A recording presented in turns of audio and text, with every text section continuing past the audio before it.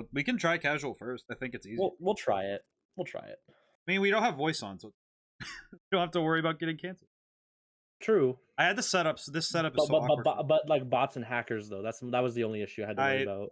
Hi, Chief. We're gonna run into them. Properties capture. It's fine. Ooh, I almost made it to where it was streaming Dragon Ball Heroes and not TF2. There we go. Now it's there. Have to. Like I said, the last time I streamed was Super Dragon Ball Heroes. Yeah, I had to. I'm checking my settings anyway right now, even though I already have it set up. All right, I'm streaming and recording now. I already started. Ah! Oh darn! I was unprepared. Ah, my phone. Quiet you. I will say, PC streaming feels. I feel like at some point I need to just bite the bullet and have 2 monitors. But Well, it's funny because like it's the opposite for me. Console streaming is awkward for me since I don't have like the other thing that you have. Yeah, have a capture. All right. So take us to the place because I don't know what I'm doing. Okay. We could probably do casual. We'll try casual. We'll try a couple matches first. It'll also let me know if I'm making too much keyboard noise because I didn't catch that. Remember Conquest of the Crystal Palace? You made the meme of it, the keyboard noises. Oh yeah, I thought I only noticed it after. I was like, oh, please no. You know, funny enough, okay, you came first. That was actually unedited. Yeah, I know it's unedited. That's why it bothers me. I heard the keyboard noises only then. Originally, I was gonna add that one like meme of the guy like someone like slamming. Yeah, slamming his keyboard like Kermit doing the rapid type. How's it going today, Crooked? Oh, people. I can't see messages from people because I have to look at my own chat. And guess what? It's empty. I'll prize you. Well, we just started, man. It's been like a minute. I know. It's been a minute. You're fine. I know. I'm trying to set up the game. I'll save those settings. Ow. I just cracked my arm. We shall start. Don't do that. This is what happens when I play PC games. I get arthritis.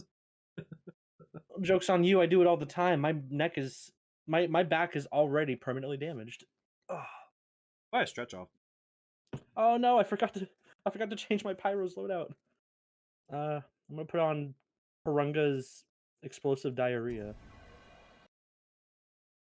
Oh, there we go. Had to adjust your volume a tiny. Okay. I'm gonna top out in your volume. You better not. You better not.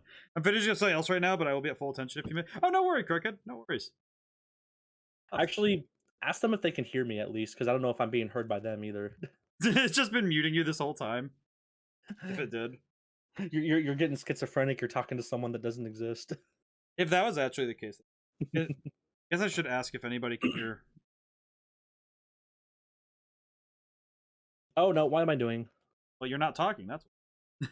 Yeah. No, I tried to go demo night right off the bat while defending, and that is never a good idea. It's not a good idea. That's what I do.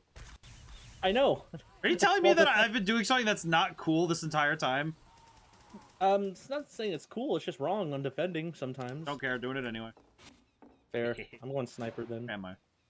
Why am I lagging? I missed. I just realized that this is one of those things I stopped doing. Was doing playing online games on my PC while.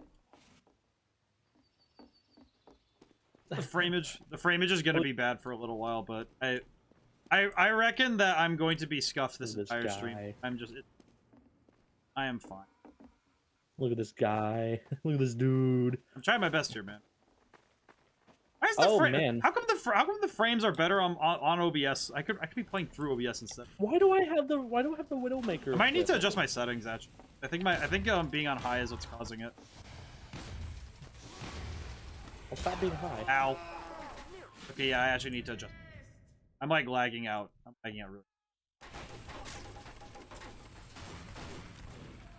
I swapped to medium.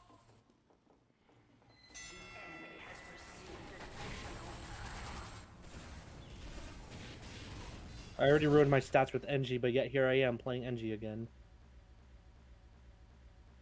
What'd you do? I tried to change my video settings in game.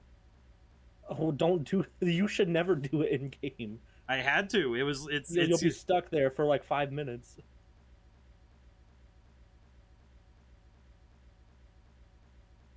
I should not have. My game is not doing. I should not have. Oh yeah, my game just crashed. Your game crashed? My game actually full crashed. Wow, that was that. Oh wow, you did too. I'm actually thoroughly impressed that it took me 5 minutes to crash Team 4. Well, I'll Actually, back correction. out of that. I'm not surprised. I'm just disappointed in myself. I backed out of that game, by the way. So if that isn't just like the greatest summary of how I play PC. Hey, if it crashes, it crashes. It happens. T42 is not known as the most stable game ever. What? But take that as a note next time. Don't change your video settings mid-game. I know. I forgot. I'm playing a source game. Casual match is ready. Wait, no. I haven't even started anything. No, it just. Okay. Why do I have another charge in charge? Get that. By just existing, I guess. Guess I accidentally. You get I items dissociated for from. I dissociated from reality hard enough. Boy, you already are queuing. I haven't finished doing the settings yet. Oh, you didn't say you were done. I thought you were already done. Oh. Promotion. Yeah, it's good. Am I good to queue now? Yes, you're good. Okay. I wanted to make sure that it's like I'd rather sacrifice performance for like good frameage. Like, I would rather, because if I would rather that the game does not run like I'm putting it through 3 potatoes than making it so it looks really pretty, but it's a slideshow. Because I will not be able to shoot anything if it. I'm turning my demo man into an actual demolition man. Well, it looks like it's running better. I'm happy we got the tech stuff out of the way early. You know, it's funny, before stream we talked about the audio, and now I'm just thinking, man, I really should have checked to make sure the game actually ran. It ran okay. Oh boy, train map. Here we go. Oh boy, we're doing payload. Also, to those, ignore my stats for engineer. You could have guessed, I play tower defense regularly. I just and don't. it actually puts forth. It just straight up puts forth my stats are completely messed up now for engineer. I feel like that's just fine though. It's not like you can like check other people's stats. We're attacking. No. Well, unless you just show them like we just did. I mean, it's. Why did someone leave a sign? Okay, yeah, game's running better. Okay. That's good. I am not good at this. Oh, I got killed by the train.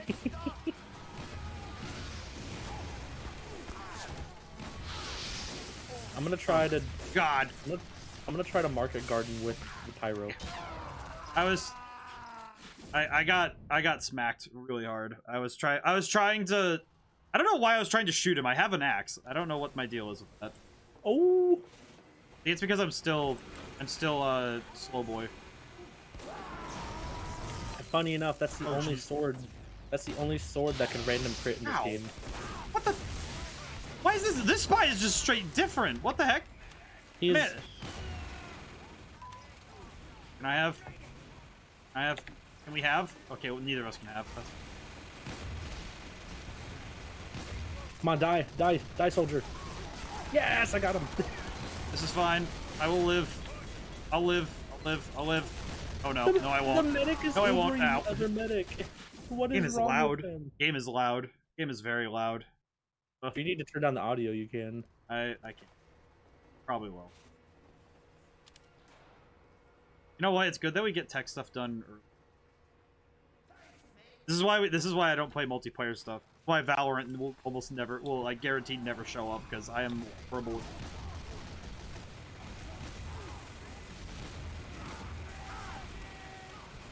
Oh, I got someone. You did it. Good. That'll be the one kill I get today. Sure. No, I'm kidding. It'll be fun. I'm sure I'll get 5. Like, I think 5 is about where I'm gonna cap off with kills today, unless I get really lucky. Like kill streak the train. Or in general? No, kills. All right, I'm here. Hey, Kirkin, how's it going today? I'm trying my best. I'm not very good at TF2, but I'm trying my best. Oh, he also has loose cannon. Probably should not use this. It's actually been a while since I played Dragon's Fury Pyro. I'm not experienced with TF2, but I hope that we can have fun. No one is good at TF2 to start. Well, it's like not exact. I guess I'm in that weird spot of I'm not exactly a beginner at the game, but I definitely am not good enough. I don't have time yet. I don't have practice. Oh my god, I just came in and destroyed. I do at least understand certain things. Also, I at least have a basic understanding of the source engine, which I guess helps. I just jetpacked in and destroyed their medic. But I at least understand Demo Man, which is kind of my my go-to class because it's my favorite. Which is I think because I don't know which one came first, the Junkrat or the Demo Man, but it was Demo Man. It came out in 2007. No, but I mean like for me playing either game. Oh, I think for you it was Junkrat. Yeah, because I played Junkrat a lot in Overwatch when I still played that. And that's why I play Demo Man in here, because he's the closest. Dead.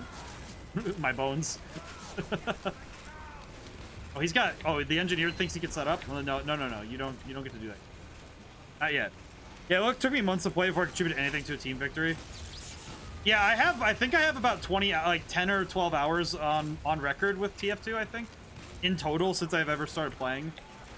I do not have a lot of time on TF2. Ow. I got sniped mid jetpack? The most I got is that I at least understand how source engine stuff works. That's kind of my saving grace. Hey, look, first game we got in, and well, second game. Yeah, first game didn't count. I accidentally goofed that one because I caused. First game. This is our first game. What do you mean? This is our first full game. How about? There you go. Well, that does mean we get to claim a victory. Technically, it means wait, disconnect or stay. Let's disconnect. Okay. I almost hit the X on. Already. Multiplayer games are a whole different. FutureSavior, I've talked to you about this sometimes. Like multiplayer games are like a vastly different beast of player design, and it's something I ran into at college. Did I ever tell you about the time that somebody was trying to do online multiplayer stuff at college? No, actually. A guy was trying to teach himself Unity, and he was like, "Oh yeah, I'm gonna make an online multiplayer game where you like." It's kind of I think it was because at the time what was it called? It was the one where you have like the balls, and if you grab little pieces of food to eat. It was kind of like Snake, but you're like these big orbs, like the 2D one. Oh, Snake.io. Yeah, Snake.io, I think. Yeah. Yeah.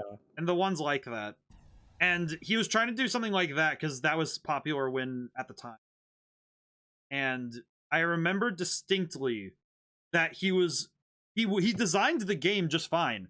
It was the implementation of multiplayer after the fact that suddenly made it so he actually couldn't finish the project. Like he just couldn't even get it.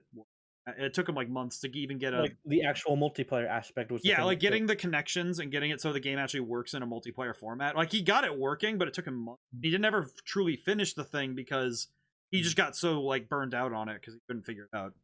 I just realized my OBS has not been picking up my microphone this entire time. It wasn't it? No, it wasn't. It wasn't even. See, now there it goes. Now it's picking up my mic. Now the question: do you think stream will be better or worse off for it? It'll be better. Because I always debate with myself, like in a sort of humorous manner. I was like, would the stream be better if I just like went like an hour without just like 5 minutes, 5 minutes where I just don't talk? To be fair, I caught it like only 10 minutes in. So. Oh yeah.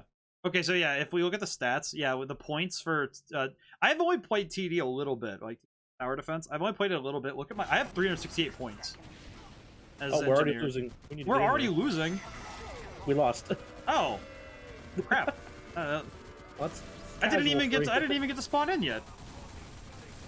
I chose heavy. I probably should. Going Demo Man easy. GG easy. You can't say GG easy. We just got here. Oh wow, really? Yeah, just select a map. Select a map? Okay. The nucleus, I guess. I'm voting for Kong King because it sounds funny. I don't know what that map is. I don't know what any of these maps are. Okay, I'm not gonna lie. Looking at all these names, I can't even fathom. I like the one where it's unconnected and stuff. Does that say 1 2-fort size Chihuahua? Why? Yes, that's exactly 1 2-fort size Chihuahua. I saw one that was unconnected, and it was the disapproving Kermit. Both on the design standpoint and the play standpoint, multiplayer games are so absolutely different. It's probably something I don't think I'll ever design unless somebody asks me to do like ancillary part, you know, like the you know, like they asked me to do something like the story or something. I would be fine. I think I'm gonna stick with the loose cannon. Stick with the loose. Rolling around at the speed of sound. Oh, you jerk! It's pre-game setup. You're killing people. Oh, really? What are you doing? I don't know the culture of this. That's the other thing. I don't know the culture in multiplayer games. It's such a bizarre beast. I'm looking around because I have no idea what this map is. What's this? What's It's a King of the Hill map. Oh, I see.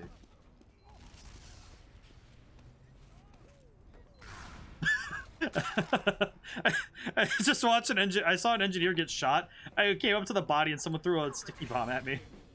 Yeah. But it's the culture. There's a culture around every multiplayer game that it's not something I fully understand. You know, where it's like why can't I move? Because it's the beginning of the round. Why do I have the critical equipped? Was I being that toxic before? Wait, you play Toxic Scout? A little bit. Wait, what? The cursor? The cursor. I don't know why, but I was aiming right at somebody and it didn't hit. Ah, jeez. For some reason, I was aiming at somebody directly, and I think it's just because I forget that when you're moving and you shoot, it has like a bit of a latency, so it's like the shot moves after you, so it's slightly off. I kind of forgot about that. I think the loose cannon is not good for a map with more than 5 feet of. Not my best. Oh, is the control point in the middle? Yes, it is now open. Oh! You almost got hit by a baseball. Yes, I did. Not great for not a great start. Oh god. At least you're capturing the point. I'm staying on this point. I don't care if I die. Ah! Say that, then immediately die. I mean, like I said, man, I'm fine with dying. I am a little bit miffed that nobody was there with me, but I am fine with this. We're trying our best.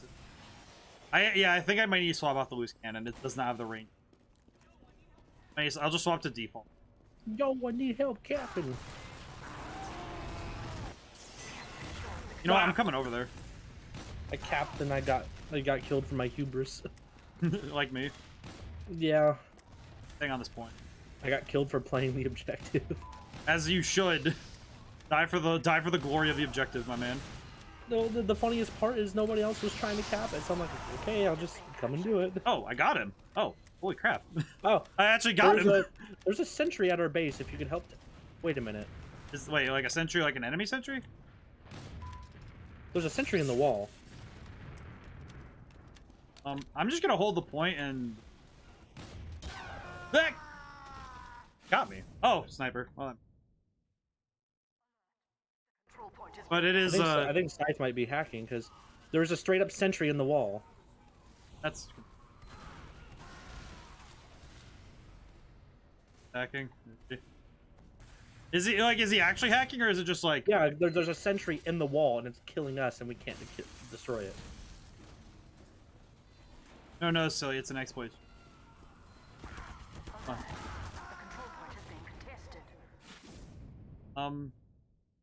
Say it's cheating because he's making use of an exploit.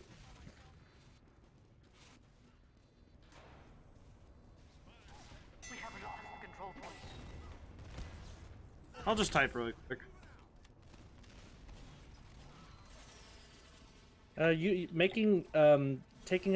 Taking use of an exploit is cheating.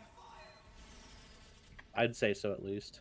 I'm just putting this down. Sounds to me like you can't win without the exploit. Sounds to me like he's just not good.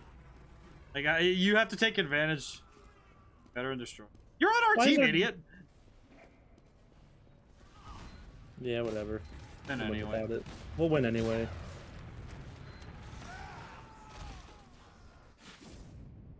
I also don't know how this sniper is getting me, but maybe I just don't know I don't know the. Yeah, I'm gonna swap out my grenade launcher, and it's not really working.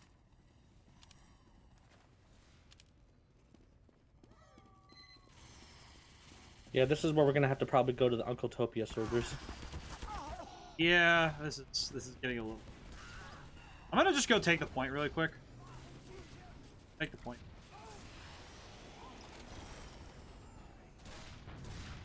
Ow.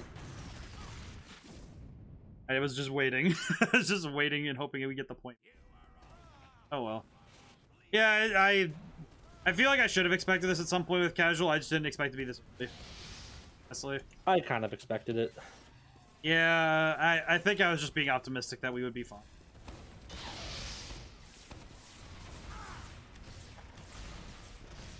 I think I was just way too... I think I was a little bit naive about that. Yeah. I do know my skill level's also, like, not great. I think I'm gonna swap to her for now. Mission ends in 60 seconds. Yeah, we can't even get rid of it either. I know, that's why I'm trying to say, then you're cheating then. You're taking advantage of an exploit. Oh well. At this point, I've just resigned to the fact that that this person is that's just how they play games. And I feel bad. I feel more bad for cheaters because it's far less. Mission ends in 30 seconds. Lane isn't far lane.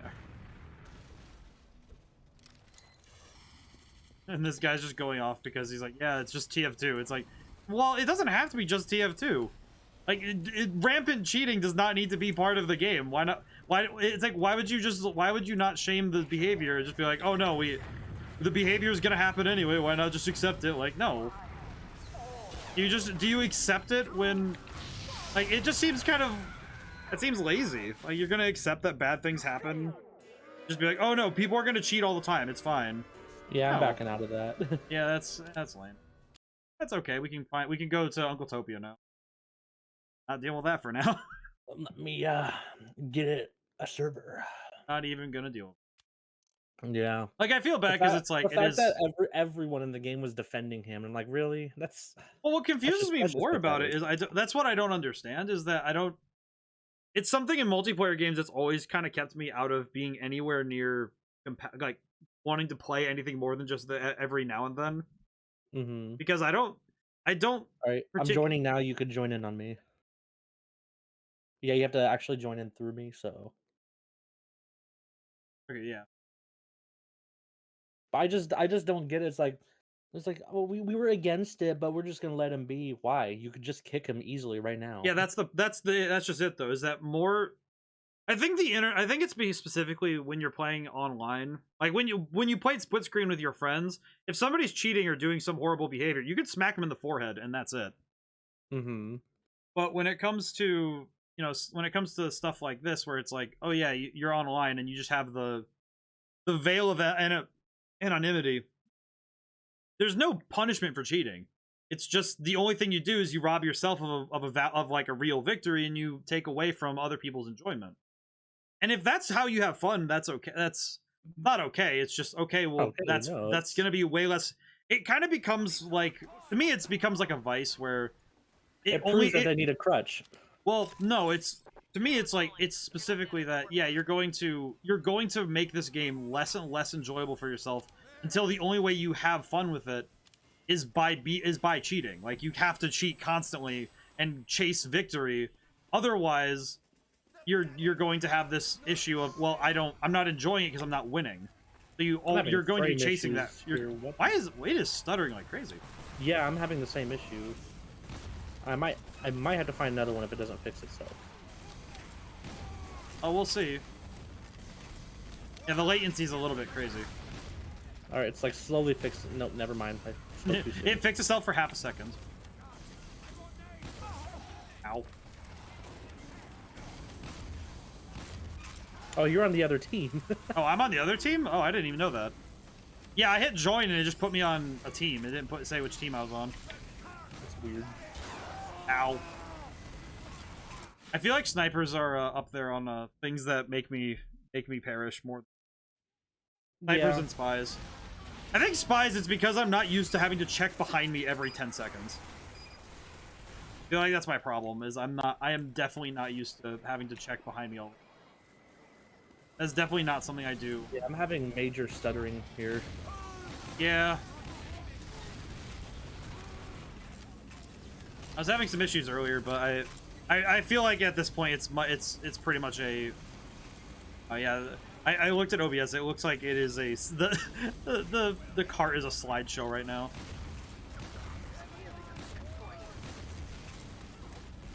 It's not according to Keikaku.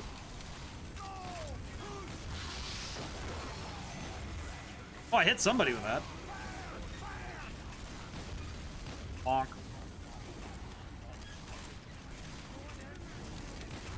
I think after this game, I might have to go to a different, because this is a server in Atlanta too. Oh, okay, I see. But you'd think that it's on the East Coast. You'd think it'd be okay, but yeah, this is one of those things that I don't think I'll ever like go out of my way to deal with, is trying to make games like this where you have internet connectivity and you have to deal with latency and stuff. Like handling this is its own like horrid nightmare, and I don't think I'd ever want to give myself the headaches. Because you have to design your code from the bottom up to be like, you have to design it with multiplayer in mind. You can't design the game and then make the multiplayer after. It has to be interwoven in the code. Mm-hmm. And I imagine that's why making updates for Team Fortress 2 has been, actual hell, because that's something that is true in all multiplayer. Like anything with an online connection, you have to basically double the amount of time you expect the game to take. That's what I was told in college, was if you're making any multiplayer game, double the amount of time that you're projecting it'll take. By the way, my stuttering's a little more fixed, at least on my end. I see Mine's still a little bad, but it's okay. Mine's bad, but it's okay. Also, I just saw the guy John Stidham. Why must Blue make the suffering worse by being actually able to coordinate? We're all playing on Win 7. He coordinated nothing. Oh man. It's funny though, just taking this in on stream, just thinking about like, yeah, if somebody asked me to design like a multiplayer game, I'm pretty sure I would just say no. Yeah. Like I wouldn't design it on. I would not do this unless somebody paid me enough. Like it would have to be a substantial amount of cash for me to work on a multiplayer game. That's not even a meme. I'm not even memeing there. That's just truth. But I think that's also because in order to test it, I'd also have to have a lot of people checking it. Winner gets an extra frame. The heck? Winner gets an extra frame. I'm getting out the. I'm getting I guess other people are suffering.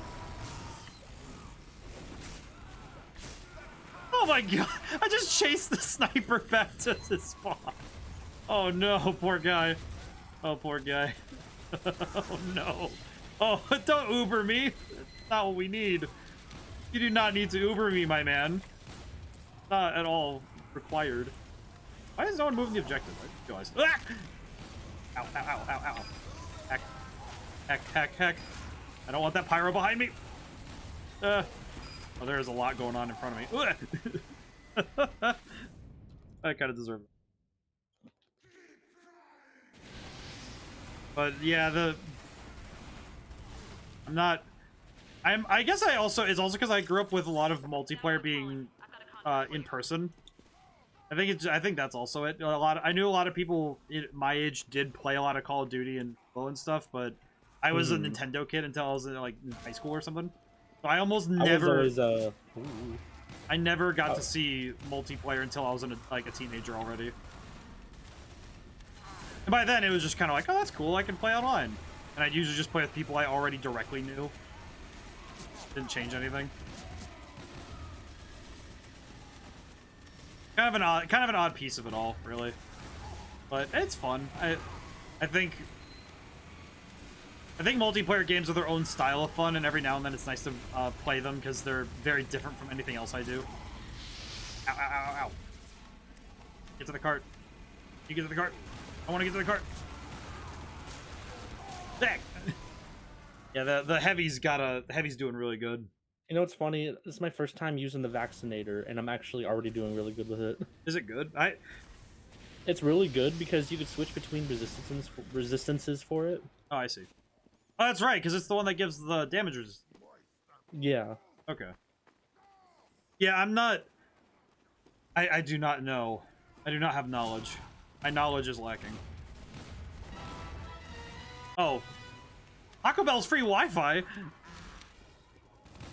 Okay, I think it's better now. Yeah, now it's better. We now have frame data.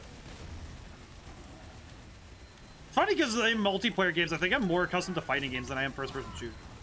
Even though I spent some time in high school playing Call of Duty, I think. I remember, well, yeah, no, I remember playing Black Ops 1 a fair bit. Oh. Black Ops 1 was okay.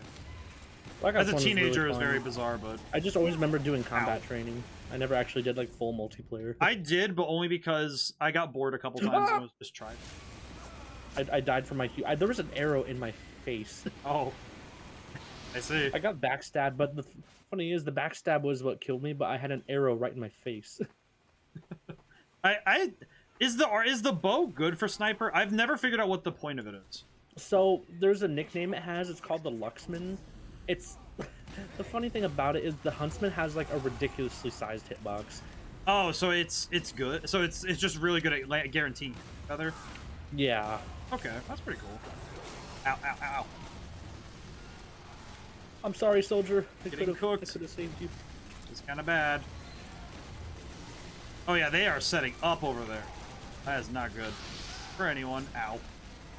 Yeah, it's good for me though. The bow has crazy hitbox and creates very good ragdolls. Oh, I see.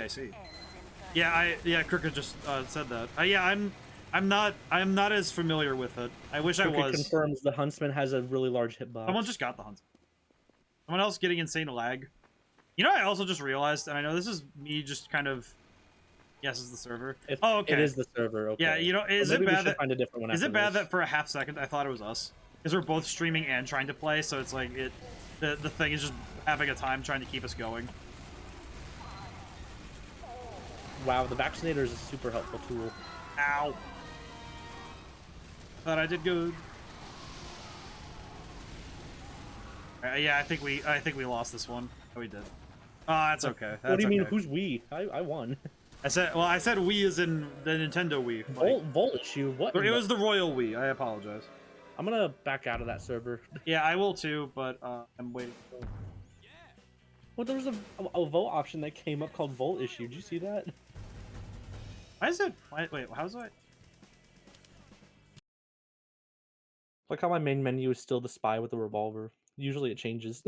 Yeah, it is also curious because as a player, I also, you know what's funny is I only noticed this now. Kind of weird for me to notice.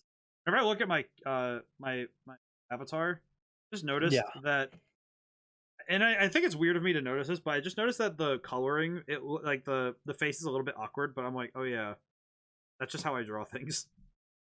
Like looking at it again makes me feel like, wow, it's kind of awkward, but how I always. That's just how I look. Oh, here we go. I think this might be a good one. I'm going to join this one now. Join it as quickly as possible. It's a Chicago server. They have the best servers. Yes. If you can join now, that'd be great. It still says 22 over 25. Okay, there it goes. Oh, thank God. We should be staying in here for a while then. Okay. You know what is the pro though of PC streaming that I haven't thought about? Because I don't have to lose my ability to charge my phone, and my phone won't be dead after stream. I use that for chat. Oh yeah, you have to have that open for chat the whole time. Yes, I do. That's I prefer it that way because it's. For me, all I have to do is glance to the right. Yeah, it's like I think it works better for me personally, but it's also because I don't know, just I like having my phone as. Get this, chat. Your boy is gonna try Trollger, maybe. What? I'm gonna try playing Trollger. Sure. Basically, you have the rocket jumper, the man treads, and the market gardener. What the market gardener does, it gives critical hits to when you rocket jump, when you hit somebody with it. Oh, I see. Okay, so I don't know what's this game mode. What are we doing this game? This is payload race, and we're winning. Wait. I thought we were blue, right? We're red. I am not. You're blue. Yeah, it keeps putting me on the other team for some reason. Whenever there comes an opening. Oh, you got crushed. Ow. Is someone just saying, please end this? How long has this game been going for? I don't know. What's the rock? Oh, yeah, just type in RTV in chat. Get a life. I'm very confused. Rock the vote basically makes it to where no, I mean like this game in general. I feel like I'm very confused why we haven't moved our card at all. So What's been happening in this game? Payload Race can tend to be one of the most dragged out games. I around a corner and just saw a pyro covered in Gerode. Gerode. I guess you could say he was corroded. I died from my humor. Please go. No, act! Really? Oh no. Satan! There's a guy in my team called Invest in Skynet. Man, the username. The Steam usernames are still probably one of the funnier things in this game. You got Wild Rumpus on your team. That is... I feel like the loose cannon is a liability for me. I think I need to use the regular grenade launcher. Oh, because I definitely do not feel like I am using it to the best of its ability.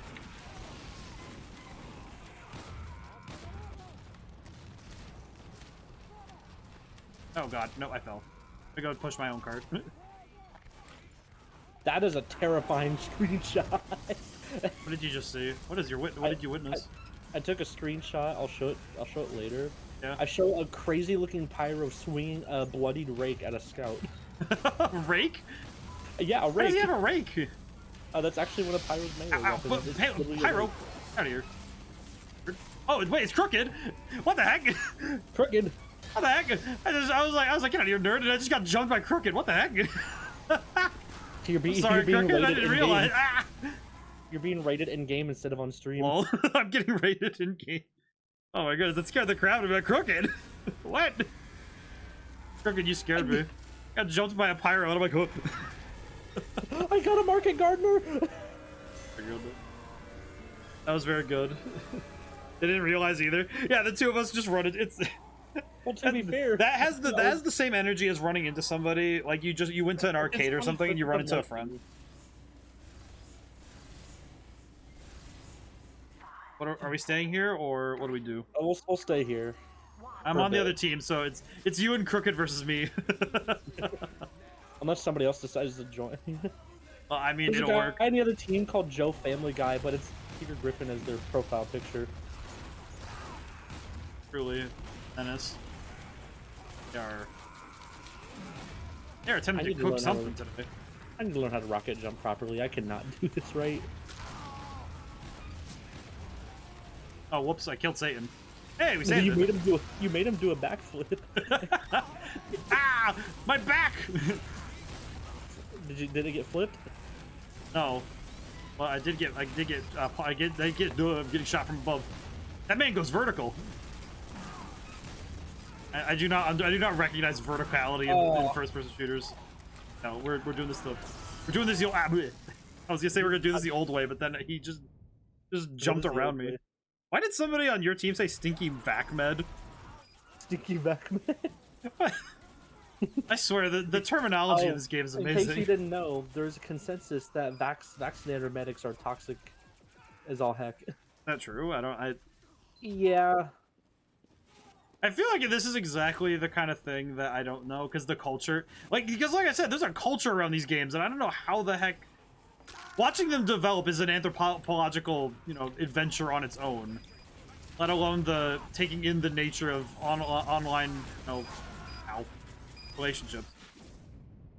It's intriguing how anthropology is going to be very different when everything's digital.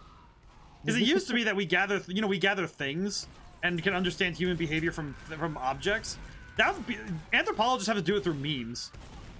I can barely comprehend how much that's gonna make someone feel true agony. I'm going Pain Train night. I can only reckon how actually painful that's gonna be. That in some twisted future, we are going to have people unironically discussing the anthropological implications of meat. Oh, jeez. What happens if you show? What happens if you Crooked. show? What happens if you show? Oh my god! Look at the feed. Showed a medieval peasant a very cursed meme today. Crooked just pulled the absolute yoinkiest sploink, and just yoinked my push of the cart. Oh, Crooked's a spy too. Oh, that's even funnier. He was a spy. I didn't realize who was next to me. I turned my back on him, and he just stabbed me in the spine, and just made me taste my spine. Oh jeez. Back. I still don't quite know how to handle pyros up close at all. No one really does. It's the one class that Valve has refused to. They don't know how to. I feel like the problem is that my middle finger just got my. Oh, that dude just died. Middle finger just got caught in his chair. Oh. Rip, ouch. Rip kazoo, jeez. Rip bozo. Bozo. Yeah, I'm not 100% in this game. Like, I am definitely trying my best. Eye out. Oh god. Oh, I got him. I need to. Why am I? I'm on fire. Not in the fun fire. I deserve getting killed like that. I just got swooped in, and that demo man just killed me while I was trying to snipe. Reasonable response to sniping. My genuine reaction to that information. That guy, this man is trying to murder me. Ow. At the very least, I feel like that's why first-person shooters need to have good ragdolls, because if they have no good ragdolls, and you can't have comedic events after you die, I feel like it's a lot more painful an experience, if that makes sense. Because I don't know, I feel like that's what makes this game really fun, because there's not only like competitiveness, there's also really good comedic value. Well, that's what I mean. I feel like it's good when a game has both comedy and like you take the game seriously but have fun while doing it. I'm not a big fan of when a game is too serious, where it's like, yeah, you can't play it and just have fun. Oh, I almost just sniped you out of the air. I don't use the number pad I don't use use the num keys very well to switch. And I know it's just click 3 to go to my my axe, and I could do that, and it's not instinct I have worn in yet. I'm not very good at that. That's mostly because of practice. That's not because of lack of skill. I really need to take Lazy Purple's advice when it comes to sniping. I'm like flicking my mouse around trying to snipe. What's the actual what's the tech? You wait for their head to come into your scope instead of trying to get your scope to their head. Oh, I see. This demo man's lock and load is called Wanna E-Date. Push, dang it! No! Do what? I saw him. I almost got stabbed again. I was not about to get stabbed. At least the second time. Look.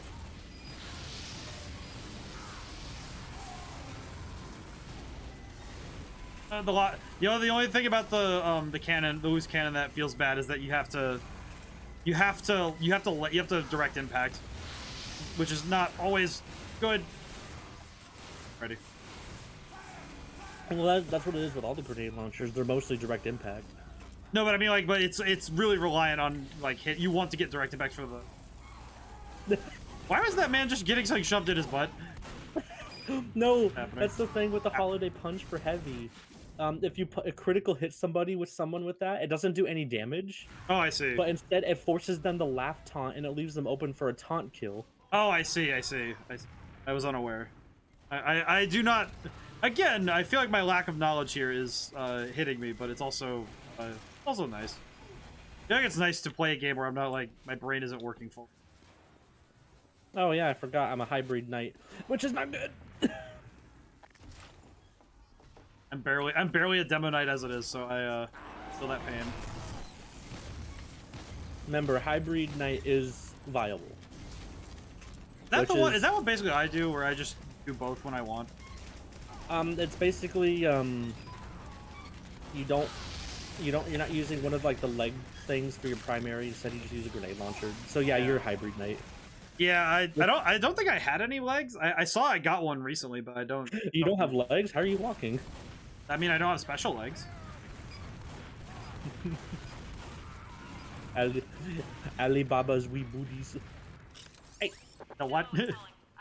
that's what they're called, or the peg leg. I think I got one recently, but that's a good one. How does this do?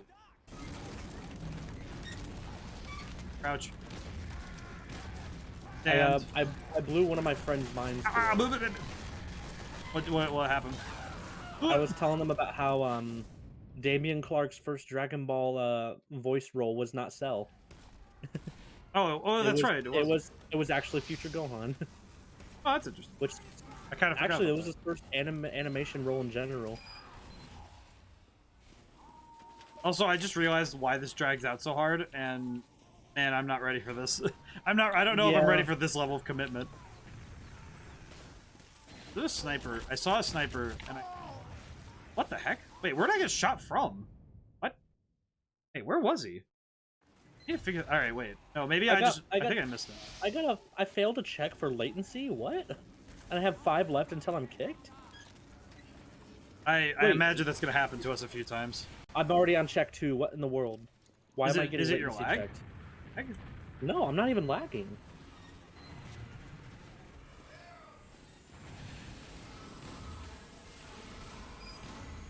Fire down there and hope for the best. Why am I getting late? How are you getting late? Oh, what? My ping is high. That's why. Yeah, no, that's what I'm curious about. What is causing your ping to go so high? Maybe I should turn off my smart TV. I would say so. Okay, all right, it went down. It actually went down as soon as it did it. Having actual visual change from turning off a TV that's kind of weird. How much does a TV take then? Well, it is a smart TV, so it's connected to the internet. No, but I mean, that's what I mean, though. It's like, why? Yeah, my ping went from 120 down to 86, so... Oh, jeez. Let me check my loadout. Have any boots? No, I don't. I do have the base jump. That's more if you would just want to really screw around. Yeah, I don't really know how to use it properly. So I feel like I need to swap from the loose cannon because I like it, but it's not. It's definitely not doing me any favors. It's more of like a close range grenade launcher than anything. Well, it's like its whole purpose is to mess with people's positioning. It's not very good for.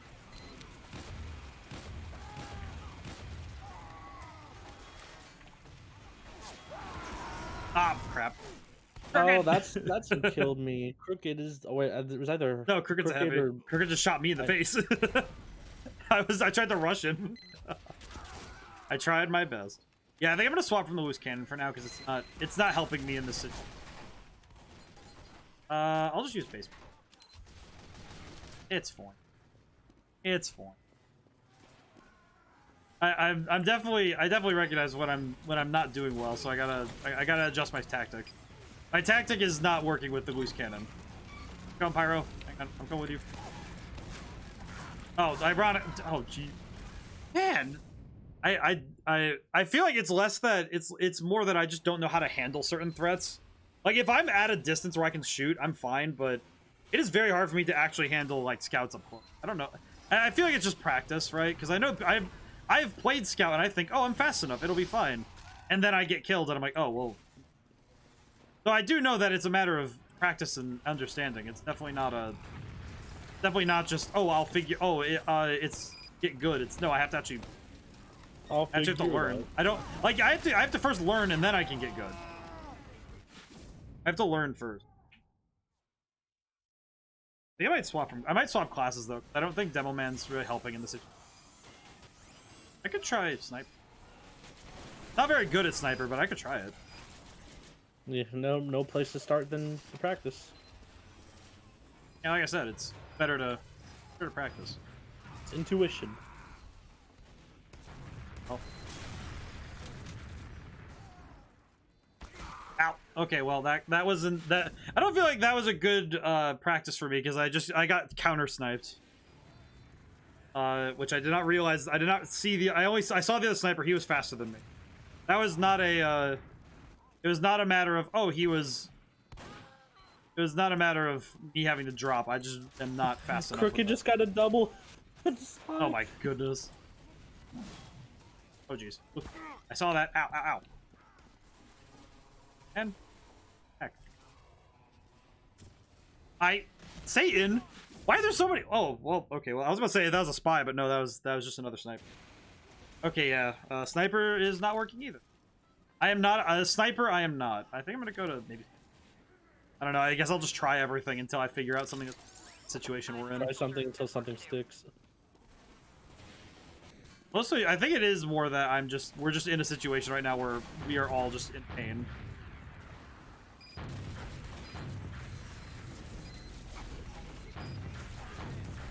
I got air blasted off. I got air blasted off the cliff. I don't know how to. I just realized I don't know how to rocket jump. Oh jeez.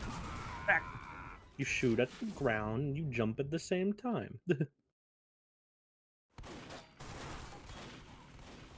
This game is absolutely turning into a an impasse. Like we're just all stuck here. We are all here for the long haul. That's why people are trying to rock the vote. Yeah.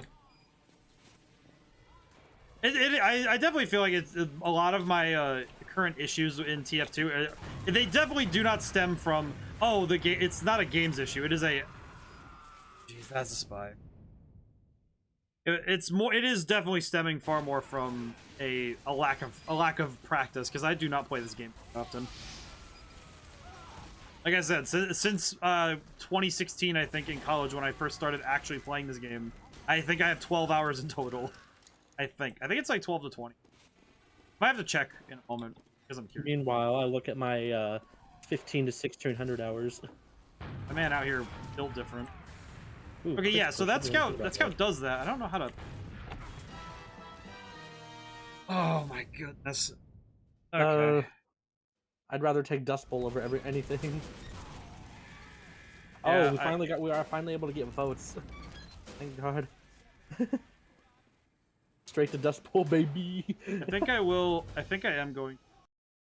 Oh, okay, good. I do think I am going to stay demo night because I am definitely not doing well. I'm just looking at it like, yeah, I am not doing well at all. So my second most points for a class is actually Sniper at 219. And my most points for an engineer is up to 612. I could try other stuff because I do think it would be fun to experiment. I feel like stream is a good time for me to try. I think I'm gonna go to. That's why I was doing Vaccinator Medic. I'm gonna stick with. I think I'm gonna, instead of the loose cannon though, I think I'm gonna go with the. I'm gonna go with the lock and load. Lock and. No, we'll just go with base grenade. We'll do that. We'll do base grenade. I'll just do my best. Lock and load is one of those. Oh, hey, we're on the same team finally. Crooked Oh, on thank is God. Crooked on our team? Hang on, let me see. No, he or she is on the opposite team. Oh no. Streamers versus chat. Man, that would actually be it. If only I had a game that was like I could do more of that, where it's like. Imagine playing your only move is hustle, but the opponents are the. I feel like that would be kind of like Smash Brothers, where either where it would be like we kind of like hook each other in one way or the other. Mm-hmm. I need to find a med kit.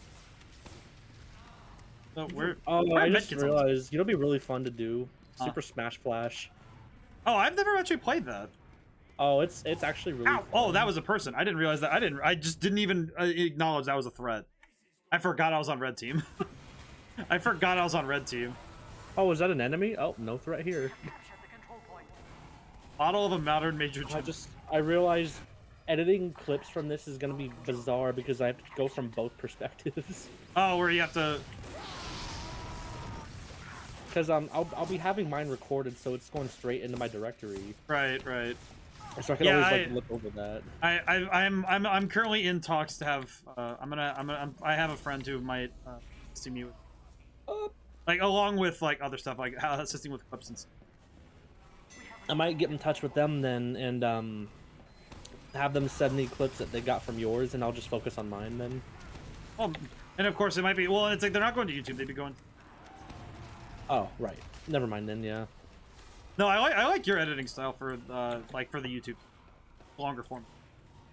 Especially since now I have a more advanced editing software to use. Like, really advanced.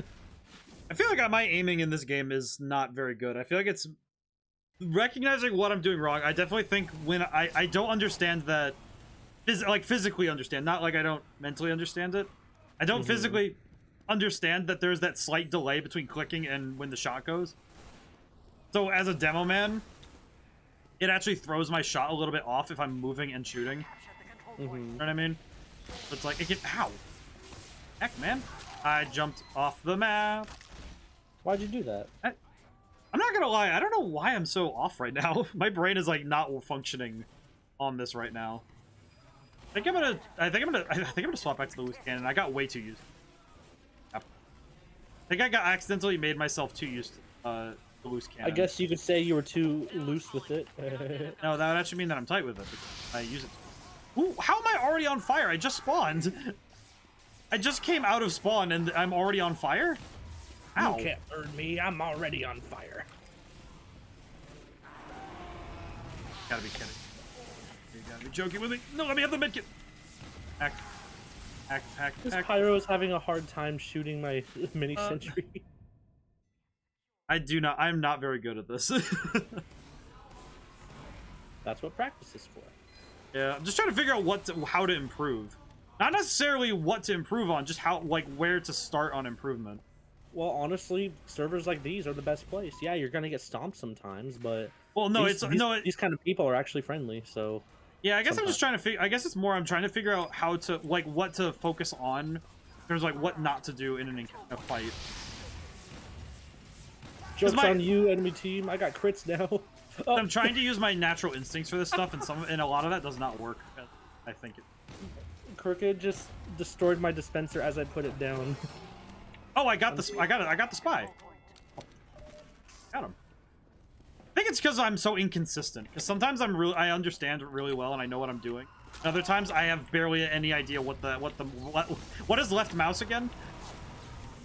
Left Oh mouse. jeez. Oh jeez. Wait, I thought you were genuinely asking for a second. Like, huh? No, but that's just it, right? Like that's exactly it. It's just sometimes when I'm playing this game, I do something that makes sense and is a good tactic. I think it's because in my head, causing confusion is just as viable a tactic as actively hitting the opponent. And it is not.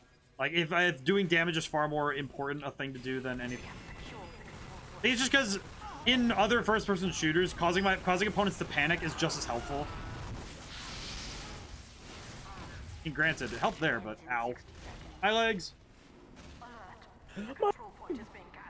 I definitely think it is far more just how my proclivity is for this stuff.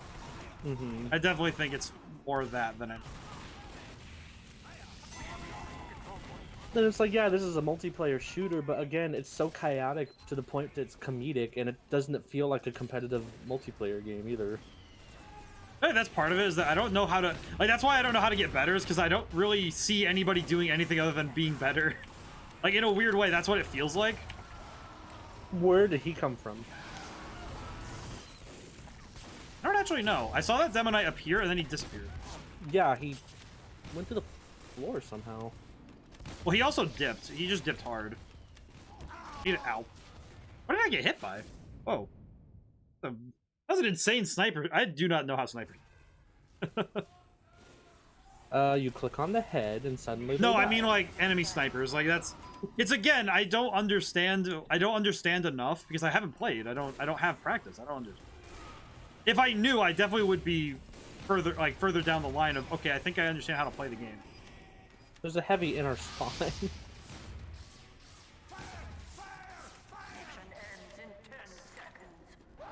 Well, there was. 5, 4, 3, 2, 1. Well, I got that sniper that killed me. Oh, good man. The doctor. Well, I ended up walking behind enemy.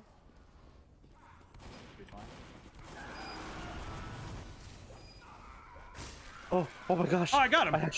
We actually clutched it. I got him. Ah! I got jumped. Why did I get jumped by a heavy in shorts? Battle engineer wins again. I got jumped by a heavy in shorts. I don't know how to feel about that. He got killed by the jorts heavy.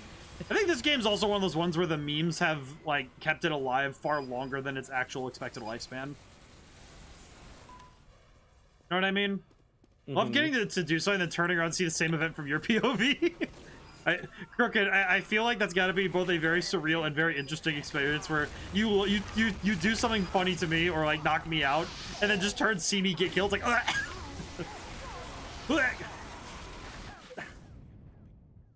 it's fun. I think it must also be a little bit jarring when you hear something 10 seconds after it happens. If they get the point, then they win instantly. And they won. Yep. Well, we did our best. Almost Honestly, clutched it. This is still having fun. I'm just still very much in the group of I don't understand what I'm doing. Almost clutched it, honestly.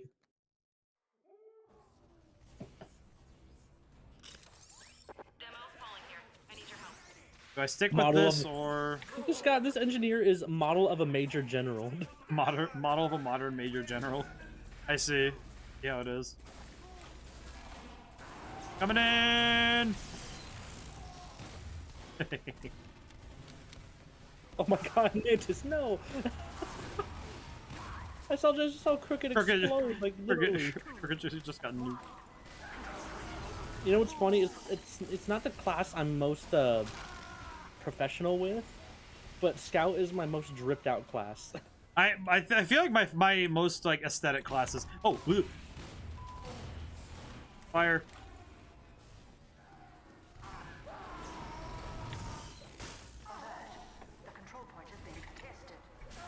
Yeah. I just got atomized by a.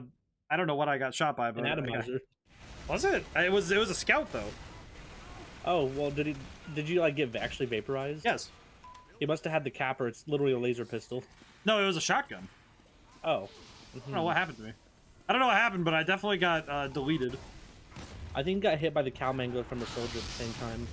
No, there was no soldiers there. It was a scout and a pyro. Ow. I also need to get better with the with actually using demo night stuff. I have it and I like using it, but I'm very bad at it. Also, that is 2 times that I've watched a soldier try to rocket jump underneath the objective and flip into the ground and die. That is not working.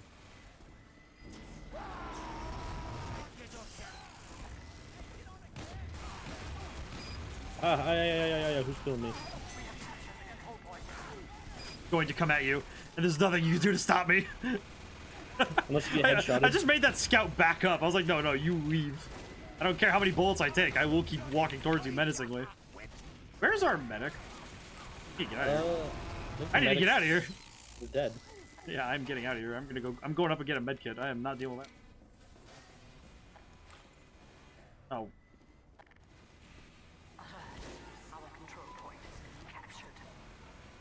I don't know what to do with myself right now. I can just fire at the objective and keep. That work. Usually that works. Oh man, I needed that med. I'll just go down and die. It's okay. I'll make 11 hit points work. Put it back. Oh, I made it work. I made them stop for 2 seconds. Those 2 seconds will definitely pay off. I'm sure. Sure, it'll pay off in the end.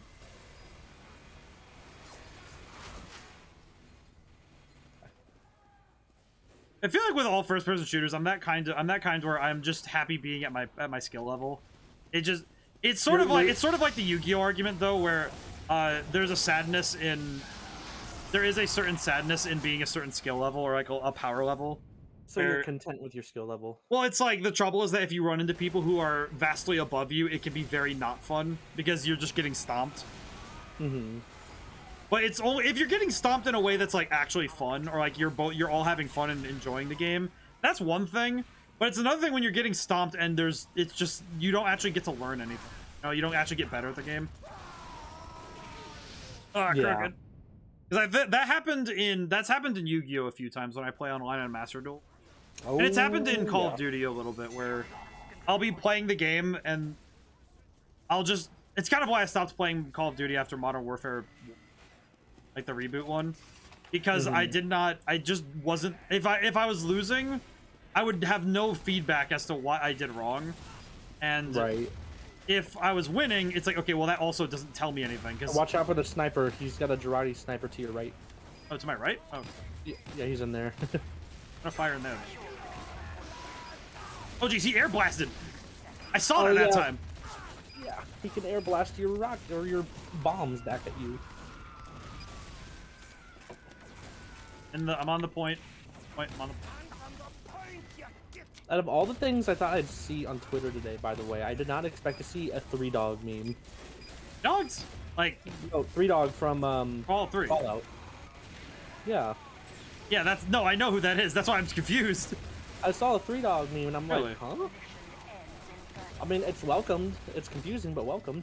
I swear, this is where gaming, like, the social side of games really confuses me. Because I do not fully grasp how that kind of thing just happens randomly. Or somebody decides, hey, what about a 3-dog meme? 3-dog. Hey, ow.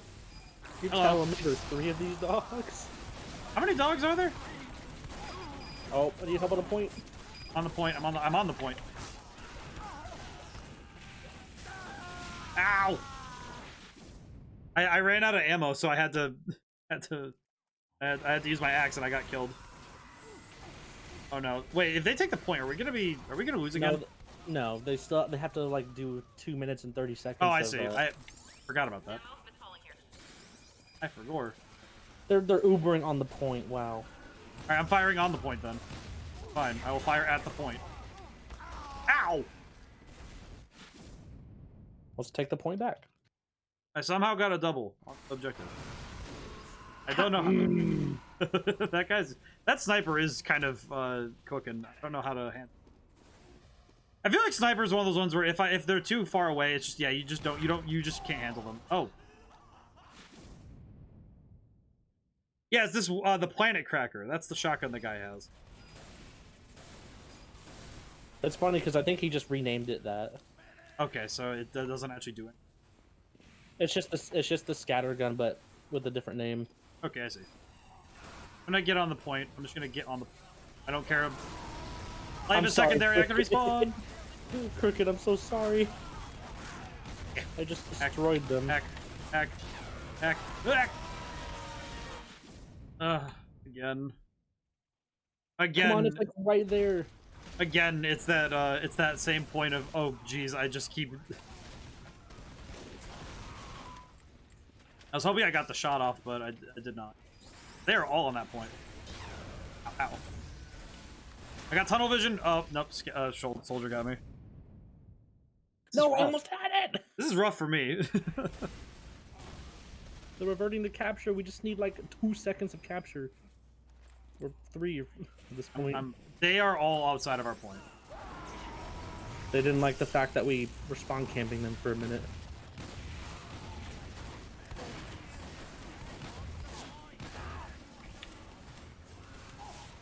Ow. Nope, this soldier. That soldier G8 raid, gate raid. I can't handle him. He's way too fast for me. Actually a bit uncertain what to do. Just get on the point. That's not a strategy.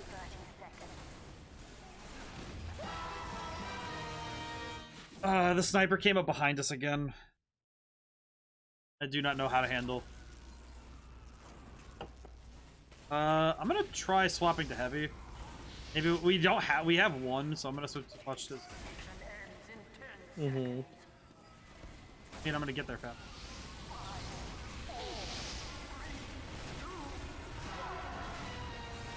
We just gotta take it. We just gotta take it. Holding it down. Holding it down. Oh, we took it. We took it. We took it. That was close. My goodness. Pub push. What does that even mean? I don't know. I'm switching to medic though. I'm switching back to demo man, but I think I'm gonna swap out my. I'm gonna swap out the loose cannon for. Iron Bomber's pretty good. They got bigger hitboxes for some reason. Take that. You will try it. We'll see what happens. I'm still uncertain how some weapons work. That's the thing I'm still trying to understand is how the different weapons work. Because the loose cannon I at least sort of get where it's like, okay, hit the opponent direct and have fun, but... You don't.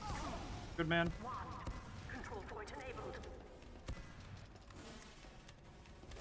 Basically, with the Iron Bomber, your grenades don't roll around as much.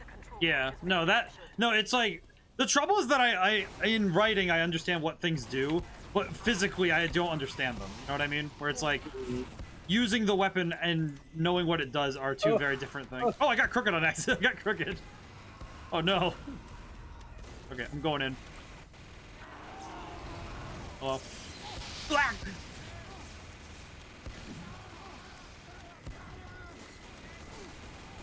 Heck. No, I got sniped while at full charge. Fuck! I got exploded. I got turned into jello. Pretty good, if mildly confused. I like the effect of whenever a medic has full charge and they get killed, their body is like electrocuted. Oh.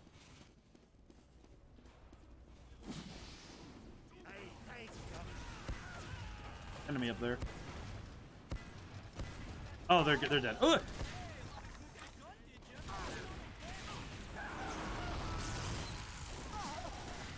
Oh jeez, I am dead. Oh, I got him. Never mind, I got him. Oh, I'm the best. Pure skill, totally skilled. Pure skill, no luck. Ah, that was absolutely me just clicking at the right moment to get a kill with my grenade launcher when they were running by. I just eat an entire arrow in my helmet. Back up, Moonwolf. You don't have the steel. Oh. I saw that happen. that was absolutely me. That was talk shit, get hit. That was exactly what was happening. That was very good. I like that. Very fun. There are some times when you get killed in a game that's probably why I don't like modern Call of Duty anymore, because it's not as funny. It is definitely not as funny. They neutered the ragdolls in modern Call of Duty. Ow, my face. Honestly, Modern Warfare 2's ragdolls are kind of funny. I watched some. They are not as good. There is something about that era of... I'm gonna try sniper a little bit, just a little. What? Oh, dying. Gone. Oh my.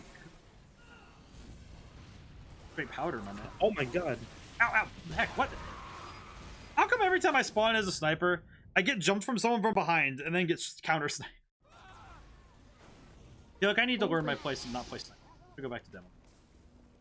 I'm just going back. Know your place. I remember my place as bomb dude. Ow. I turned a corner and this guy. Wait, how is he sniping me from there? What? Is there a wall between here? Oh no, there isn't. Okay, I was like, wait a minute. What? I thought there was a wall between me and there, like here and there, but no, it's just that he was legitimately getting me every time I turn that corner. I go the other way and just go get him. I'm just gonna go get him. It's oh hi. What is this, Dark Souls? Ow. Ugh, jeez. We just had a moment there. I did not do very well though, but I tried. It was demo night to demo night. It's like what axe sword. Not do very well.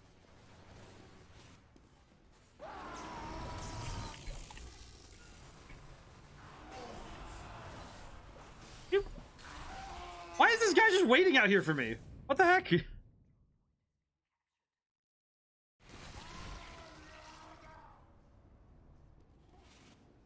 feel like my sense of honor is clouding my sense of actually needing to win the game.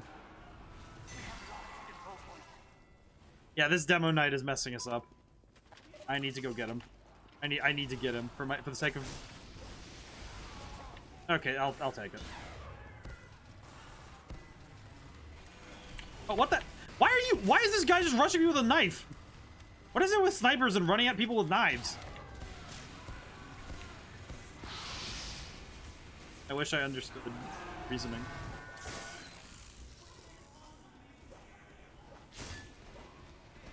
Jeez. Try my best to chase this man. What is happening? What is happening? Mantis, no! Why we were just having a cluster in one side there for some reason. For some reason, me and like 3 other people were fighting with melee weapons in a corner. It straight up looked like Britain over there. I don't know what was going on, but it just happened. It turned into a Bloodborne game. That is exactly what happens. None of us were using anything that was not a melee weapon. Oh! Getting in there. I don't care. I don't care. I'm contesting it. I don't care. I don't care. I'm contesting. Ugh. Where's the team? I don't know. It kind of seemed like I'm not. It just kind of seemed like everybody was not on the point. Like I understand that we have to kill the enemy, but we also need to be on the thing. An objective-based game mode. You know, that was my argument with Overwatch. That's why I stopped playing it, because I got really sick and tired of people not being on objectives. Because that absolutely, if you play any shooting game and you ignore objectives, it's not fun. Like I was going after that guy because he was causing us he was spawning on us. He was on our spawn, but like it's like, yeah, killing the opponents is part of getting your objective, but you should be always moving towards the objective, right? Ooh, that was a spicy kill. Pretty good. 5, 4, 3, 2, 1. I am watching a Get him. I got him. I got in the process. I got him. That was very silly. And I just watched one of our teammates get vaporized. My gameplay may not be good, but at least I'm having fun. What just happened? He just died. There was no meme. He just died. Behind us. Help me. It's crooked. It's crooked. Crooked was trying to get us from behind. I'm trying. She did get me. I feel like this is what happens every time. I just presume everybody has bruh. I need to all humans are bruh until otherwise identified. I need to start just referring as they them until I actually know. I just go by bruh. Getting in there. Going in. Oh my god, behind you. I don't care. Oh, I get down here. Ah! I feel like my greatest weakness is not knowing how to actually use Demo Man like melee stuff. Oh, I got lag. I love getting to do so. I still love Crooked's comment of getting to do something and then turn around and see what happens. I don't know why. Just the notion of it's like you just watch something happen 10 seconds later. Oh hey, it happened again. You gotta be kidding me. This learned sniper. Yeah, he's cooking. He's been cooking us this whole. Wait, I just realized, how did he hit me? I was behind a wall between. There's a wall between me. What? Wait, what? Where? When I was on the objective, I was crouched and I didn't think he could see my head, and he was also behind a wall when it went to him. Oh, how is he doing that? I feel like his technique must just be really precise or something, but I don't it's definitely me not understanding.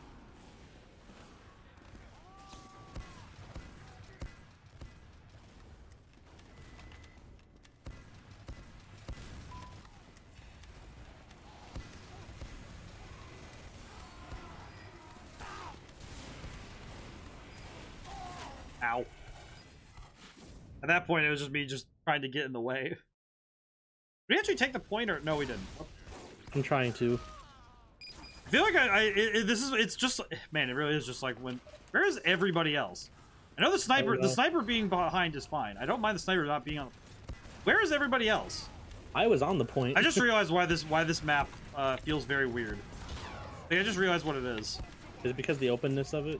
Yeah, it's specifically the fact that you can't take the objective and you can't take the objective without having killed everybody around you. I'm gonna swap back to Louis. At this point, the Iron Bomber's not doing anything better. Just different. It is fun though, just not doing anything better.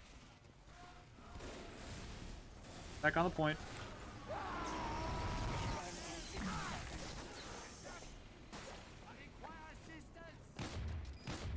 Oh, please no. Oh, not this again. All right, wait. So I am curious. What is this guy's tactic? What like? How does he do that? The direct hit. What? The guy Buddha, the sniper. He throws Jirodi and then rushes me with a knife. The control point is being How does it? It's so the knife he was using is called the Bushwaka. What it does, so if he covered you in Jirodi, that means he does mini crits. But what the Bushwaka does is anytime it would do mini crit damage, it automatically does a full critical hit. Oh, I see. I guess it's also the movement because he's like swaying in a way. Meta. He's swaying in a way that I don't know how to like actually hit him. Also, my actual ability to hit people at melee range is horrible. I feel like I shouldn't be. I almost feel like I shouldn't be. I feel like I shouldn't be a demo knight because my ability to use melee range is horrible. TF2 hit registration. Yeah.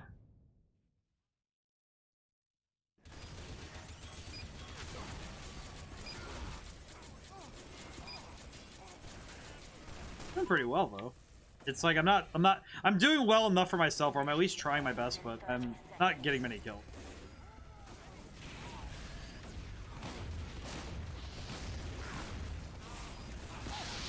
Ow, ow, ow, ow, ow.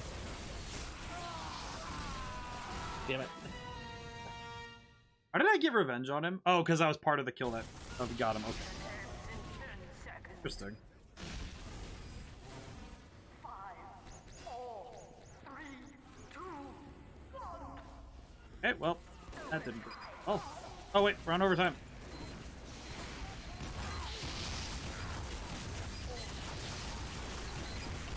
Please. Ow.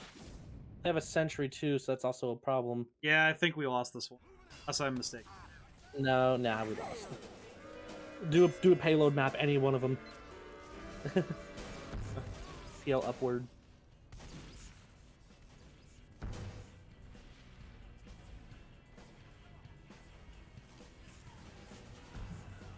Not the... Oh my god. Minigun vote.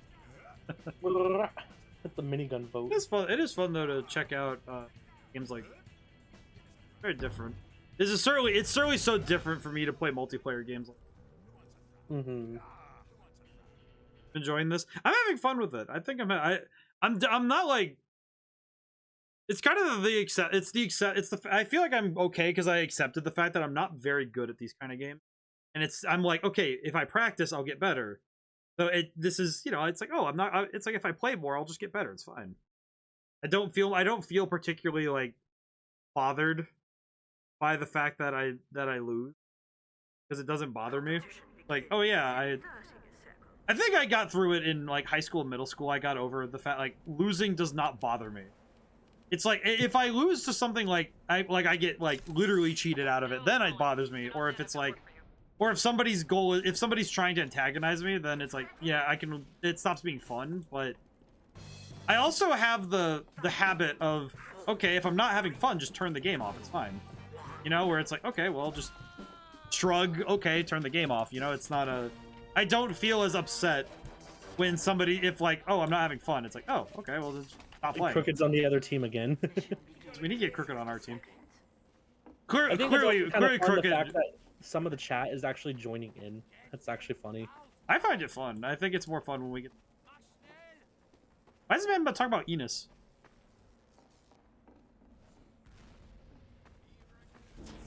What is Enos? Is Enos? I would like to know. What is this Enos? Oh. Oh, I see. Oh, I was saying his name wrong. Oh, I see. I see how it is. Elnis. Eins. Ein. Oh. Oh. Oh, Ein. Eins for one. Again, what is that? It's the number 1 in German. Oh. And also a player in the game. Let's talk about one. Talk about number 1 and number 2. They were fun characters in the show Kids Next Door. just fire out there and hope for the best. Ah, there's just pyro. Oh! Ow, my face. My goodness, how do you wait? He got me with that. How did he do that? I'm impressed. How did he do that? I could say, Wumpa Fruit, G Fuel, pretty good. Yeah, I think I talked about it. I talked about it on the Discord a little bit. I was looking at an energy drink company because they sent me a message, and I straight up told them, yeah, please take me off your list, please, because they I went through their stuff, and also nobody in my chat was interested. So I was like, yeah, no, if nobody at my streams are gonna be interested in this thing, and also it doesn't look very like it looks suspicious as heck. Like, yeah, no, I'm not gonna deal with this. Ow. Oh, that learns on the other team again. Yeah, we didn't leave, so of course not. True. Yeah, I feel like after this game we might jump server just so we can refresh on people, so we can get. I will say that is one thing that games like this where they don't. It's I know that skill-based matchmaking is something that people don't like at all, but it is something that if implemented properly does actually work, and it is helpful. But I honestly could care less about it because it's like, okay, well, wouldn't it be nice to run into somebody who's like super good and then get time to work? Also, yeah, that guy Learn basically has the run of the area. I don't know how to handle him. Okay, I'm gonna swap back from the. Not helping. Yeah, I think the Iron Bombers. I think we'll just. We have a teleporter. We have a teleporter.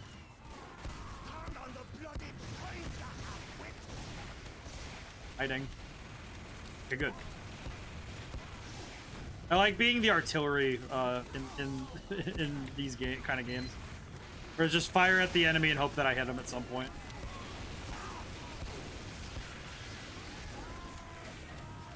I got one of them at least. Ow. Learn again? The fact that it's the same guy every time is what makes it a little bit sad. You know, where it's like, oh, it's not dying to anybody new. It's just, oh, it's the same. It's the sniper just constantly getting the kills and nobody else. Feel kind of bad for the other team then. Where it's like they don't get to actually get kills. They don't actually get to participate. Oh, whoops. Whoops, all sniper kills. Whoops, all headshots. There's a soldier up on us. Soldier!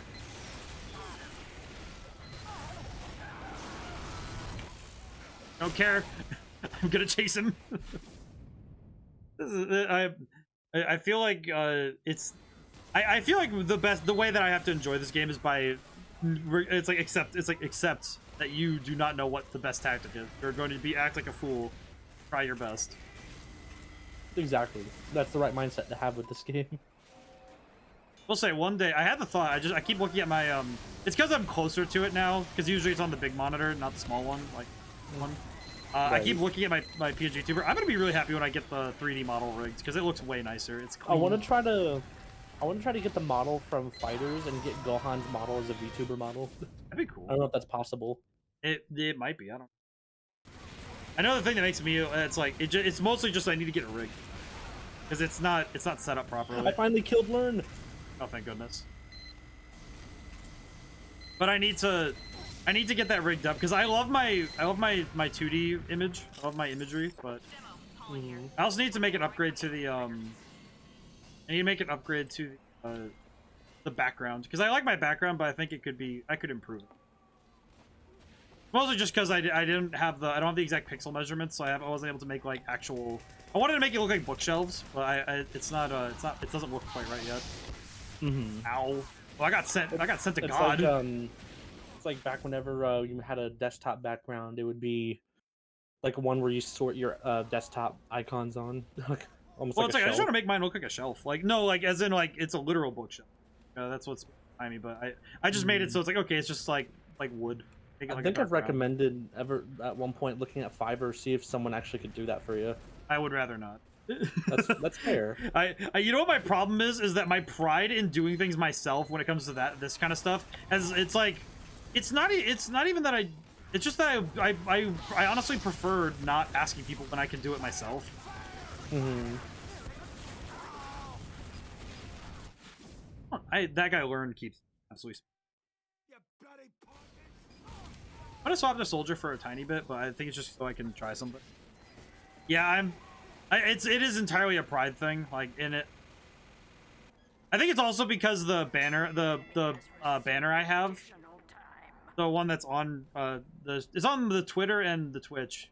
I absolutely want to replace it because I did commission for that one, and every time I look at it, I just kind of like cringe a little because.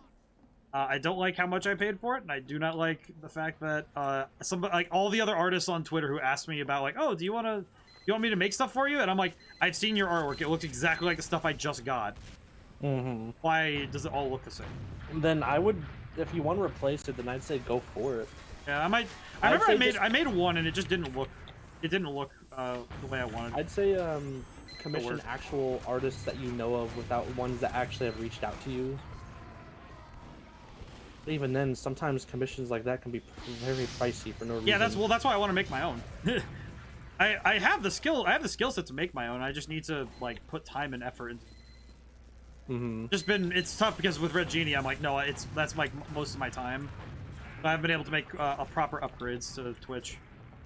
Which I do want to at some point. Like it's probably gonna be the work I do right after Red Genie comes out is do upgrades to the Twitch. Ow. Because I want to. This guy's name is Gaming. I see. Well, I'm not feeling any better about. Pick up my food. Not feeling any better using. But it's something I've thought of that I really want to do. I do think that depending on how well things go with Red Genie, I might spring to have somebody. I might at least spring for somebody to rig the model I've made already. Because all I need is for it to be rigged. Because for some reason it doesn't. I can't get it to work properly with. Right. Wait, who killed me? What? Oh, that's weird. Sticky. That guy he only uses sticky bombs. I feel like I need to switch back. I feel like, you know what? Yeah, I'm gonna do that. I don't think I'm doing better with the charge and target. I'm just gonna swap back to the sticky launcher. Sticky launcher. Yeah, I'm gonna just. I don't think I'm doing any better trying to use like demo night stuff. I think the axe should be like a fallback. Should not be like a. Oh jeez. He killed me from really far away. Holy crap. Oh, the Widowmaker. I think I understand what that weapon does. Basically, you don't have to reload as long as you're hitting targets. Oh, I see. Yeah, that makes sense. Yeah, but the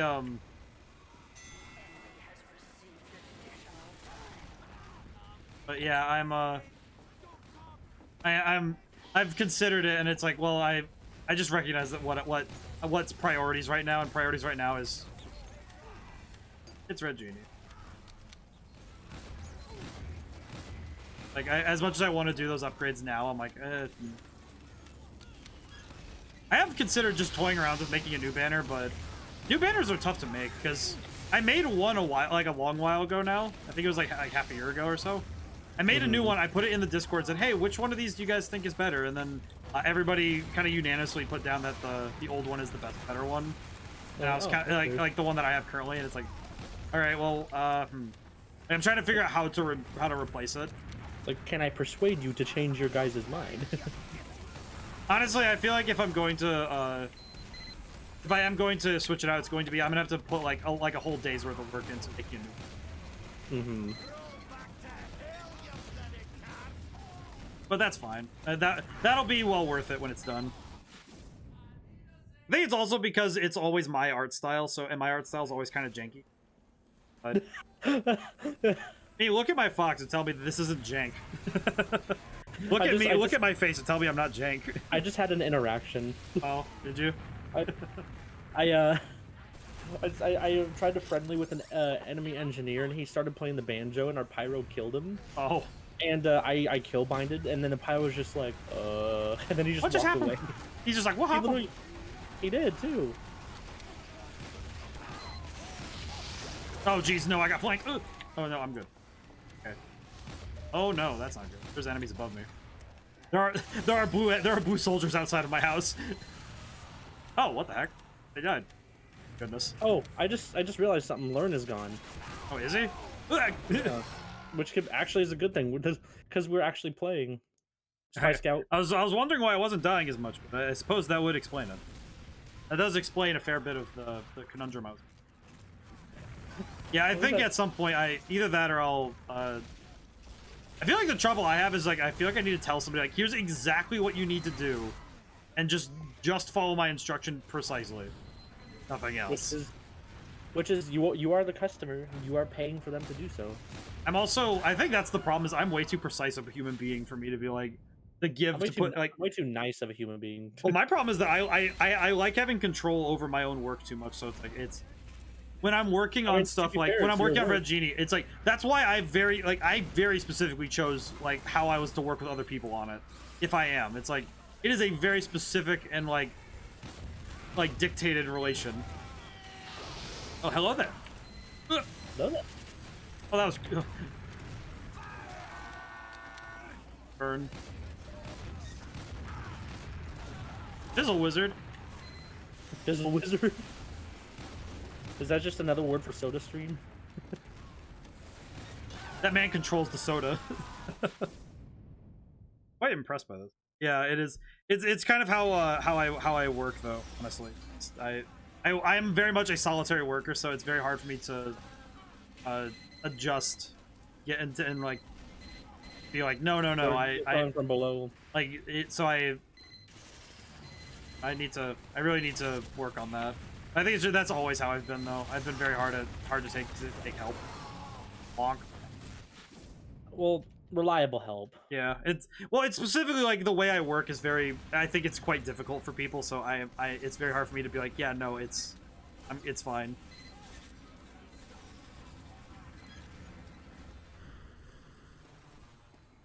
So yeah, I do hope that. I hope at some point you change all that stuff up, like change Twitch stuff and it's kind of the thing that I've designed this space for, like the streaming overlay. This space would work so much better with a 3D model. Like that's something I know. Know what I mean? Mm-hmm. Like if I had a model facing straight forward, and then like, it would like react with you. Well, no, like but look, the space on screen too. Like even the spacing on it is specifically built for that like eventual upgrade, right? Mm-hmm. Like it's not built for the 2D. That's why if people look, like my little speech bubble sometimes clips into the side.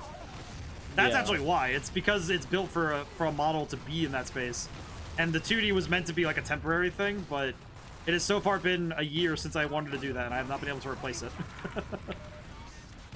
This was meant to be temporary. You know what's funny? I always thought when Scout was calling the engineer a spy, I always thought for some reason he was calling the freaking all that is a spy, not freaking hard hat. Oh, hard hat. It's Bostonian. You don't understand. He is, but he is the Boston Basher, quite literally. My grenades do.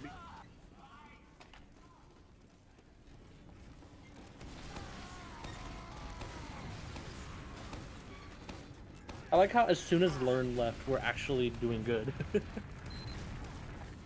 I wonder if he got left or if he got kicked. He probably left. There's nothing less enjoyable than than like an opponent who can't like take you on. That's why I kind of think cheaters kind of ruin the game for themselves. It's kind of one of those things that once you start doing it, you're just kind of destined to make the game like worse.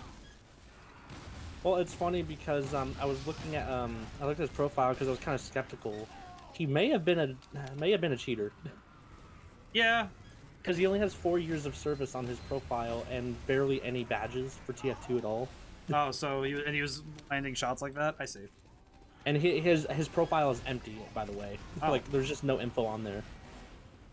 So yeah, I have I think that's something that I think it's more just I feel sad for anybody who cheats or does like hacks and stuff, because I have more than half the I fell off the map.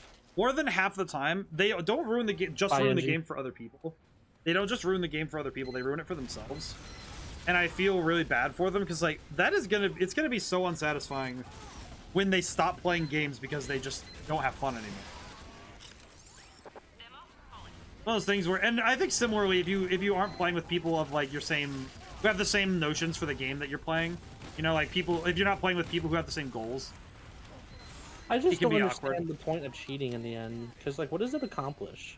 It's for people who want victory. But the problem is it's victory at all costs.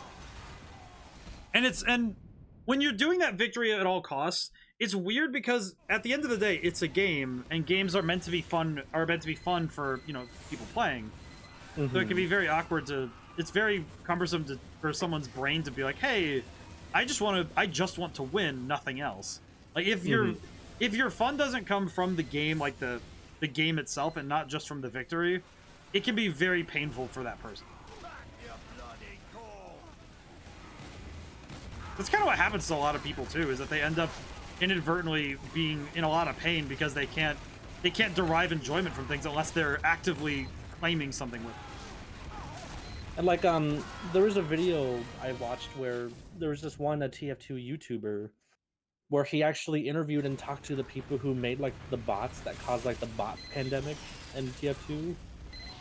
And all the reasons were mostly the same, because it was fun and they love to see people's reactions. It's like, how is it fun? I don't get it. Well, I just ran into a spy. What the? Oh, no, you get back It's here. like ruining other people's fun is fun for you. That just sounds like a really bad mentality. Yeah, that's exactly it. Is that it's like a form of sadism that is very hard to explain, right? Like. I think that the internet has, like, of all the things the internet has created, I think it's created a new race of sadism. Yeah, I can see that. Where it's like it's such a like more volatile like system, because now they can do so and be horrible to other people without the consequence. Because back in the day, if you were being horrible to somebody, they knew where you were. You know that you were either right in front of them or you were like you had to go out of your way to be horrible to them. Like you couldn't be horrible and be anonymous. And if you were being anonymous, it had to be like you had to go to a lot of pains to do so. Staying on it. I'm just glad at least Valve acknowledged. It's like, we understand the problem. We'll try to fix it. But it is something that I can tell you 80% of the problem has gone away. Yeah. It just I feel like that's why that behavior shows up, though, is because there's no punishment for being bad to people. And I feel like that's very bad for it's very bad for people trying to get into games, because oh, we're attacking. Oh yes. What are you doing? I'm gonna be a douchebag scout. I don't know how to feel about it. I think I'm gonna stay demo man, but I'm gonna swap to.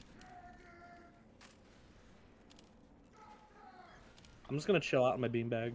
But that is something that, when it comes to multiplayer games, I think that is the greatest bane to it. It's like with modern games, is that there are enough people who want victory above everything that they're willing to just, you know, kind of throw other people and their enjoyment under the bus. Because that's not the point. The point is that they need to win. And I feel like that just... I feel like it tires people out more when all they want is victory. Because then they're so tensed up about it. It's like you're just tiring yourself out, and I feel like honestly you end up being a lot more. You end up releasing a lot less stress playing games by doing it. I think you know, games can be very stress relieving if you're actually trying to have fun. Oh. Because I do think there is a difference between cheating and using cheats. Like say people who use cheats on single player games. I feel that's okay. If they're just playing single player, I mean, and it's like, clearly there's a difference between like, oh, okay, if somebody's playing victory at all costs and they're just good at the game, that's one thing. That's like one side of the argument, right? Like, if somebody's really good at the video game and they're just like, you know, winning, that's not the piece I am throwing at. That's not those are not the people I throw hands with, because skill is not the problem. It's when somebody will forsake other people getting to play the video game and their enjoyment, like, by using underhanded melee. Like, stopping somebody does suck. It does suck for them, but it's also like, but you're doing so with your skill. It's not like you're doing so because you and the opponent are not matched up. Like, you're not matched up like that. But there's a difference between that and you know, somebody playing the game and legitimately using underhanded or cheating tactics to win. Oh, I just witnessed a murder. It's also kind of the difference, though, like when somebody chooses tactics that are, you know, like the most efficient tactics available, like the meta. Ow. Yeah, there's a lot of metas. Well, those things are, that's more in the mindset, like competitive versus casual, but it's like a whole different thing when somebody's actively being sadistic about dealing with other, you know, like that's a big difference. I think it's also just that a lot of people don't get to have the experience nowadays. I think there's a number of people who didn't get to have the experience of actively having people tell them that doing something like that isn't cool. Mm-hmm. And it does feel bad because they're just like it's not even that it's some people it is that they don't even have the acknowledgement of being right, of that being wrong, you know, like right. They were raised in such a way that's like, oh yeah, they don't. I'm diving into psychology a bit here, but I think it's actually nice to it is something to consider when making the games and stuff, because you have to consider that some people there are some people who just all they want out of gaming and out of life is to be, you know, nasty to people, malicious, and it's like you have to be ready to handle those people in a very, like, you know, in a gentle and appropriate manner. And by gentle, I mean if you give them 2 warnings,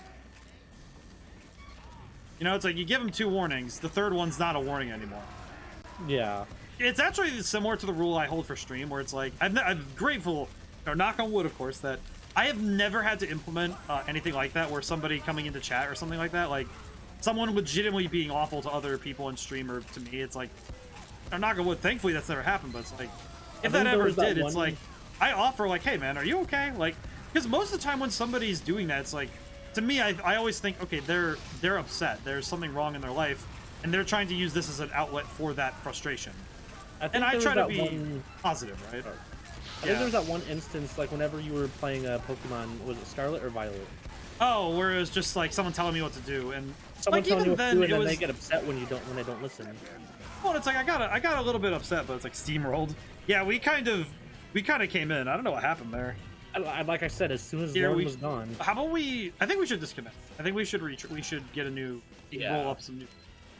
Let me see if I can find another Chicago server, because I think that was one of the few we could find. But no, it is something that's like, I feel bad, because it's like, okay, this is clearly how your brain works on that, and I'm just trying to like let them know, like, hey, I'm not, you know, it's like, I don't think that's very cool, but I at least want to, like not cool, man. Like, if they're just gonna, if there's a certain point where you have to accept that, like, yeah, no, there's nothing's gonna change if you try to keep talking. Okay. All right, I think I found one. Okay.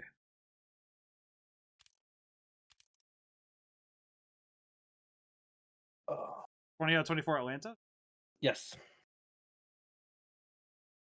And that's the whole thing with TF2, right? The community has been possibly one of the it's always been a mixed bag, but lately it's been one of the most, I'd say, motivational communities in gaming. And when you got a community that cares about a game so much to where they actually cry out to the developers saying, hey, we don't want this game to die because of some bots and hackers. Can you please fix it so we can keep playing? That's something I've actually been thoroughly impressed with Team Fortress 2, is that this game is alive far longer than it actually has reason to. Like, being honest. Like, besides RuneScape, I'm gonna differ the servers, but I'll keep watching. Oh, okay, Crooked. I think besides like games like RuneScape, this is one of the longest running online games. I think World of Warcraft might push it a little, but even that's a little bit like, that's a bit contested. When did World of Warcraft come out? Man, I don't even know. I don't know. WoW is one of those games I do not know. I don't know it at all. Look up when World of Warcraft released, please. Oh, well, I mean, I can look it up in the moment. Ow! Oh, there's a pyro right there. Didn't even see him. I think I chose the stuttering server again. Yeah, we're stuttering again. We could go back to casual for a little bit, like just kind of crisscross between the two. We'll try. Let's try it again. I'd say let's do one round of this. Yeah, we'll see if it gets better. Because I want to try to attacking on this map. It's getting a little bit better. Ow, ow, ooh. Ew. Man, I can see why people hate and love this weapon at the same time. Yeah. This, like, I'm just straight up, even without using the Uber, I'm giving you already a 10% damage resistance. Oh, I got him. Hey, that worked. Ah!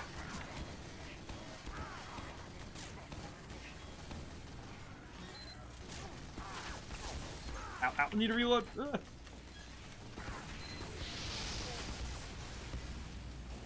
This is a little bit more intense than I was expecting. Ah!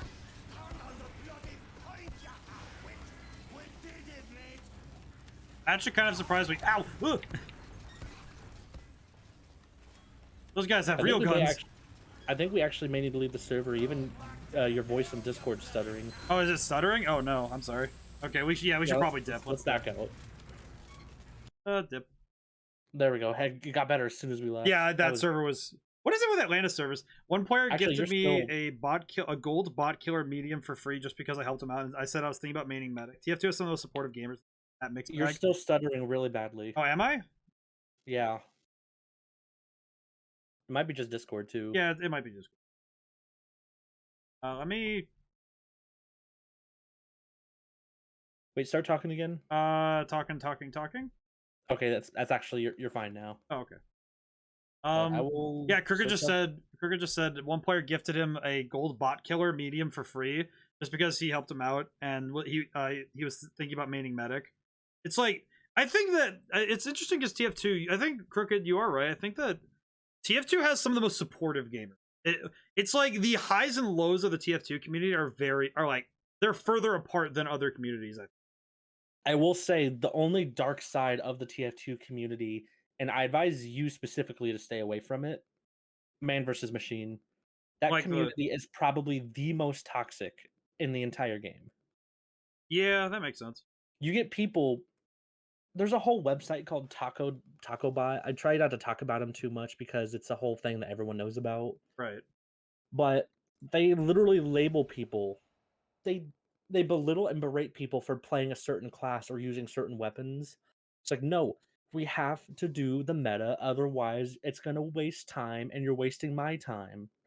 It's like, yeah, the form of entitlement. I've seen people get banned for using the gas passer for pyro on and here's an argument I never got. So for the gas passer for pyro and NVM, there's an upgrade you can get called Explode on Ignite. Because in normal multiplayer, the gas passer is just bad. It's just terrible. Right. But in MVM, the Explode on Ignite basically makes it to where every robot just dies every time it gets either shot or on fire.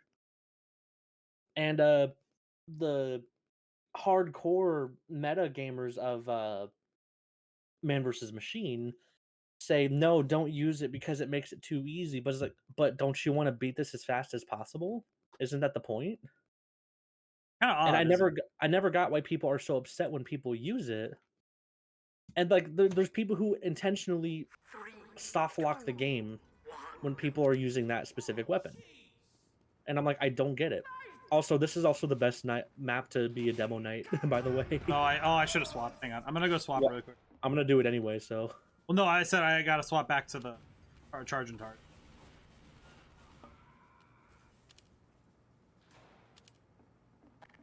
I now have my act.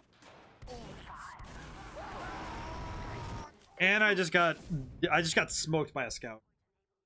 The control point is being contested.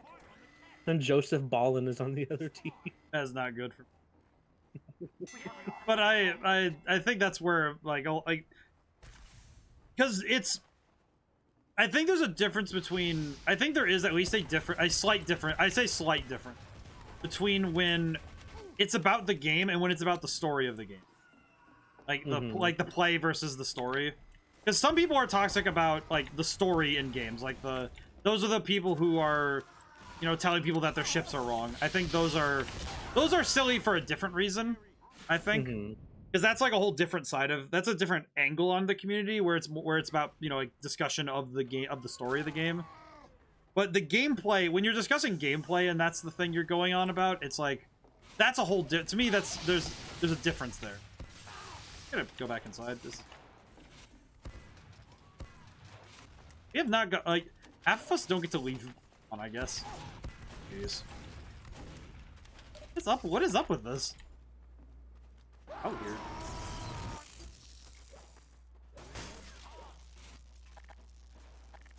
Have an actual gun to fight this guy with.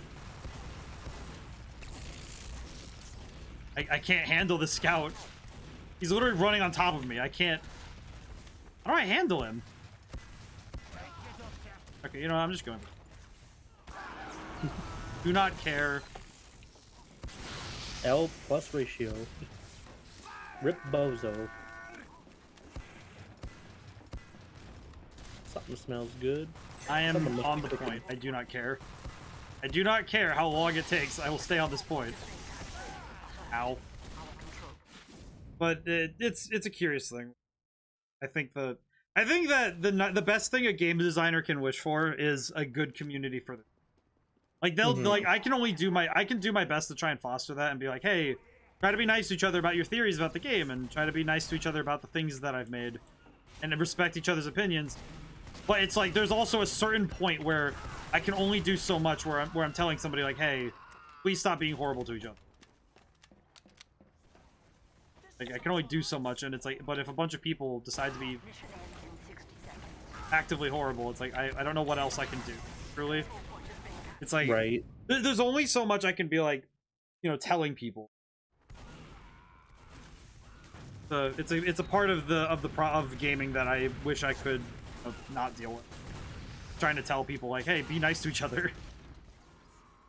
Which I think because mine's a single player game, I think I won't have to worry about it too much. But if anybody tries to come at me with, oh, here's my theory and here's why it should be right, it's like, well, too bad. Like I'll say like, oh yeah, that's cool, but like, I'm not under any obligation to feel like, yeah, this is exactly how it's gonna happen. Right. It's like if there's a two-way respect, it'll be fine.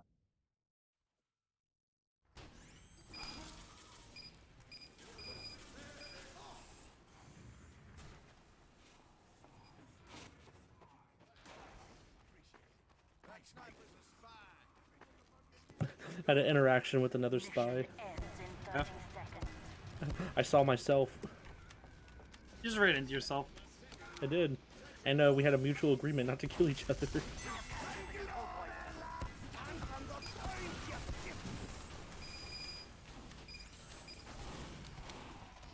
Try my best to live.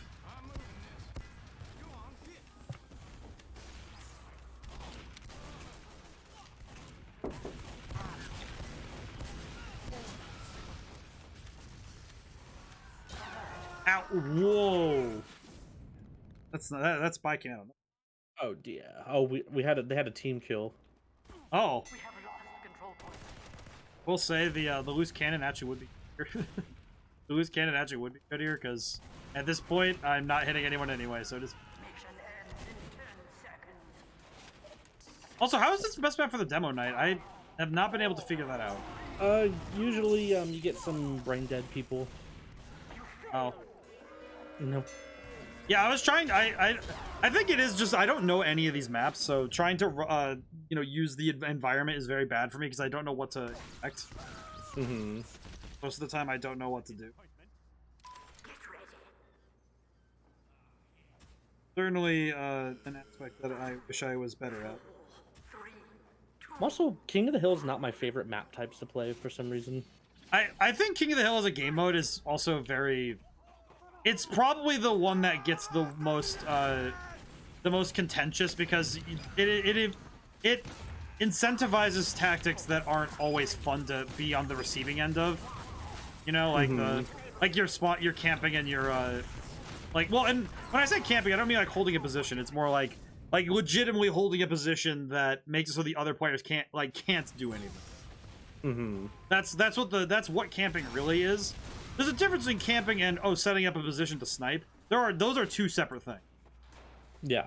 Because camping means that that player has done something so that there is quite literally nothing the opponent can do to handle the opponent. Like, there's nothing they can do. Whereas sniping is just you're at a distance and shooting at somebody with a specific type of rifle. Big difference. Ow. And there's a spy at spawn for some reason. Well, we're also having the problem that we have multiple engineers who aren't actually doing anything. Hey, I'm one of those engineers. Yes, I will, and my statement stands. Oh. Because we have done because I maybe I don't understand how engineer works. Why do engineers not move?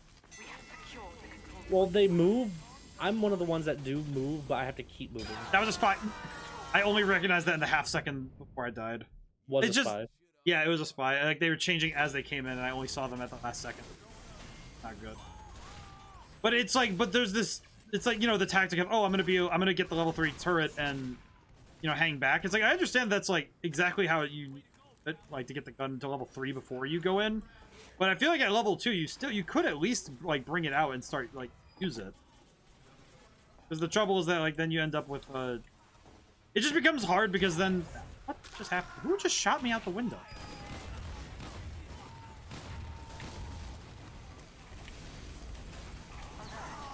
Ow.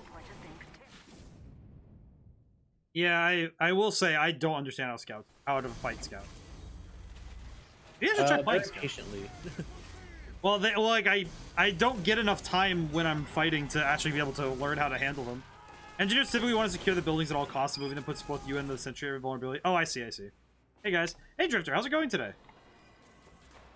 I need help from you guys. Oh, what's up?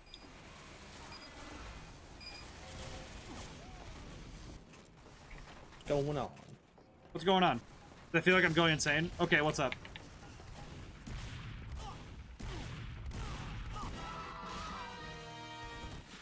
Pronounce the following word for me. Okay. I can't see it, so Come back to yeah, let me know I what might it is. just die. Warthog? Warthog. Yeah, it says Warthog. Wait, I just realized how I think you're pronouncing it. Thank you. I just realized. Did somebody tell you that it's pronounced Warthog? Oh Yeah, no. Or like, how do people tell you it's pronounced? Because now I'm curious. Write it out phonetically. Now I'm really curious. Everyone around me says Warthog. Really? I don't know anybody personally who says. I've never heard a single. Yeah, person no one. Warthog. I have never heard somebody say Warthog unironically.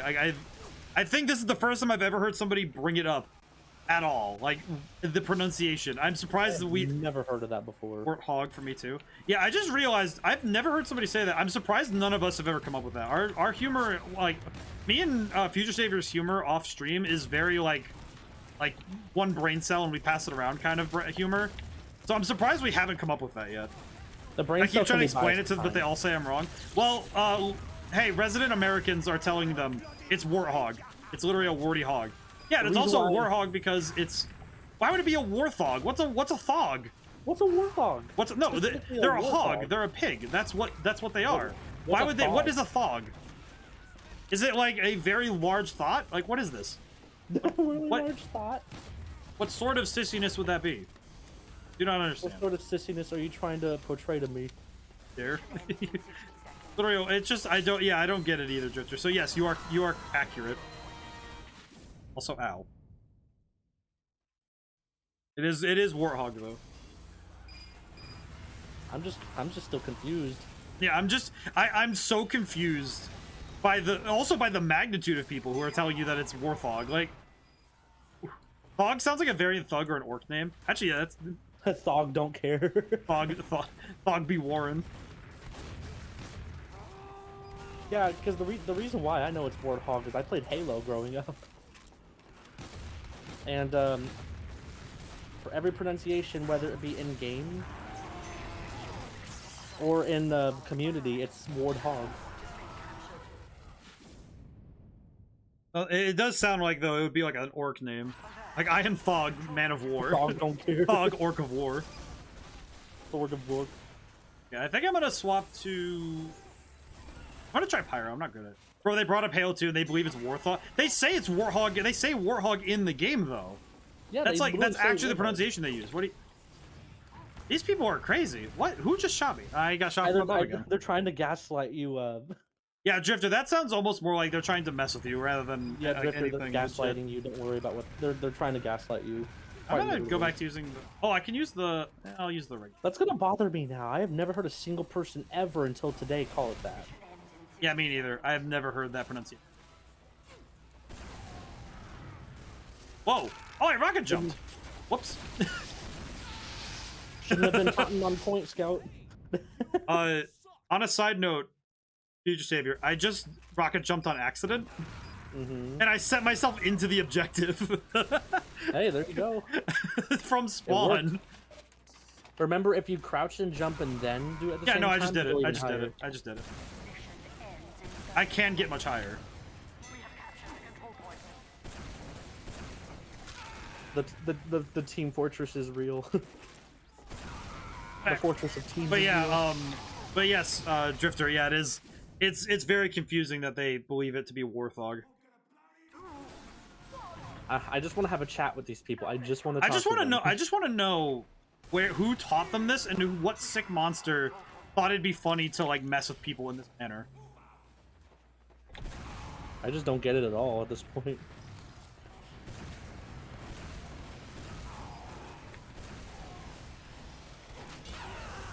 Spike. Pyro jump scare. Pyro jump scare. I literally thermal thrusted into there, and there's like, hey, what's going on? Oh well. Oh crap basket. Well, that wasn't as bad as a round. At least we got our timer down to 0 before. Yeah, we did. We did all right. I just ow.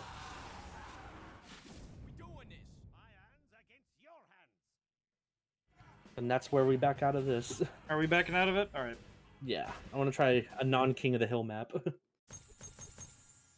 Reasonably so. I'm gonna check my loadout for... Oh, I got a new item. What did I get? I think I'm gonna try Pyro for a game, just so I can get back. I have the back burner. Oh, that just literally just you do critical hits to people who are turned around. Okay. Quite literally what it does in the name. I also have the thermal thruster. Like... Should I put on the thermal thruster?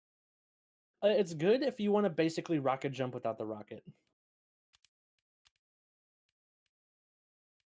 What the heck? I have the back scratcher. The back scratcher. That's the rake.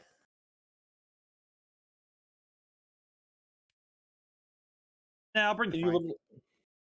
Actually, no. Frying pan's always funny. I'm gonna try Pyro for a game. I think I'd like to try.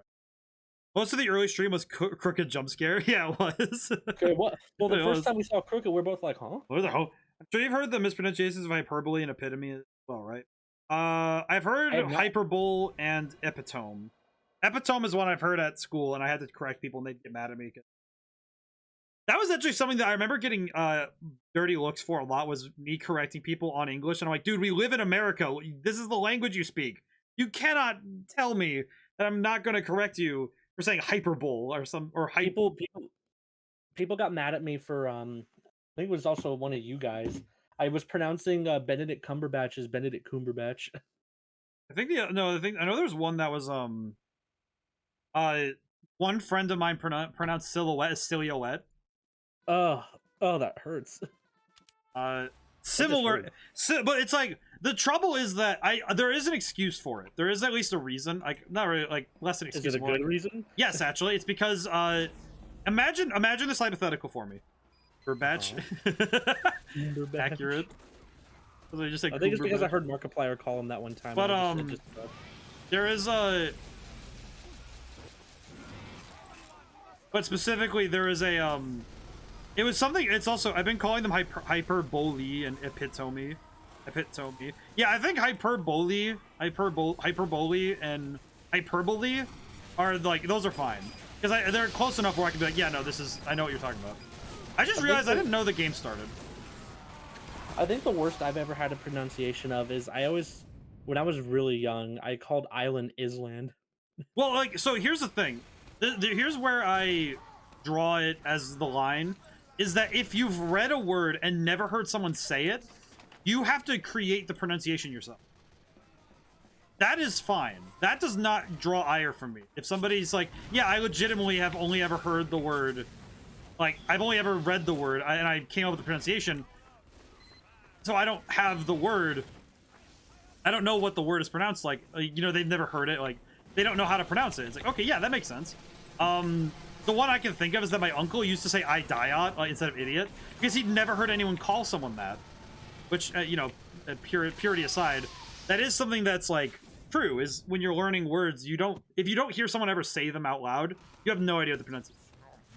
I think for me, too, the one I actually genuinely believed what was the correct pronunciation was Arkansas was actually Arkansas. That one's under hot debate all the time. That one I can understand. I mean, look, there's a Kansas. Yeah, it's Arkansas, and so them calling it Arkansas is very confusing. I got killed by JoJo. Oh, yeah. Just got stabbed and frozen. It always feels bad when the spy gets right up behind you and stabs you like that. It's like, oh. Yeah, it's called getting backstabbed. To be fair. Drifter says to be fair. What's up? Okay, just hold down the button. Ow.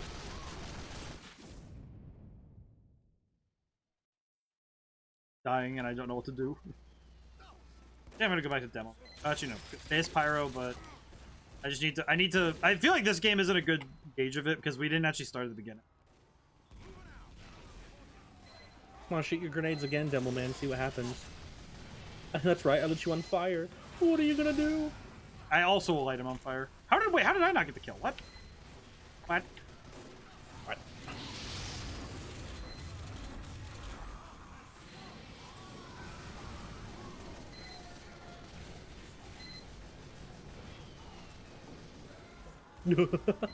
A big ounce is our sniper. I'm waiting patiently around this corner.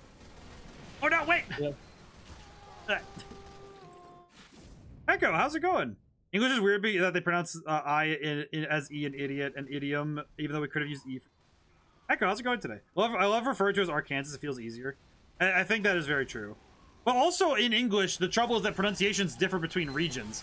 Like if you go from Britain to America, the pronunciations are so wildly different that it can actually be like a legitimate pain. So yeah, it makes sense. How's it going today though, Hecko?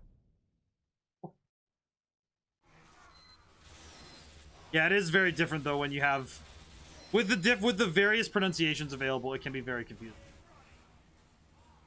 Respawning. I feel like this exact moment with Pyro is not going great for me.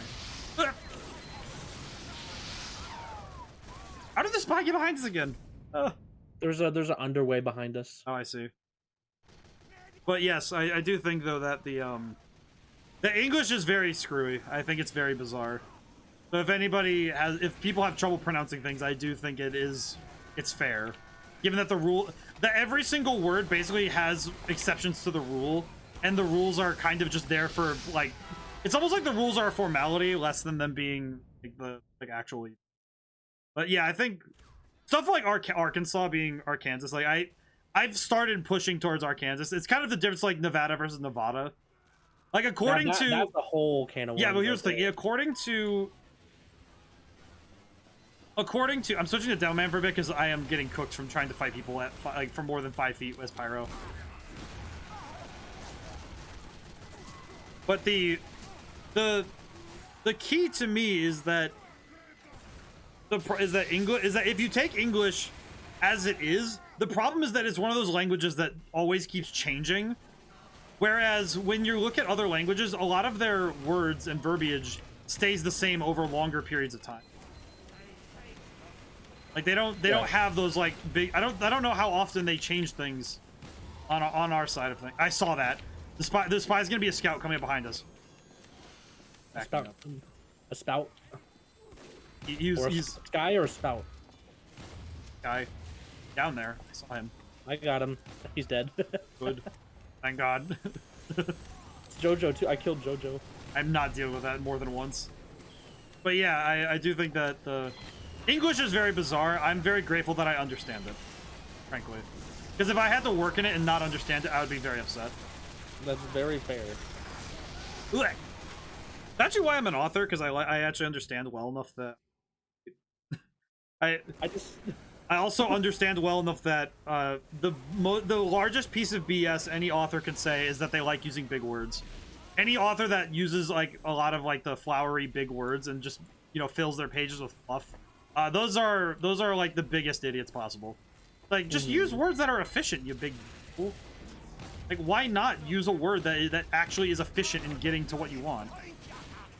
Like, every time I see somebody like, oh, I'm gonna use this really big word for this, it's like, dude, just use a word that people actually know.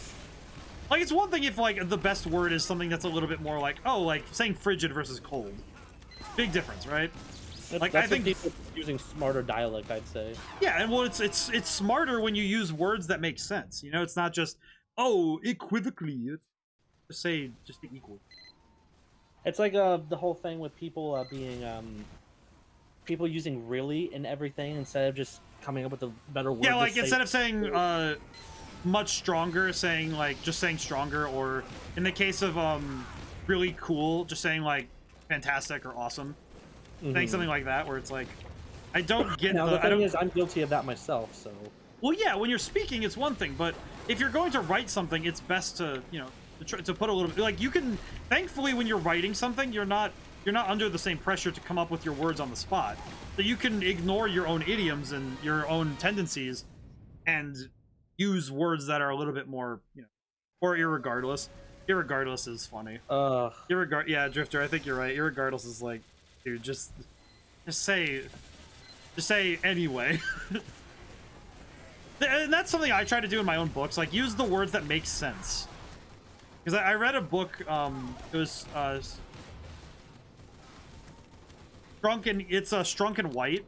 It's this book called The Elements of Style by Strunk and White. No, you don't get it. Oh, like, how do you mean, Drifter? Like, irregardless is grammatically wrong. Oh, well, I mean, it is grammatically wrong, yeah. To me, it's like, it is still like, you could use other words, but people use irregardless because it's like, oh yeah, we're gonna, they think it's right. But yeah, no, you are correct. My brain just was like, doy. Also, yeah, you are, it should just be regardless. Yes. All right, time to go in there. I hit him with the reflected rocket. Ow. But it's a double negative. Yeah, it is a double negative. It's just, there's a silliness to it. And I think people say it because it's a turn of phrase that people use. And it's silly, but it should be just regardless, but why be smart when we can be efficient? A little brain dead. They use the thesaurus to pick up the longest synonym. I'm checking it to find the most evocative when it counts to me. Yeah, see, that's fine. Like, but like the longest synonym is the worst one in my opinion. But choosing good synonyms is really fun. Like if you choose a good synonym, you can really make your words better. You can make your word choice and your writing a lot better. But just choosing synonyms because they're longer is a very that's a very dangerous game. That is, and it's something I try to cut out a lot of the word fluff when I'm talking on stream. It's why sometimes when you hear me stutter or I pause suddenly, it's because I'm trying to remind myself not to say like or trying to get rid of those out of my speech. Especially with words like really as well. Yeah, really as well, yeah. And trying to remove verbal fluff is hard. It is definitely not easy to do. And it's trying to undo years of habit, right? And more so, it's trying to remove it from my speech, which I've also been trying to do because my public speaking teacher in college tried to remind everybody to get rid of all that stuff. And I've been trying to do that and just be better about it, but it's not easy at all. It is very hard to do that.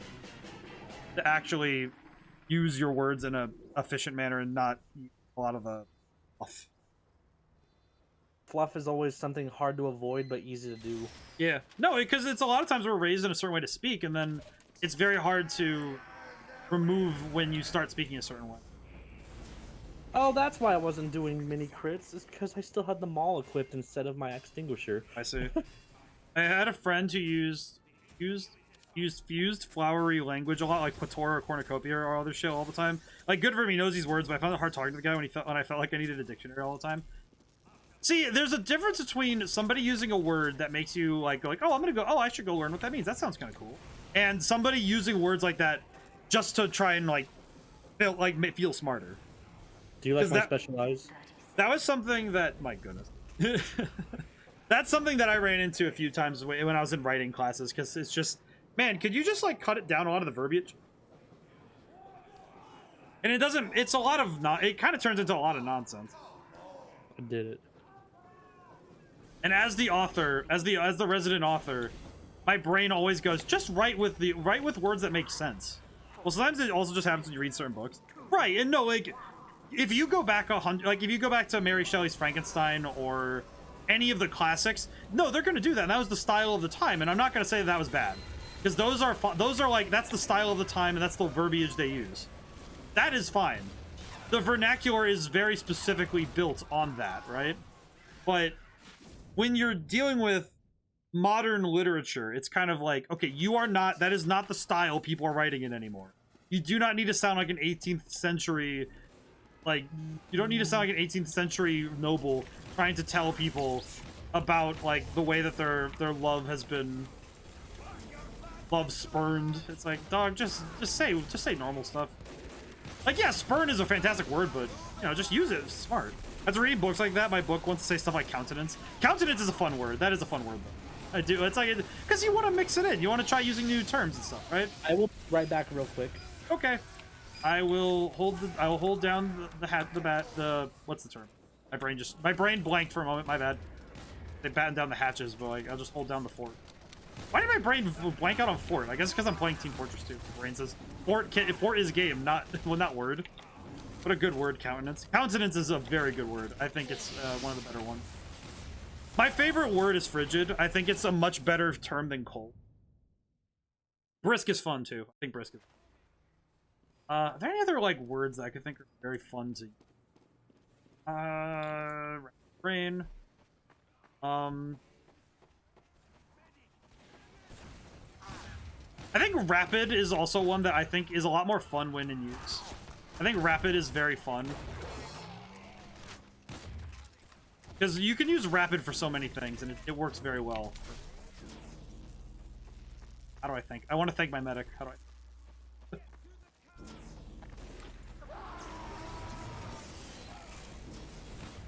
But stuff like that, I think frigid, countenance. I think frigid, rapid...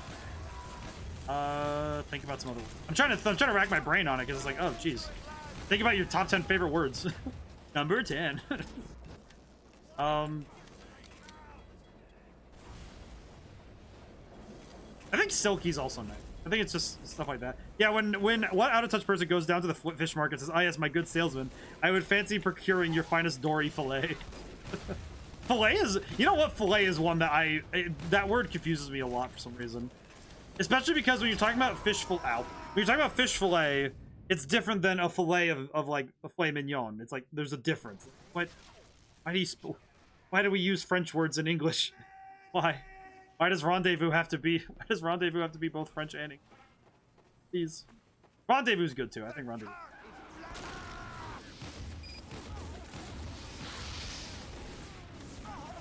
Down the train.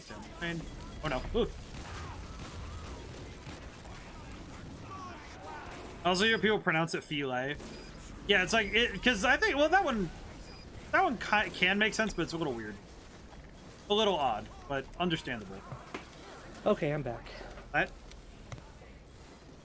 Let as in let go. Yeah, like filet. Oh, filet. Oh, that's kind of weird. Never heard of that one. Like fillet, yeah, for fillet. Oh, jeez, that's a level 2. That's a level 2 century. I don't want to deal with that. Oh god, where? Wait, where? Wait, you! Oh, look. You're shooting me in the back. Can you... Stop that? Ow. That's weird. My brain was still trying to rack on... before. My brain was still trying to rack on what other favorite word. I think rush is also, like, using the word rush. I think my favorite word is combustion. I think also, you know what's the funniest lesson I had to learn from writing? Was just understanding you don't need to use different words to tell somebody that they're running. You know, like, oh, like saying that somebody literally runs over to somebody, like, you can say that now and then, like, mix in like sprinting or, you know, rushing or, oh, hello, how are you? Or, you know, like stuff like that. It's fine. My favorite word is quinky dink. Quinky dink? Quinky dink? Give me a definition for that one, brother. I need to understand. Not even a word, and I agree with you. Please tell me that's a real word. I want to understand. Tell me where this was the origins of Quinky Dink. Wish to understand. He gone with you, Pyro? Oh, and I got the spy too. How did I get him? I don't care if I die. It means coincidence. Oh, Quinky. Oh, Quinky Dink. Oh, Quinky Dink. Oh, Quinky Dink. Okay. I read that wrong. I have not seen many people write it out. My bad.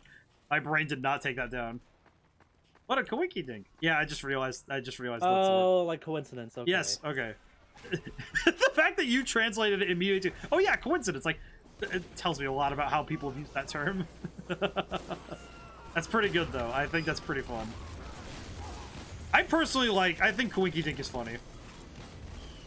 Will you write, if I write a character who uses Quinky Dink a lot, I think that's fun. That's a lot of fun.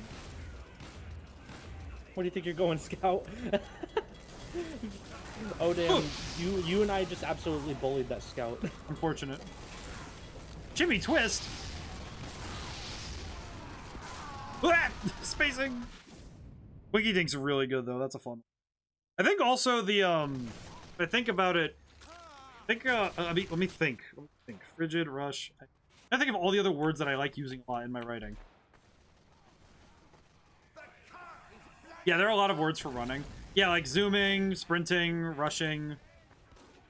I used a couple of them in my books. I know I used a couple of those, like the different terms. I think predicament is another one of my favorite. Predicament's good. That's a good one. How are we going to get out of this predicament? Oh, we won. How did we win? Who got around them? What the heck? Oh, the spy. There's a guy on a team called McDonald's Milkshake. If I ever if someone said Usain Bolt skedaddled, I would lose it. Skedaddled? Oh, wait, using skedaddled in that I'd say context stay in this is game, funny. but let's go to Pier. Oh, Pier. We can vote for it. Oh, we can't even vote for it. I see. I see. We'll see what happens. Okay, I see. Oh, I leveled up. I am now level 111. Yeah, I'm level 11, so that tells me a lot. I am actually level 11. You're level 111. I see. If you guys want to get an idea how long I've been playing this game, I've been playing this before the Man vs. Machine update. Oh. Which was like 2011, I think. Yeah, I'm not actually, you know what? Crooked's 119. Holy crap. Whoa. I am lower level than Crooked. I recognize now. I recognize now how I was getting jump scared. I think trying to put my rack, like my brain keeps getting like unracked from getting it. Playing since 2014. Yeah. I am one. By the way, World of Warcraft is older. It's is 2004. Oh, I see. Jeez, it's still getting updated. You know what? Games like World of Warcraft and TF2 kind of solidify gaming as a whole. Because it proves that you can... Games have been made to where they could last like this. Well, in a lot of single-player games, I feel the same. I fell off. Oh, I see Crooked. Yeah, where it's like you like... I feel like that's Crooked. I feel like that's where I am since I started playing in college. Oh, damn, you're going the wrong way. Well, I mean, we're just warming up. Fine. It is just warm up. In 30 seconds.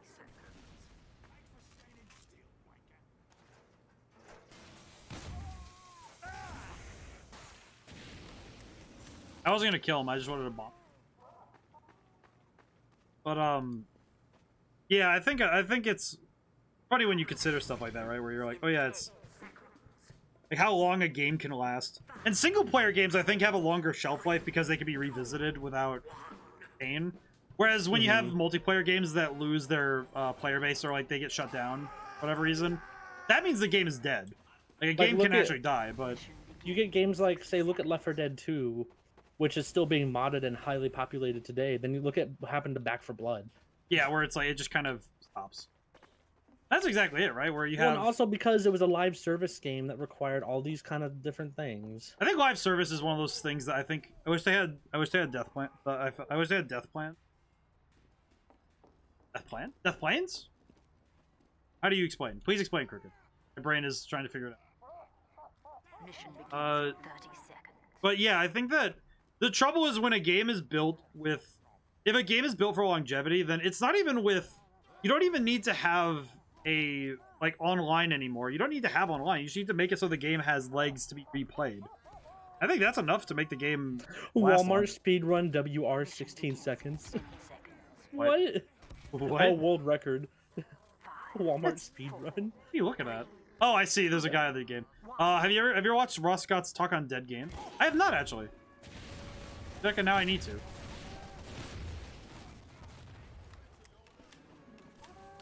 Out here? Oh, we don't even have a medic. I think I'll switch after I die. Reasonable.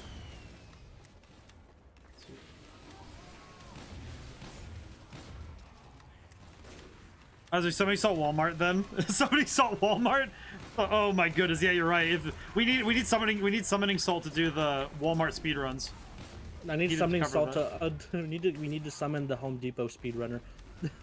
No, summoning salt's the guy who does the speedrun videos, like the history of speedruns. Spy around you, NG.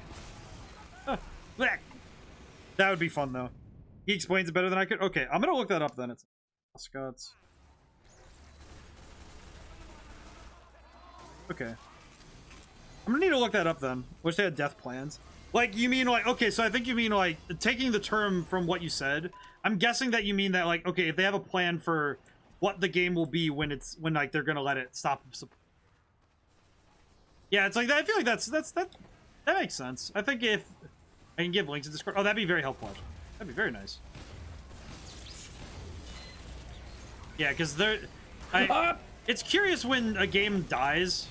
But I think a lot of games, it's not even that they really die. It's just that they're shut down. Well, and some of them get shut down, and some of them like look at the Halo games that were on the 360. Their live service got shut down like a year ago. Well, and some of them also get yeah. Basically, there are a couple methods to accomplish that. Oh, I see. I'll have to watch that and find out because I'm really curious. But it is kind of a curious thing when you look at certain anime I know should die already as well, like Detective Conan. That's a hot take. No, hey, that's a hot take. Yeah, that is a very hot take. But I think though, Drifter, I think you do have. I think it's a fair point because like FutureSavior. Let me explain. I think the key is that there's a certain point where you can't do more in the story without stopping it. Like you have to take the world from another angle. There's a spy right there. What the? Get out of here, spy! Get out of here. Another angle. I can't handle.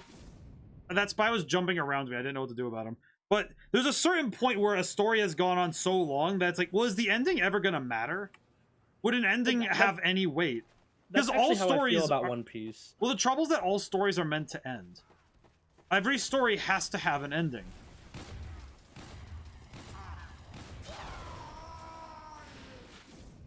That spy just does not like you. Well, the thing I don't understand is he was facing away from me and just coming towards me.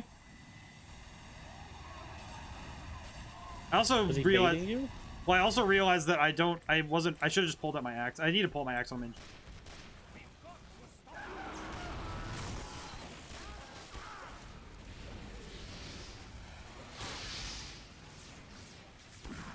Not a fan of that one.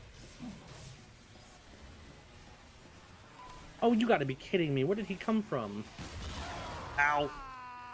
But I think that when if a story goes far beyond having a natural ending, I feel like at some point that no matter what ending you come up with, it'll always be a disappointment. Like I think One Piece is absolutely a great example of this, where I don't think that no matter what Oda does, I don't think there will be a way to satisfy all of the readers with an ending. I don't think the ending will be as satisfying as it could have been if the story had less space, frankly. I think that's why. But I also don't know. Are more popular than major animes. Well, and I feel like when something's too popular, it's almost not allowed to die. Like, I would say something like World of Warcraft's a great example where it can't physically die. Otherwise, it's a lot of people will just be upset with it. There'd just be a lot of anger there. Dragon Ball's curious because they have a lot of room to explore outward. They just choose not to, which I find very odd. Also, get out of it. I think that's kind of what they're doing with recent arcs too, with Dragon Ball. Like, they're finally starting to expand outward. Like, look at Gohan and Piccolo. When's the last time Piccolo was a major relevance in Dragon Ball as a whole? And that's kind of the problem I think Dragon Ball's had it for a while, is that they haven't been able to take Dragon Ball for an example. Okay, Drifter's talking. It all should have ended on the Cell Saga, and Toriyama actually stepped away from DB during the GT run. And after the live-action movie, they got him to revive a Super to milk the franchise. And now all it's doing is fight the new, more powerful Kai or whatever, and they lose. They go back for another training arc. Rinse. I think that. You know, come to think of it, that is kind of exactly what's happening.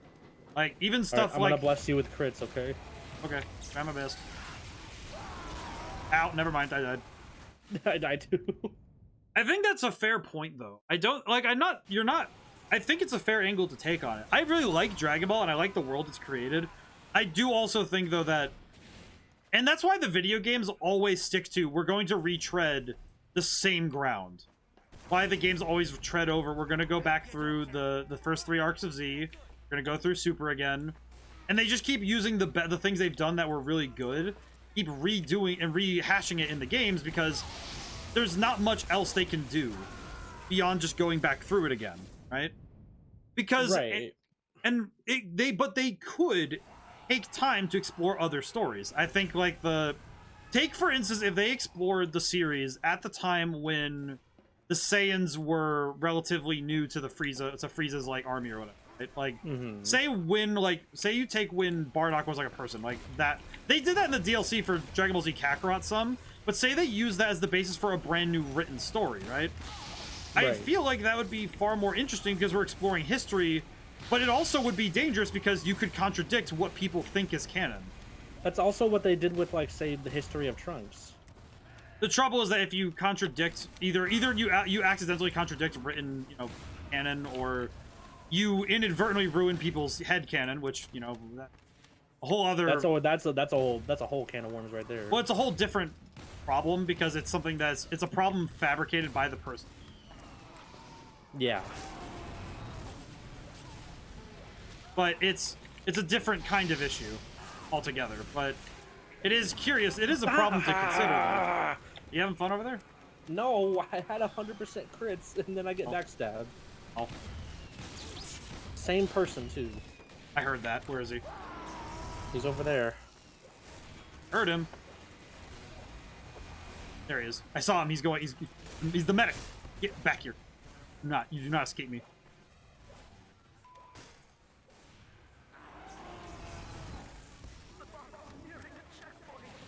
I saw that spy. I was trying to fight him, but the intention was to end it on Gohan becoming the successor to his father's legacy by becoming the masked hero, and it would have ended on such a good point, but so I had to milk it. The trouble is that when you get a story that's of that level of success, you can't escape having it become a cash cow. Like, the trouble is that you end up with, oh yeah, this is going to be... Now people want more, and the companies see green, and they want to get more money out of it. And that can be very hard to just stop, right? Because you're like, oh, but if we stop it now, then we lose our money, we lose our cash, right? Right. And that can be... And that's what's shonen anime in general. Well, shonen's also a very contested space anyway, but... And it's I remember reading Araki's... I read Hirohiko Araki's book. The guy who wrote JoJo's Bizarre Adventure. He wrote a book on writing manga, and he wrote about how he got into it. And part of the problem was that shonen, getting into actual Shonen Jump, getting your manga into actual Shonen Jump was a highly competitive space. It's coveted too. And if you're not performing, then they just remove you. That's just it. Alright, keep your loose cannon out for these, okay? Try to. Oh, doesn't matter, they got Ubered. Shoot anyway. You got someone. I said somebody. Where did that guy go? Death. But I think that with certain stories, you have to understand when to end. Like, there's a certain point where you can't just keep doing the same stories. You have to keep trying new things. And I think that's... There's a double-edged sword, though. To me, it's almost like... You know what it is? I just realized the analogy I can use for it. It's sort of like the difference between... I know that other game companies do this, too, where it's like if a game company tries to change up their writing, the double-edged sword comes with... But if you stop the story and you change to a new one, you could end up with people being like, well, it's not as good as the last one, and people will always argue about that crap.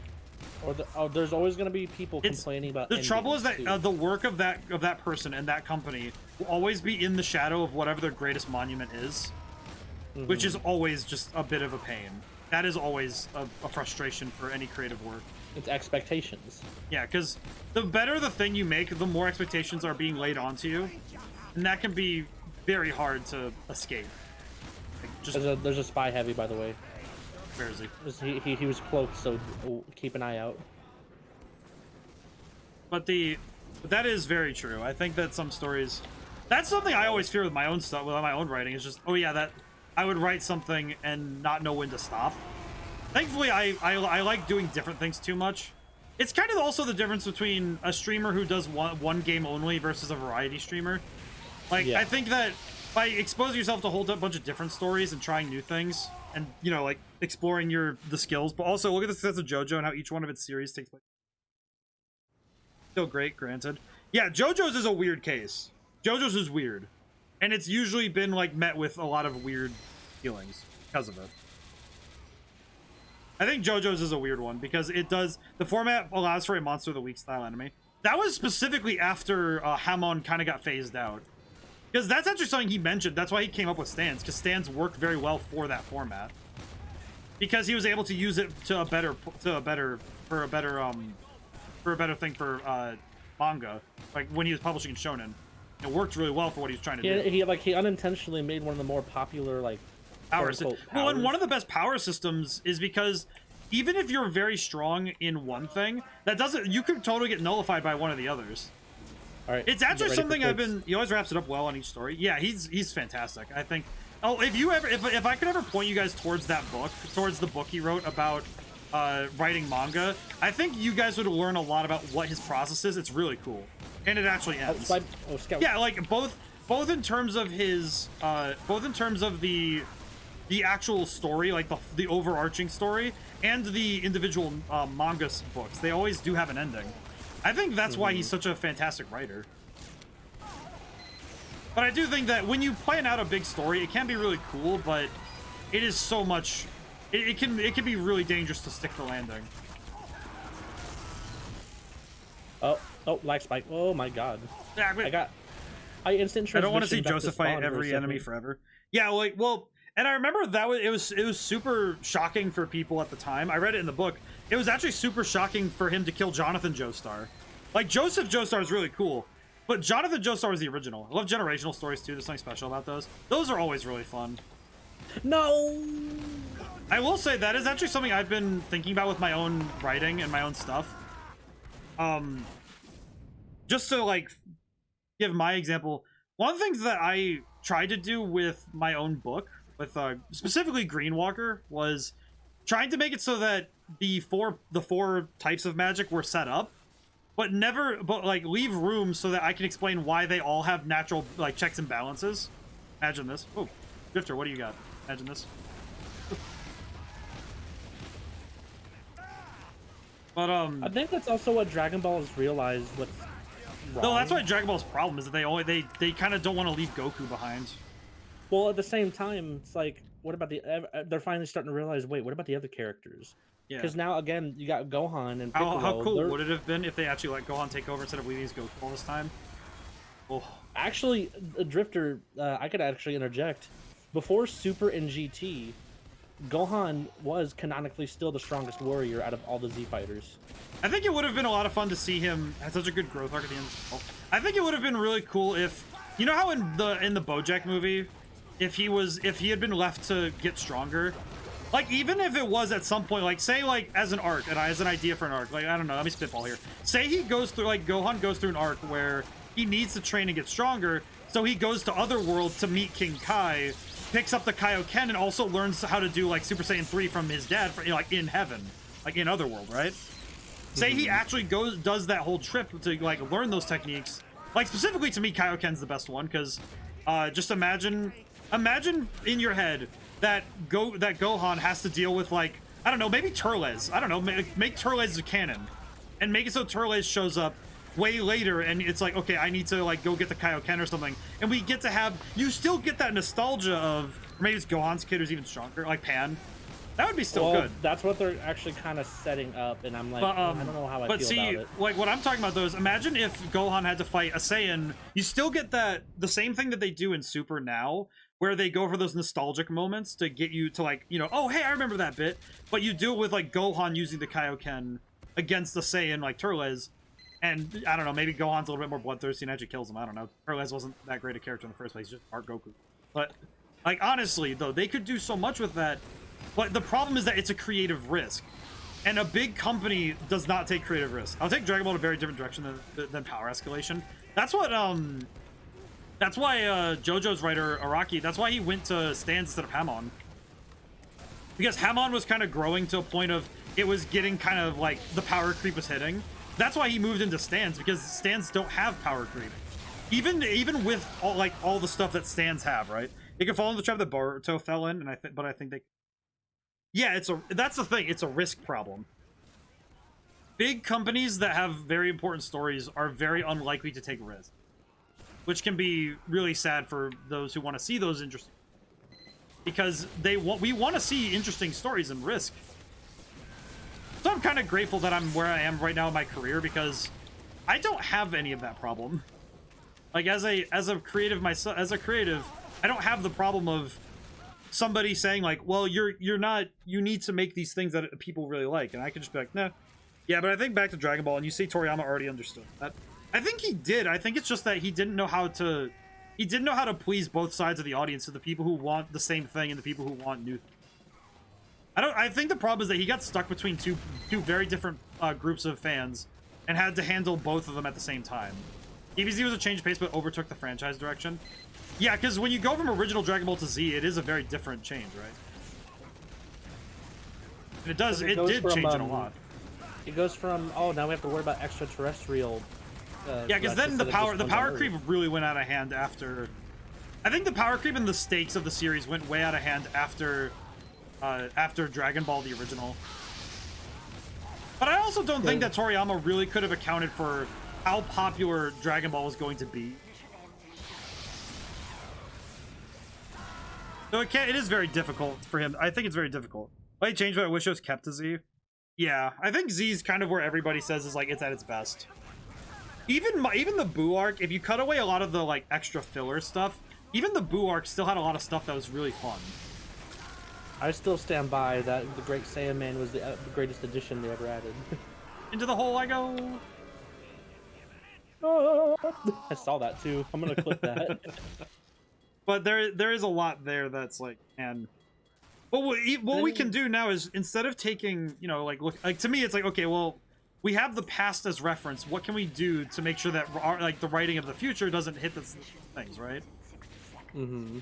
And I think that the movement towards power system, like magic and power systems that aren't reliant on raw power resulted in better storytelling. I do think that some stories fall back into shonen tropes, but I think power-ups are still fun. They can still be fine. I would say stuff like, I think Demon Slayer right now is probably one of the best modern examples, I think. Because unless I'm mistaken, I think the breathing styles don't rely on a power system. Most of the fights come down to how the heck do they win. Like it's A versus B, and you see who wins based on who can figure out a solution. So it is kind of it's less about power and more about application. And I think that's say they have some pretty strong feelings about the Hunter x Hunter power system too. Nen is a very weird one. I think Nen is a very weird one. I've tried to do it myself. Like I think the system I'm working with myself in Greenwalker, and by extension, it is Red Genie's power system. Because I guess for people who don't know, I wrote a book called Idolatail's Greenwalker, and that book is in the same world as my game. Like 3 to 4 is the perfect change for stakes for JoJo. You go from gods to serial killers and still make it work. If Goku's getting stronger, he fights more cosmic threats. What about Tien and Krone and Gohan, etc.? Yeah. Well, and that's something that's like, when your stakes get to, that's actually more about stakes, and the reason why the stakes worked really well in, also there's a guy who's pretending to be me. He's a spy. The guy's pretending to be me as a spy. He's me. He's a demo man. Demo man spy. So if you see a demo man, kill him. Alright, I'll keep an eye out. But ow. Whoa. You got saved. Oh, there's an Uber. That's an Uber. But need help. Well, like I was saying though, I think that it's a matter of stakes. And if you have very impersonal stakes, like, oh, the universe is gonna explode because Goku has to beat this Jiren or whatever, it's like, okay, yeah, what does this matter? Like, if the universe is at stake, okay, yeah, I can't care about that. But when the fight is personal, it's much better. Demon Slayer already ended, and it's better for it, honestly. When I went to Japan, Demon Slayer content emerges still everywhere. I wouldn't want to see them extend the story if they kill off that Michael Jackson-looking guy. Only to learn there was another stronger enemy all this time. Right, exactly. I think, like... Also, yeah, the spies are getting me. But but yeah, that's true. I think that it's a matter of making the stakes personal and making them feel real. Like, even if it's a save the world plot, you can make the plot personal by making it so it's like, hey, this guy, like, the plot is, like, they want to save the world because... Oh, the world, like, oh my God. because the villain did something very personal to the enemy. Like in Stellar Glow did a pretty good job of it, where the main villain directly killed, you know, they locked the mother in ice and ruined their hometown, like destroyed their home. Wait, it's like, I have another example when you're done. Yeah, but it's like, but Stellar Glow has done a really, I think Stellar Glow did a good job of making the plight personal. But it's like, it's not a matter of the scale, it's about making it personal, and I think that even DBZ did a good job of making it so, like, yeah, these fights are very personal, and they're about, you know, the diametrically opposed forces. Like, Goku and Frieza being against each other is peak Dragon Ball. I can confidently say they actually did that with Superhero. I think Superhero did okay. Red Weapon Army and everything like that. But with Part 3 and 4 of JoJo, the thing that they did really good with that was, I think that was very well done, was that Part 3 was made personal because Jotaro had a very personal reason to go after Dio and also save everybody else. Like, saving everybody else was secondary. Saving his mom was very personal. And it was... I remember that was something that, like, if you watch Jotaro very carefully, he does not get, like, super emotional. But when he gives when he cares, he's, like, immediately, like, in action. Like, all right, what do we do to save her? Like, we're going to go save her. What do we do? Like, and by making the plot personal... And Part 4 is similar with Josuke being very focused on, okay, I need to protect Morio and I need to protect the town. The spies and snipers are... Yes, I'm glad you boys see the point of my hot take. No, yeah, I see. I know exactly. Like, it's not that I disagree. It's just that by discussing it, I think we find more to it. I think that it's like, if a story like Dragon Ball exists, it is not because I don't think that the writers don't see, yeah, the story is kind of dragging. I think it is almost far more because they can't escape it. You know, it's like they get boxed in. I think that as a writer, you get boxed in by what you've created. Mm-hmm. And I think especially happens when you make something that's too successful. But if you plan from the beginning, hey, this is where the story begins and this is where it ends, then you're good. I think that's what Akira Toriyama went through. Like, he was like, oh, I need to keep doing Dragon Ball. And even Araki's done a good job of, like, okay, each arc begins and ends, and each of them should feel like a satisfying full story, but you can also put them all together, which is very cool. Which is why it makes me happy that Akira Toriyama is, like, delving into a new anime or manga that he announced, where it's like almost like a Mad Max kind of thing, and I think that's like one of the cooler ones ever. I know that Toriyama's the one who created the designs for the original designer for Dragon Quest. I like his character designs as well. His art style is very iconic and unique. I think a lot of works are better for it because it's very cool. I'd say it's one of the most recognizable art styles in animation in general. Or just manga anime in general. I really like Dragon Quest. I think at some point I'm gonna need to stream it because I stopped playing it through the first half of Dragon Quest 11. I never got to finish it, and I need to go back. Oh, geez, that was a spy. What the heck? The spy. I don't know where he is. Oh, I see our targets. He's around here somewhere. Where's that heavy? Oh no, it's you.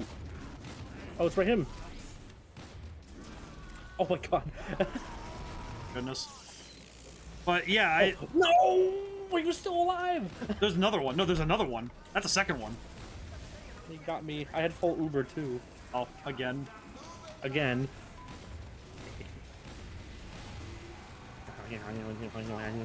Oh, jeez. Blue Dragon too. Yeah, Blue Dragon also, same one. Blue Dragon is a name I have not heard in a long time. That is pretty.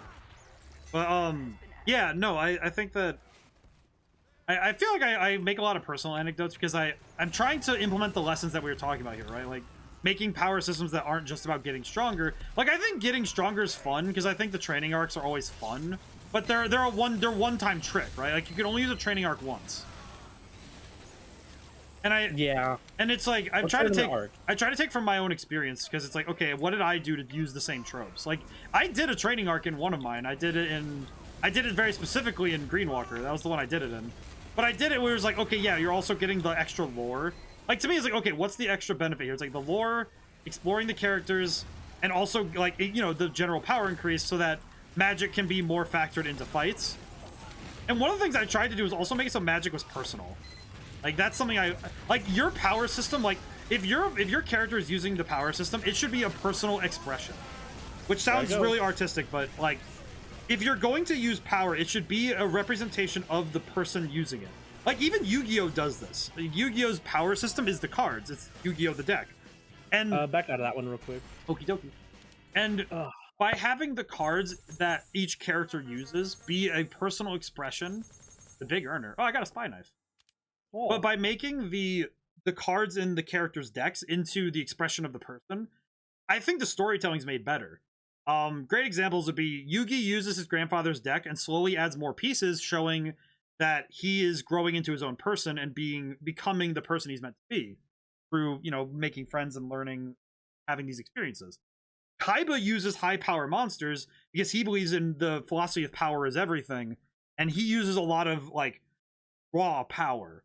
And even the villain, Merrick Ishtar, if you look at Battle City, even Merrick's deck tells you what kind of person he is, because he uses traps and defensive techniques, which are like, and a lot of it's like burn damage, which is, he wants to torture people, because that's what he does. That's exactly the kind of person he is. He's a sadist. And he's, you know, horrible. But it's, the expression of the power system should be related to the character. Even characters like, in Valhalla Station, I made this system like the multi-tool. And even the multi-tools were like that, where it's like, the one guy has a lot of weapons, and even his tools are like violent in nature. Whereas like, and then the main character Gemma has a lot of tools that are like practical engineer type things. Like, if you make your power system work with the thing you're trying to make, I think you get way closer to making cool characters. It makes the story far more engaging. Kaioken, in my opinion, was the thing that broke this. A single tech that can flat out multiply your existing max power level by a magnitude. But I think, however, similar, that's Super Saiyan. Well, similar. Kaioken had one of the biggest drawbacks. It could kill him, but it never did. That's kind of the problem. It never actually. The trouble is that we only rarely saw it being. We only ever rarely saw its drawback. That was meant to be a physical toll that got diminished. Yeah, and that's the problem. I think Super Saiyan is the bigger argument. There's only one time where you actually did never see Kaioken's drawback, and that was when he was fighting Frieza. And you can use Super Kaioken on a Super Saiyan. You know what's funny? We never saw Kaioken on plain Super Saiyan. I saw it on blue. It was in filler. It was when he fight Pikkon. But that was it. Oh, I see. That was like literally the only instance. I think though that Super Saiyan is about the same. Where after a certain point, like in the Cell arc, everybody had Super Saiyan and it didn't matter, which is really funny. The fact that they have this, like, a 50 times power bonus is what Super Saiyan base is, right? 50 times. And that still does nothing compared to the androids. That is stupid. Like, are you serious? Like, 50 times power up and you still got your ass beat by a washing machine, my dude. What the heck? Like, are you serious? Like, you look at that. That's 50 times power. Take Goku at base form, where he broke a whole canyon with a Kamehameha, and then multiply that by 50. And the man's still got beat up by a giant clown. Stupid. Like, it's insane. Like, the power is insane. And I think that's fun. Like, if you have, like... I think having a power system that actually has genuine, interesting implications can be fun. That's why bending in Avatar The Last Airbender has always been people... Like, if people mention magic systems or power systems, bending is so cool. Because, yeah, you can get stronger and do, like, more impressive feats of bending. But at the end of the day, certain elements just... If you're in certain places, certain elements do not work. Like, if you go out to, say you're in a, like, if I throw out an example, say you're in a desert and you're a waterbender, you run out of water, you're dead. The sandbender comes up and smokes you. Just, all right, you're dead. Or, like, they even use that in the prisons in The Legend of Korra, right? Where they put a waterbender in a volcano so that they can't escape. It's like, yeah, that makes total sense. And it's why airbending is one of the most fascinating ones, because airbending is so weird. Because you don't think of it. Bloodbending. Oh, bloodbending. Bloodbending is a fascinating one. But also a very selective skill. I do think it was kind of weird when the first season of Korra did that, but I did think it was interesting. The fact that somebody could get good enough at bloodbending to do it without a full moon is very cool. Because that was the limitation on bloodbending, was that it could only be done during a full moon. And I thought that was very cool, because that's not a limitation you would think of, but they established earlier in the seasons that the full moon is where the waterbenders are at their best, and conversely, the eclipse is when they're at their worst. And that's such a like interesting and real, and like it's a very real detail that's explained by the world and how the world works. I think it's very cool. I think it's really neat. But that's why it works very well, is that it's also very well thought out with checks and balances. How did someone get to our spawn? Someone got to our spawn? Yeah, they just destroyed my teleporter entrance. That's bizarre. Not appreciated. I'm going back to build another one. Okay. I'm out of ammo, so I'm probably gonna die soon. Time to die. Well, just die. I just died. You gotta be kidding me. Get out of here, Heavy. I will not suffer you no longer. I need to wait for my charge. Come on. I need my charge. I need my charge. I just want my burger. Okay, get out of here. Just leave. I need to leave. Need to exit. Honestly, just using bloodbending to give people an aneurysm would be the most effective way to fight someone instead of the puppeteer stuff they do. Well, I feel like the difference though is it's also the character themselves, right? Like, look at this bloke. I'll give him a stroke. Like, I think the reason though, like, Katara doesn't do that because she doesn't want to kill anybody except for the guy she's there to kill, right? And it's very specifically like, okay, the kids are not going to kill people, right? But I think that's like it's in their person that they're not going to go out of their way to like murder the crap out of people, right? It's also a kids show, so they can't. But it's like the puppeteering thing also makes sense because they just want to restrain people to get questions, to get answers, right? And that's what they did it for. And a lot of times bloodbending was more about control less than like actual like death. Mm-hmm. I mean, you could even say a similar thing about airbending. That's what Zahir did in Korra, when he said, "Oh yeah, I'm gonna choke this lady out with airbending." Like, oh, I didn't even think about taking someone's air out of their lungs. Like, because Aang and like by extension his progeny. The fact that progeny is also a very good word. I just remembered that one. That's one I really like. Progeny. It's for offspring, like children. Like I forget his name, but the airbender, the son of Aang. My brain just lost him. Ow, my face. The Sky Vogel. Yeah, Tenzin. Tenzin. But like Monkey D. Luffy. But Tenzin they don't kill people with airbending because we've always learned Monkey D. Luffy, son of Ong. Please do not. I mispronounced it wrong because he spelled it. He didn't put it in 2 A's. I was gonna give everybody psychic damage there.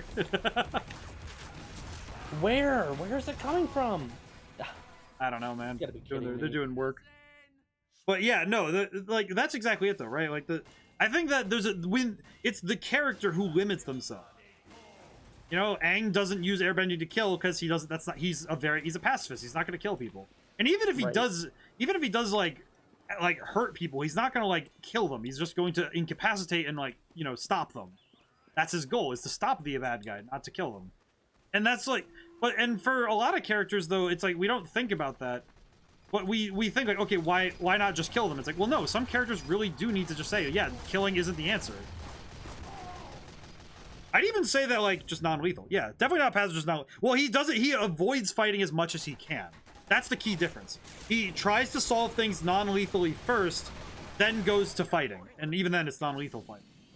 I would say a similar thing is like on the inverse side, somebody like the Punisher, who kills even even if it's not the best thing to do. It's like it's because it's in their character to think like, okay, yeah, no, I need to. It's like just killing the enemy ensures that we don't have to deal with them ever again. That is what we need to do, and it's a matter of the person and the decisions they're going to make. Yeah, to bring up another personal decision, it's also why I wrote my main character in Green Walker. I wrote Elena to not kill. Very specifically, she does not kill. I think, and it's like even when like if a death does happen. It is literally like it is the one person she could not bring herself to forgive. Like even if it's like there's no forgiveness for somebody, she knows that there were things worse than death. And in that case, in the one time she kills somebody, it's for a specific reason. It's very specific. And also because there's literally no other option. Like, she knows there's no other option. But she tries to choose the non-lethal option. Speaking of no-kill policy. Batman.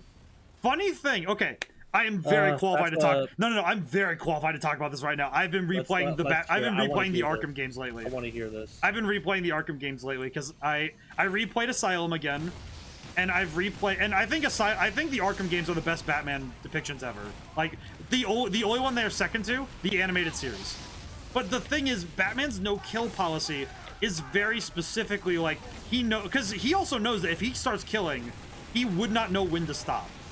But with Batman, the no-kill policy, it's very like my interpretation of it has always been, his goal is at the very least to try and give to he I think it's because his goal is to try and at least bring villains to justice, so that justice can handle it, and so that there is always the slight chance. But the way he fights will leave you so crippled you wish you were dead. Well, his methods notwithstanding, I think the Arkham games especially, it's questionable. But the thing is, though, is that he's always decided that to him, his morals, his principle of that killing isn't the answer, and that at the very least people can at least people can be better. Like, his hope is that people can be redeemed. I think the animated series did a great job of it when Harley Quinn gets better. I think that's like the best example of him like actually showing how that works. But it's also like it's also because he wants to fight crime and stop bad guys. And if he stands as a deterrent, that's what Batman really is a deterrent. Like, his goal is to make it so bad. Doing crime is so bad. I don't know, he wouldn't know where to stop reasoning. He's some sort of rabbit only held back by the maintenance of this rule. That's just me.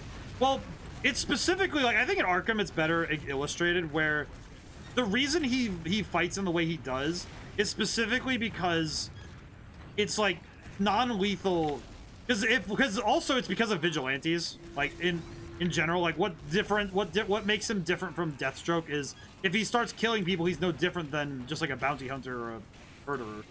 But by bringing people to justice, I think that he better illustrates the principle of it's not okay to kill people, and there's no reason there shouldn't be a reason to kill.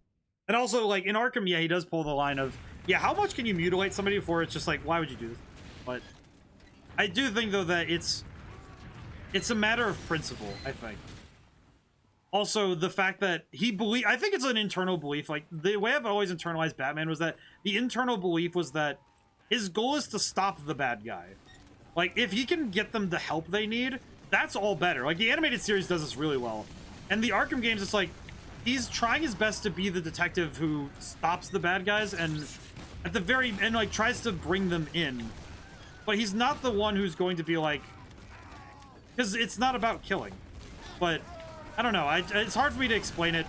Like, I'm trying to get huge comics players. I'm trying to explain it better. I'm very sorry for not getting a good explanation. But it's like the key. I think the key lies in he saw. If you're not sure if you're capable talking about this next thing, I don't. Which comic is it? Let me know what comic line it is so I can. Because if I've never read it, then it's. But yeah, I'm down with the many other reasons not to kill. But the first one, I'd go crazy. It doesn't look good for him. Well, it's not that he'd go crazy. It's that he recognizes very well that with his skill set and his weapon and like his tools, the new Deceased line. Oh, I've never read it, so I have no idea. I would avoid it for now. But the whole thing, yeah. Yeah, I would avoid it for now, but just because I don't know well enough how many people have read it or where people are, so we'll avoid it for now. But I'll go read it at some point so I can discuss it. But it's not that he'd go crazy. Yeah, I'm sorry, Drifter. I know. Ugh. But it's not that he'd go crazy. It's more that he knows well enough that with his means, Batman could very easily like rule like all of Gotham with an iron fist, with his means and his ability. But he recognizes that by choosing not to kill and by choosing to try to get the bad guys to redeem themselves and try to get them to say like, all right, if you commit crime, you're going to end up running into the Batman. Like that, if that fear of being chased by the Batman is enough to get people to stop committing crimes, then that's like, all right, that'll be a safer place. And also, I think Gotham's also like, because he believes that, you know, just people don't do bad things, and he should like people should just stop committing crime. I think the fact that Gotham is a like consistently horrible place is also kind of a problem for him, but What, you're bad? I think Stop it's also being a criminal. I do think it's also that a part of Batman to me is that he saw something that happened to him. Ow. Where was that guy? That was weird. But with Batman, it's I do think that a big component of his character is that he had somebody kill his family and recognized that while he like after all of his training, he could have gone and killed Joe Chill. He could have. He very easily could have gone and like nuked that man. But he chose not to because he recognized that all that would do is perpetuate, you know, that violence, and it wouldn't do anything to bring the people he loves back. It wouldn't help anybody. But by bringing him to justice and saying, yeah, well, he's now in jail and he's put away, he's just made it. He's made sure that like, okay, the justice has been served. And it's like, yeah, for us personally, like I know that for a lot of people, that's not a satisfying answer because for us, we want the absolute justice. We want eye for an eye. But it is the highest level of moral fiber to see something to have something like that, and to make the active choice to not go out, to not lose yourself becoming the enemy that you were fighting. I would say that Dark Souls even explores that idea. Like Artorias becomes a mad being lost in the abyss because he ended up fighting it for too long. Also, my favorite boss, Midir, the dragon from Dark Souls 3. That thing, also same thing.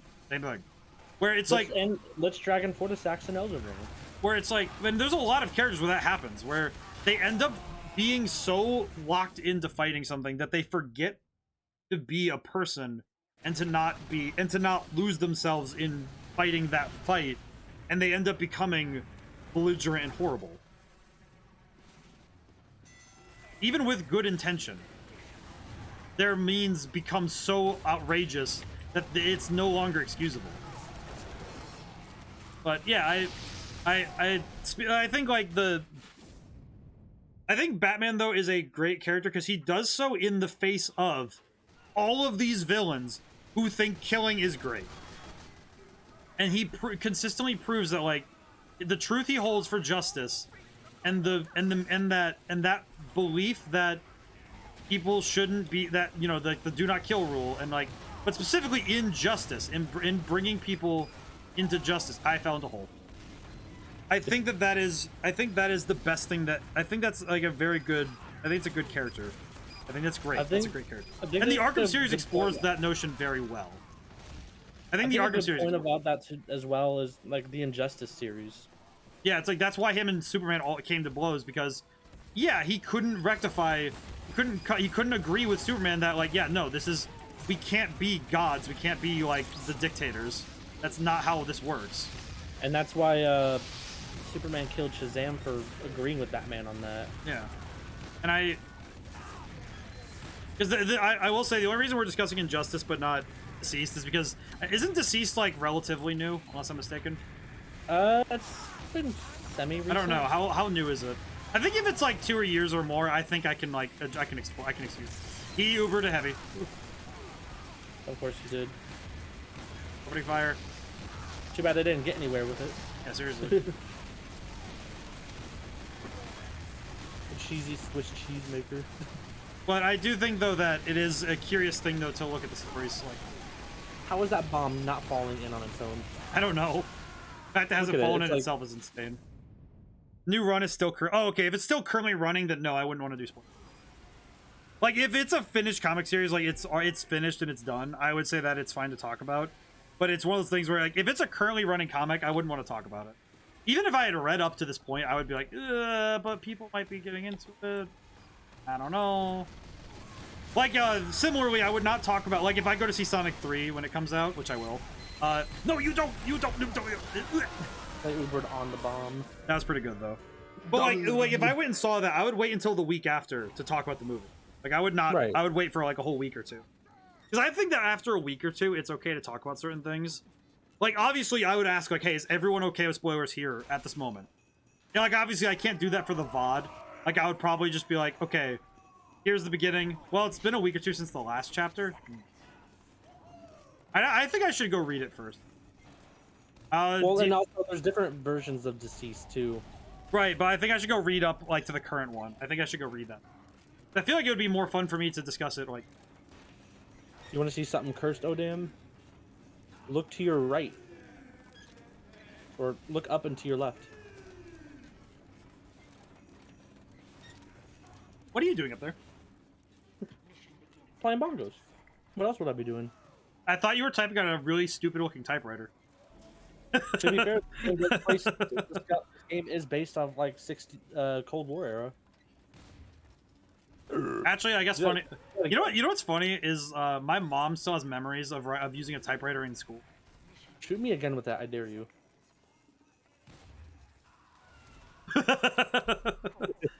But my mom still has memories of typewriters in school. Like every now and then I'm reminded, like my mom talking about stuff that happened in the 70s, like in 80s when she was like college age. It has the same energy as when me and my brother talk about D&D. Like when we talk about D&D and stuff, like at home. As Demicky has been exposed to Casual 2 for it, I think even just spectating one of these matches would be a fun way to end stream when we get there. We should do that. Oh, Casual 2 for it? Oh yeah. Casual 2 for it. Let's do that next. Let's do that next because I think I'm gonna wind down. I think just so like my brain can relax a little. I was thinking if we could do man versus machine, so I'm not. My brain can like just focus on shooting robots. I'd feel. Why is this Pyro's gas can called Sex Bomb? What? Well, we can do that though. Casual 2-4 sounds fun though. We'll do that next actually because I think the back half hour of stream will be man versus machine. I think. You're not officially a TF2 player until you've experienced Casual 2-4. We will go to Casual 2-4 next. I think that it would be good. We let it get as much time as it needs. Oh, trust me, it will take up the rest of the time. I guarantee it. Excellent. Then we'll do that then. This Pyro's flamethrower is called Paranoia. That sniper's got me from Gasification beam. What? Yep, you got killed by that sniper. Holy crap! But what was I going on? Back a few steps. FutureSavior, what was I going on about? Something about Batman still. After that. I don't remember.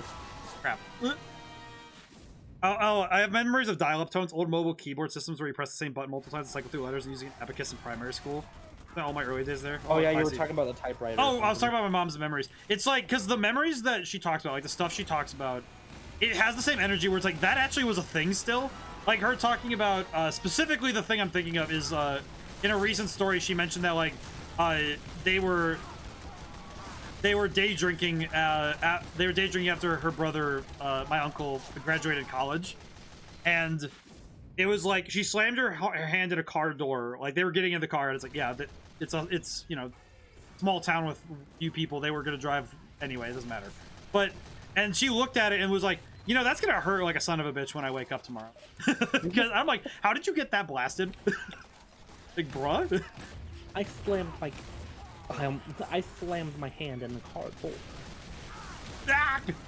Well, I'm getting cooked out here. Right, I need to go to medic because. But I was born in that generation where CDs and cassette tapes were next to each other, and everything was like in transit. Like I learned cursive, and then they cut it out in the years behind me, and all that stuff. I think that's also funny story about the keyboard system. New mobile phones. If you type 666 into the contacts, mom comes up. The search, mom comes up. Oh, I see. MOM, I see. Interesting. I didn't know that. Oh, the snipers here are actually... Oh, we're getting cooked on attacking. I'm gonna go spy and try to get behind them. Like, this isn't gonna work, but I'm gonna try it. You know, I will join you. Wait, no, there's already 2 spies. I'm just gonna go. I'm gonna demo night. Okay, going. I just need to get behind them. I do not care if I get spotted after the fact. I'm just trying to get to the first. What in the world? I got behind him, but... Mission ends in 60 seconds. Sniper.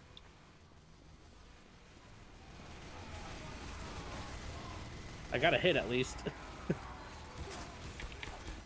Oh, come on! I thought I had him! Oh, nuts. Okay.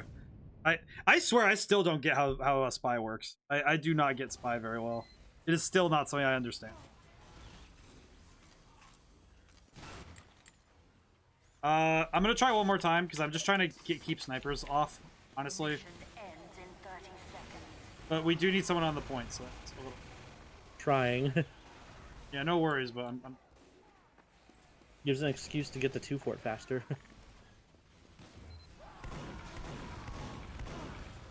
I found a demo man and a pyro, like 2 demo men, like punching each other in a corner. No health. Don't really know what's going on there, but okay. I'm going back as demo man. We're having trouble.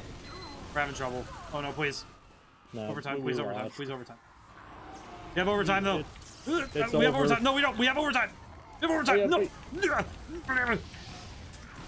I'm gonna go nuts. Go crazy. At least I got their medic. No. Watch out behind you. I died. Went cycling for the first... Oh, over the weekend I went cycling for the first time in months. Back to hitbox is something you have to get used to. Yeah, Crooked, I've learned. I am not good at Spy. I have learned. But Drifter, you went cycling for the first time in months? That's pretty good. Right, let's get out of this map. Yeah, one moment.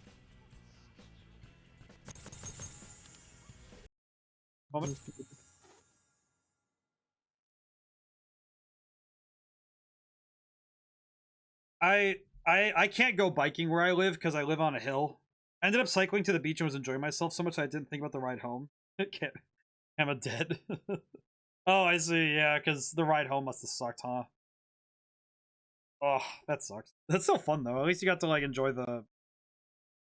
Yeah, I can't bike anywhere because the ride home would be absolutely... I ended up cycling 20 miles. Oh. Yeah, that is insane. That's wild. I remember one time I walked, I think it was upwards of 9 miles, like to and from places, like just casually.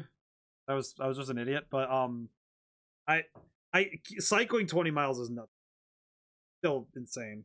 I don't bike. I remember at one point I was dating somebody and I think it was a joke that they said that I could ride the bike to work because it was like down the hill to get to work.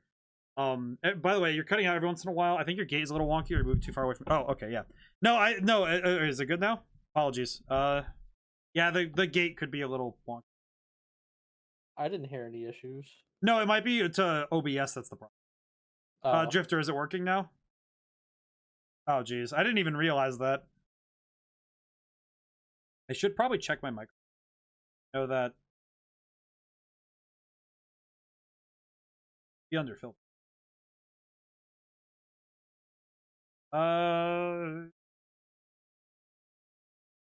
Still cutting out sometimes. Oh, okay. No, yeah, that's because... So it doesn't do this when I'm streaming consoles because I'm much closer to my keyboard. Or I'm much closer to my microphone. Is it better now? I noticed when rewatching the Sky stream. It was doing it then too. Oh dear. Hang on. Let me adjust that. That's actually something I need to do. No. Oh, like... where? Something else during the Sky stream? Oh, okay. Close threshold and... Does this sound a little bit better? Something else during the Sky stream? Oh, what was it then? I should probably double check that too. Notice your voice came through before things happened on screen. Oh, that sometimes... With Switch games in specific, sometimes that can happen. Just very bizarre. I think sometimes that happens if something gets desynced. No audio desync from the game. Yeah, sometimes that does happen where I have noticed that that can happen when specifically when the game, if the, like with the Switch, it sometimes does that. Not all the time. I think it's just some certain games. I think that is sometimes a matter of the Elgato doing weird things. Oh, we got bots joining this. Oh, we're... Oh my... Oh wait, no, they're getting back banned, so never mind, we're good. But so it might very well just be a thing with it might very well be just something with this game, or I know that this is something that happens with it doesn't happen with Stella Glow as much because I think I have to hang on. Let me sit a little closer. Hang on. Okay. I think it's good. Maybe it's better. I hope it's better. I think I got it though. I have no idea. I usually have to use my Fox. My Fox is usually what I use for my gauge, because that tells me if I'm talking loud enough for it to catch. But yeah, I felt like the gameplay was coming through slower compared to your vocal reactions. Oh, yeah. Unfortunately, sometimes that happens, where it does something where I think it's specifically the Switch sometimes, where it'll get desynced for some reason. I think that's more just because even when it's set to the Switch, like you set it to the Switch specifically. This bot is trying his darndest to join. Look at the chat feed. What is happening to? Like the first time you saw the krill, you gasped before it attacked. Well, that's all. Some of that's also because I will also say sometimes my reactions are very confusing. I will also say that. That is also true. Where sometimes I see the krill. Well, I also saw the krill and gasped when I saw it. It's a little bit like a. But I will have to rewatch it sometimes. I feel like some of this is I would catch it more if I could go through all of stream and see it all. But I also this Discord. All right, I have a question. Is the cutting out still happening? I should. For me, it's not. But if it's happening for OBS, yeah, that's why. Well, no, that's why I'm asking because I'm really making sure. I have a noise gate on, and I need to make sure. I might need to increase its width, its bandwidth, kind of thing. I adjusted it a little bit, so close and opening they're further apart. It might also be, or when you got hit by the rocks in ODaM, you said blat before you got hit. Yes, it's still cutting out. Oh, jeez. Is it okay? So why adjust it?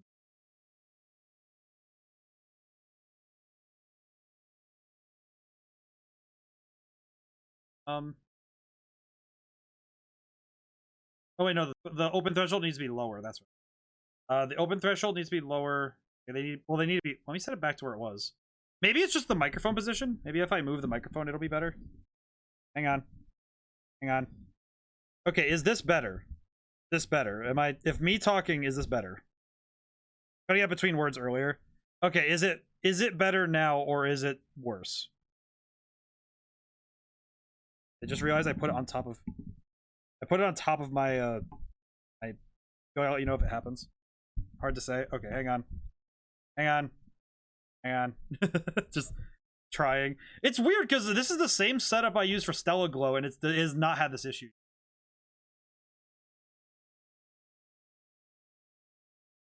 What the heck?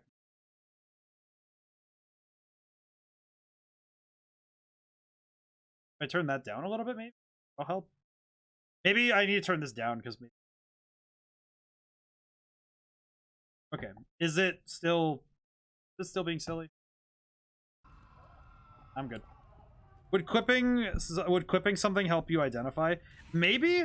The trouble I have is that I don't really know. The problem is that it would help to see the problem so I can see it, but also so that I need to look up how to make sure it doesn't happen again. I need to look up how to. 458 ducks in my house. Let me look up really quick. I'll look up really quick.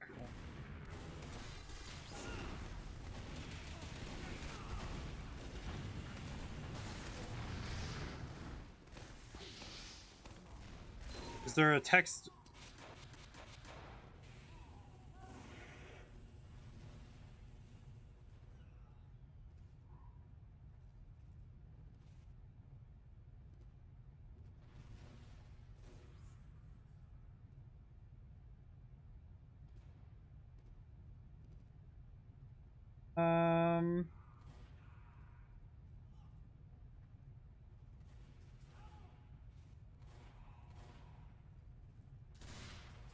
I see. Okay. I think I figured out the problem.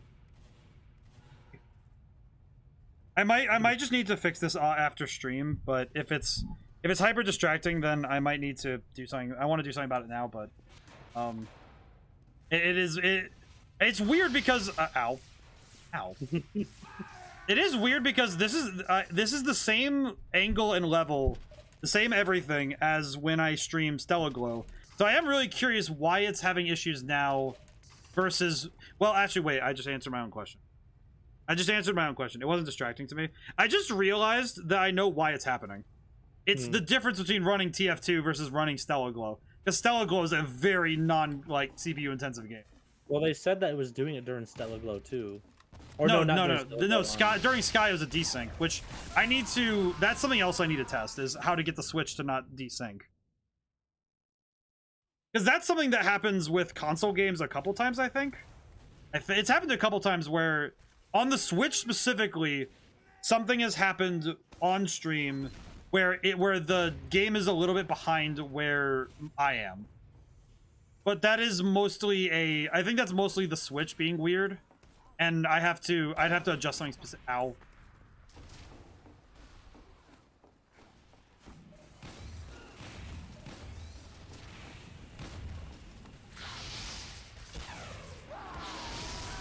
Ow. Oh wow, I saw that too. Yeah, I think it might very well be just the game I'm playing that causes minor clipping. It might just be that. It might also be the audio, because I do know that the audio sources are also a little bit like nuts right now. It could be both, I think. But if you have a clip of it, I could take a look. What does it say GG? What does he mean? I think he's leaving, maybe. Oh, I see.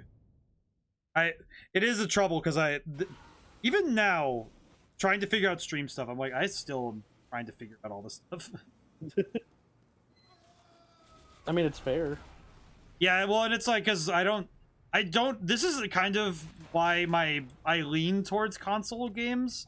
And if I'm gonna play, like emulate stuff, I like choosing the low intensity stuff, because I do kind of like being able to, I do kind of prefer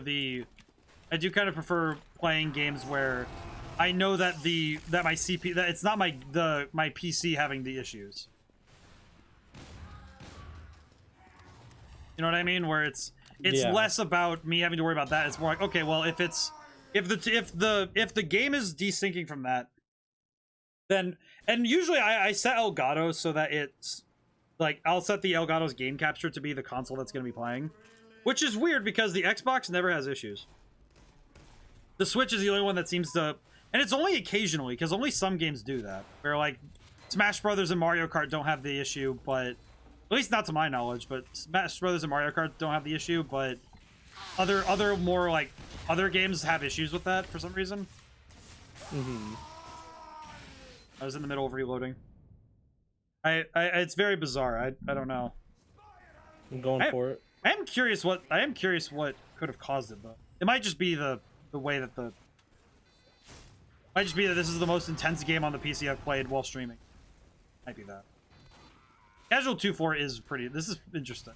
So I guess my question is, oh, it's the objective based one. That's. I'm not gonna lie, I kind of forgot what the objective was. We have intelligence. I forgot about the intelligence. There is intel. It's in the hallway down. You should see it glowing. I see.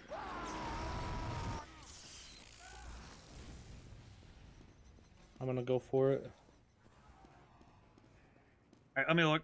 You see what I can do. Ominous Jaws theme playing from the borders. What? Oh, good on him for correcting the term ominous. It's easy to do here. Ah, I see, I see. Here it is. It reset.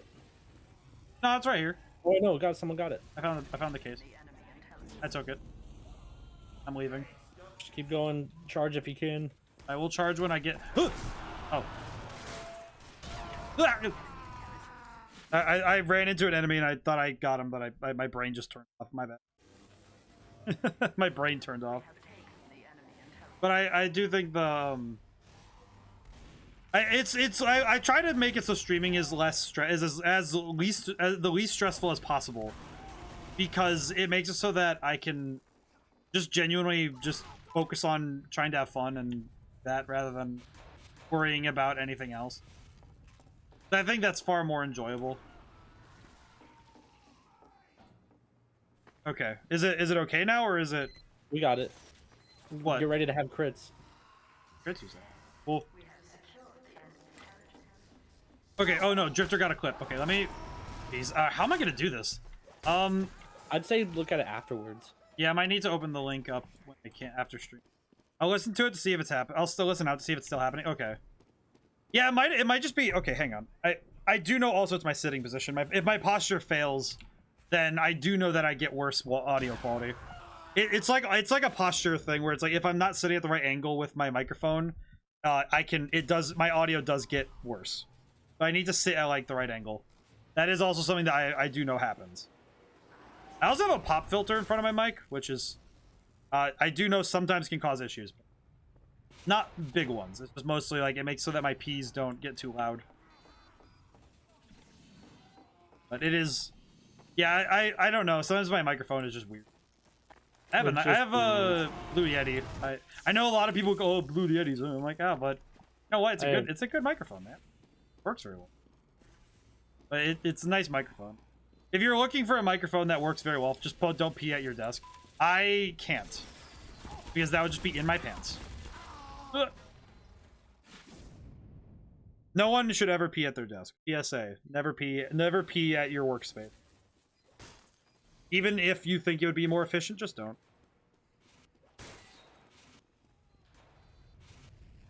But that's just how it is. Good work-life balance. I need to drink. My throat is. I'm surprised you didn't get a hydration time thing.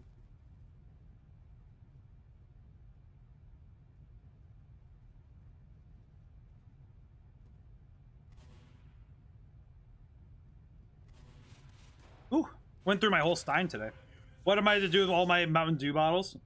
Probably recycle them if you're able. If not, then make them into glow sticks. That would also be a fair and reasonable thing to do with them. I do not think you should use the Mountain Dew bottles for urination. I just realized whenever I say the word urinate, anything with a shun or like urination or like devastation, no, like my brain just goes. My brain immediately fills it with no breathing. Urination, no peeing. Wait. What the? Why is this guy driving a bumper car around the inside of the enemy base? Again, this is the 2-Fort experience. What the heck? I turned a corner and there was a red engineer going through blue base on a bumper car. What? That was insane. And there's a guy named the Crabhead Secret Formula who is just having a time. He's trying his darndest. These guys are having fun, I guess. I see. This is 2-Fort. Welcome to 2-Fort. It's almost like a limbo. I feel like this is where the guys who get who die and their greatest sin was pride. I feel like this is where they get sent, where there's no victory. There's just eternal play. Like there's no victory though. You don't get to leave. Ow. Like you don't actually get to leave. You just get a little bit closer every time. The beauty of 2-Fort to me is this crooked talking. Beauty of 2-Fort for me is often that the objective is so forgotten that the game becomes either team deathmatch or play time with friendliest. The game ends when you leave or when you stick around for 4 hours. I can see that. It's exactly what it is. You know, I had a thought recently. We've been playing off stream. Me and FutureSavior have been playing a game mode called the Tower Defense mode. Cough cough 2 CP Overwatch. Cough cough. Is it 2 control point like that? Oh. Ow. Wait, what? Oh, I got him. I think though that it's the term of the meta game, like the game within a game. I had the thought earlier today. It's like that's what Tower Defense is, where it's an extension of the rules of the game, or a natural extension of where the game could go. And I feel like 2-Fort in itself is a meta game. 2-Fort itself, it does not classify as it's the intelligence game mode. No, 2-Fort is 2-Fort. It is not it is its own entity, which is very different from anything else that exists. 2-Fort is like its own circle of hell. It's its own game mode, basically. I practiced aim here, figured out engineer basics, and to tell the signs for when people just want to fuck around and have fun. Yeah, I can see it. I can see it. I see what you mean. I exactly see what you mean. But that is like, but the idea of the meta game is really interesting. And I think that the fact that 2-Fort is like a touchstone in Team Fortress 2 tells me a lot about it. I think that's really cool. I think this is, but yeah, that's something that I noticed with other stuff too, like Nuzlocke challenges or any sort of like fabricated challenge or metagame within a game. I feel like that's the kind of thing that's really fascinating, because that just shows like what the culture is of the game and its people. All this one.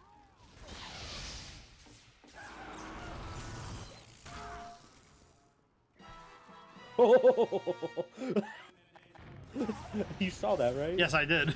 Yes, I did. It's fascinating though that so many people love this though. I get 2-4 is kind of like, to me 2-4 is like the eponymous Team Fortress 2 map. Speaking of Pokemon, Decidueye 7-star raids are up. I need to get on that. I've been very bad about Pokemon. I have been very slow on Pokemon stuff lately. I don't know what it is exactly. I've been very bad about it. I think it's specifically I think it's because it's slow. No, I think it's because I just like, when I'm on my free time, I don't think about working on the Pokedex and stuff. Like, I've been very bad about it. I do need to work on it more though.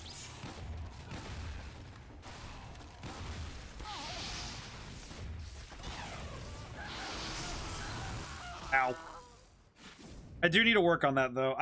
I feel like before the DLC for Pokemon comes out, I should, well, one, I need to get it, and also if I'm going to stream it, I absolutely need to I want to complete the Pokedex before. I think that would be very nice. I think I'm going to switch to Scout. This would be a good time for me to work on my Scout. Like, to work on, like, actually knowing how Scout works. But I think that would be cool though, to have the Pokedex done. Because also, it would be, I think, only the second Pokedex I've completed in all of Pokemon. Without cheats. Specifically. Because I'm thinking of, Ow. I like Pokemon Legends Arceus I finished because you need to finish it to get Arceus, and I did that on stream. The only thing I didn't do on stream was do the Spiritomb stuff, because that was about 4 hours of me off stream having to read a map and constantly, like, it was not very fun watching. It was very much me just kind of running about and being very strange. But anything queued up for next Sunday, or can I claim Pokemon Infinite Fusion? I do have something claimed for next Sunday, and it might be for 2 weeks. But that's because I want to play Hi-Fi Rush. Like, that is not even a meme. I want to play Hi-Fi Rush. I've been putting it off because I want to stream it. Well, I'm like, no, I need to play this. So I will. So the next 2 weeks for Sunday, I will be playing Hi-Fi Rush because I've heard it's about that long. So I'll be playing Hi-Fi Rush for Sundays, 2 Sundays from now. Probably about 2 playthroughs, yeah. Yeah, no, it's not because, yeah, it's fun. Yeah, it's just, it's not because, it's mostly because I have not yet gotten to play it, and I really want to, because I've seen some stuff about it, and I really like it, so I really want to check it out. And I know it has a streamer mode, so I know that I won't have to worry about the music stuff, copyrights. Good thing I'll have to finish it then, so I don't get spoiled. Well, all right, well, that would be good. Most of the music is streamer friendly, so yeah. So, well, they have a streamer mode. That's the thing.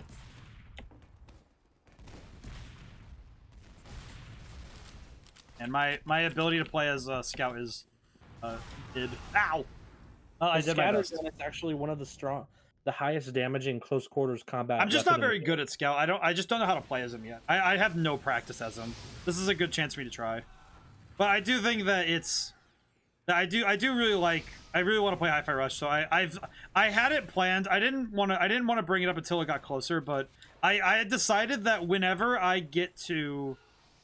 this stream happened, like the Team Fortress 2 stream happens, my thought was, okay, once this stream happens, I am immediately going to go do Hi-Fi Rush, because this was the plan I had before we had like 3 redeems in a row. Which was actually very fun. I thought that was very cool. I got to try out a lot of different games and stuff, and I think it was a very fun time for me. I was happy. So to let you guys know, like, yeah, no, if you guys redeem for stuff, I'll make sure it's in a queue. It's just it's like the last 3 weeks, I was very happy to have all the redeems we did, because it was really cool to have like 3 different games. I'm like, okay, I have no idea what I'm getting into, because I got to really just sit back and be like, okay, no, what is this? Have fun and try it out. Welcome to Team Fortress 2. But it was very fun. It was, but I'm looking forward to doing. So if people redeem, it'll probably be after Hi-Fi Rush that I start getting into them again. Similarly, I know I've had Fox redeems available. They are available. They're just in limited quantity right now. So for those who don't know, join in. I draw Foxes for people who redeem. And it's very specific, and it's like it's in the Discord. I put them up in the Discord, and if you download them, you can they're yours. So like if you download them, they're yours. I made the art for you. The key thing is that like I've put them on limited supply. It doesn't mean that I'm not doing them. It's just that it takes me longer because I'm doing game stuff right now. Because you have to actually take the time to do it. Yeah, it's like because it is like I spend like a few hours doing these things because me making art takes a while. Like see my avatar, that took me like I was tracing over my last one, and it took me like 2 hours I think. It was also a little bit easier because I was working on something that was already done, but it was like, can I make a request? Oh, what? You know the Redeem the Boy award? Yes. Yes, the boy. You're redeem another Sunday game with the points I have right now. I won't just yet, but I don't know how I got them so fast. It's surprising how fast you get points if you're just watching. Like even if you're just like lurking, you get a lot of points very easy. I imagine in like 2 streams people can get like enough. I think Hecko has enough points right now to be able to redeem for a whole year's worth of something. I'm even kidding. Like man's got points. I know I have like 17k. Could you make something that puts up a random one of the other fox? Oh, well, like say instead of the boy, yes. So one of the things I'll need to do is, I do know that to maintain CPU, I have 36k points remaining. Wow, yeah. No, it's like if somebody shows up like for streams for enough time, you get points fast. It's not like I remember a while ago I had the thought of making things more expensive like point wise, but I also realized that most of that like I haven't had anybody like bombard with point redeems, right? But also I already have safeguards for stuff like that where it's like because there's only you can only redeem one of the game redeems. You can only redeem one of those a stream. Like it's like per every user it's one a stream. So like if somebody redeems a Sunday game, then nobody else can. Like it's 1 per stream, right? Which makes sense. Yeah, so and I think what happened was I think it was like every stream for like a week somebody redeems for a Sunday game, and I think that's why we had 3 in a row. But I could definitely make something. I could probably do something like that.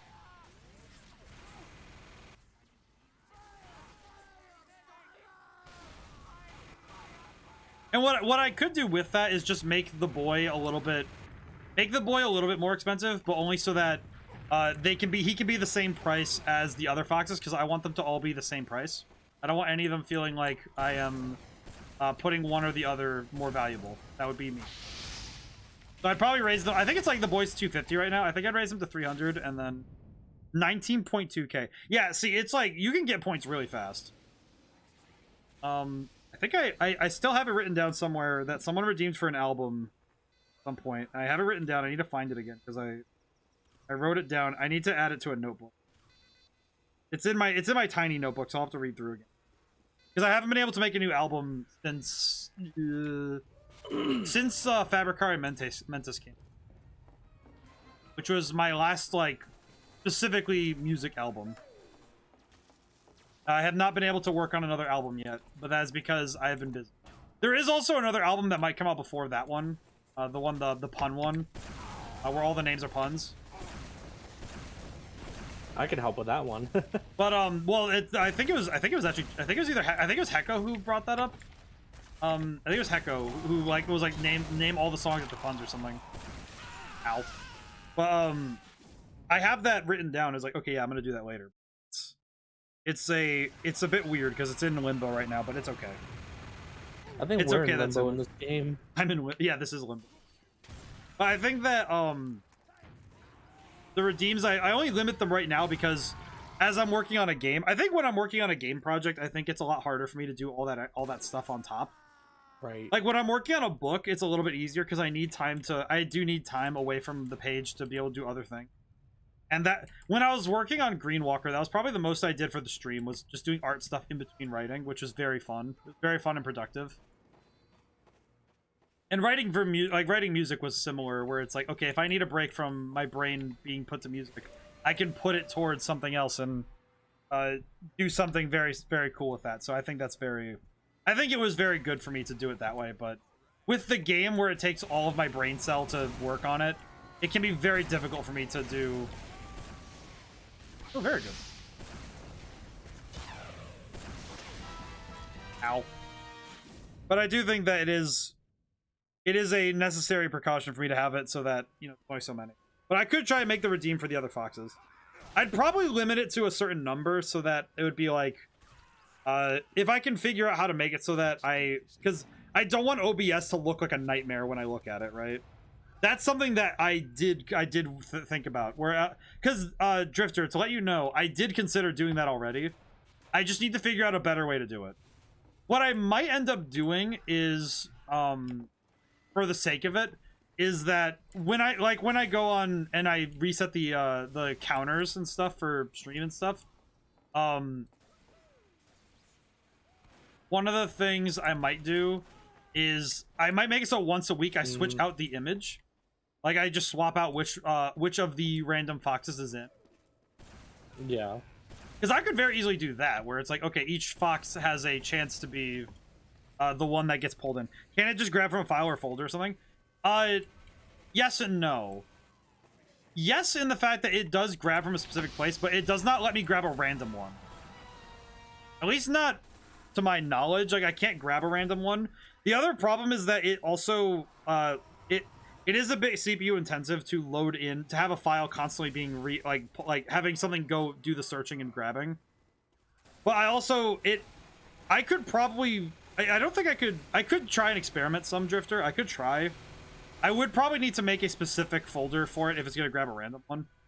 I do know, though, that I have no background versions of all of the redeems, because I did consider that when I was making them, was, okay, if I want to use these for emotes or anything, I do need to make them with no backgrounds if I want to use them. Because I wasn't going to go back and change them later, right? Yep, we need to... So I'll need to check it out. What's up? We need to kick this guy. He is cheating. Which guy? This guy. Oh, I see.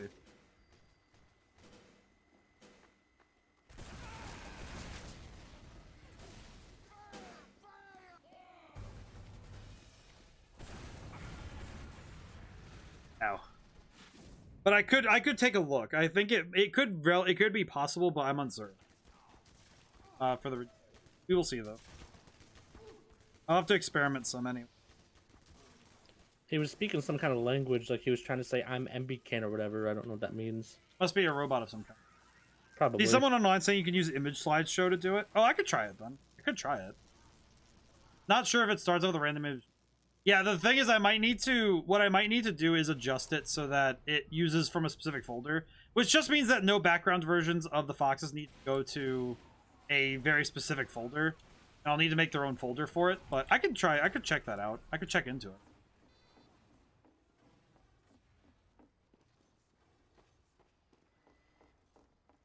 I think the other worry is that, like, the thing that I'm thinking of with it, it's very silly. It is very silly of a thing, but it's also because if I have every single fox as a possible one I could get, the danger then becomes that I have to memorize all of the names, and if I get them wrong, then my brain is going to start frying because I'm like, no, I'm going to get it wrong. So, like, having it so once a week I switch it might also be better for my mental health. Because then it's just, okay, remember that it's Demimki and this fox. It's Dewey and this fox. It's Dewey and Vixen. Right, where it's like, I remember which one it is. Could add a name tag. I could add name tags to all of them. That would also be something that I would have to take like half a day to do. Ow.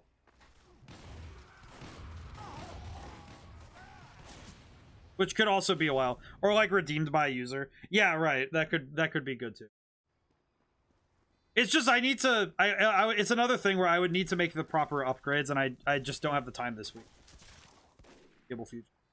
I'll need to think about it some. I could look into it could be like this, where I have like with my PNGs, where it's like, okay, this is supposed to be a temporary fix, but then I just use it for a long time. So it could be like that, where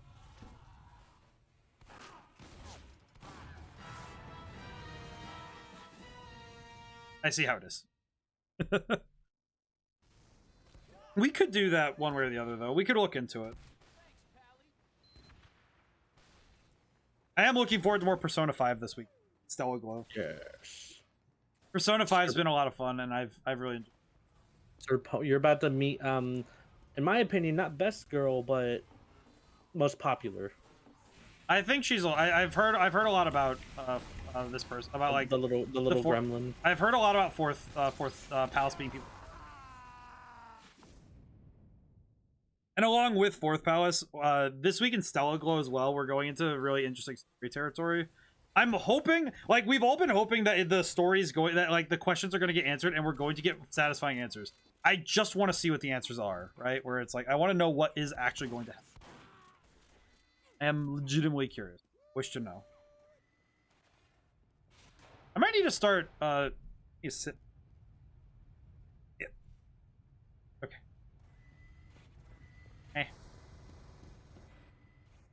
Wow. But I do look forward to playing more this week. And with Hi-Fi Rush on the horizon, I'm like, yeah, this is gonna... I am hoping that once Red Genie's out, I'll be slightly less stressed about everything, and I'll be able to...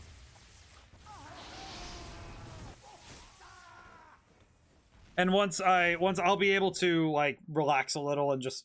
I will be adding an extra streaming day, but it will... So when Red Genie comes out, I do plan on streaming it.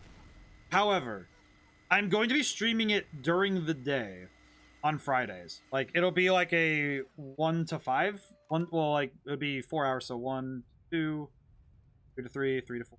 Yeah, it'd be to 5. So it'd be for 4 hours. So I'm planning on adding that as a streaming day on Fridays because, one, I don't want to give up my Friday nights, so I can still take those to relax and kick my feet up and just sit.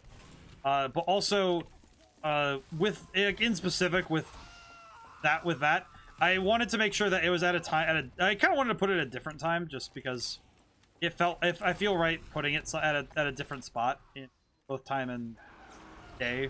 That works for me. Yeah, it's just like and with Red Genie, I also wanted to do it at the Twitch specific most popular times because I know that Twitch really has some specific, like, here's some times that people really, that's like the most popular streaming times. Yeah, I wasn't paying attention. I was kind of like running. I was being a dingus, but that was kind of something that I wanted to do specifically for, like, getting people to see, like, hey, I'm just playing my own game. I wanted to make sure that people could see it and that I could talk about it. Oh boy, Saturday night streams for me. That would be interesting for you because yeah, it is like at night for you. That would be interesting. But it is something that I've thought about. Unfortunately, I have D&D then. Oh.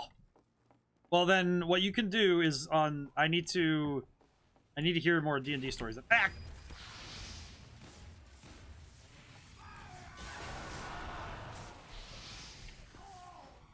Heck. Ugh. Right, actually, no, Friday nights. Oh, okay. We played D&D last night, and it's been a few weeks, but my character in the current D&D game I'm in is very, very interesting because he has very clear motives and like principles. It's just that he is his methods for dealing with things are often violent. Yeah. Ow. But it's like, it's specifically because it's like, okay, for him it's like, it's kind of like the inverse of the Batman thing where it's like, it's like it's a zero tolerance rule for bad stuff happening to the people who live in his place. Also sort of like the Star-Lord thing where it's like, why do you want to kill if we're doing Rime of the Frost Maiden, we're doing that module, and it's like, why do you want to kill the Frost Maiden? Because I'm one of the idiots who lives in 10 towns. It's like, oh makes a lot of sense when you put it like that, huh? Ow, ow.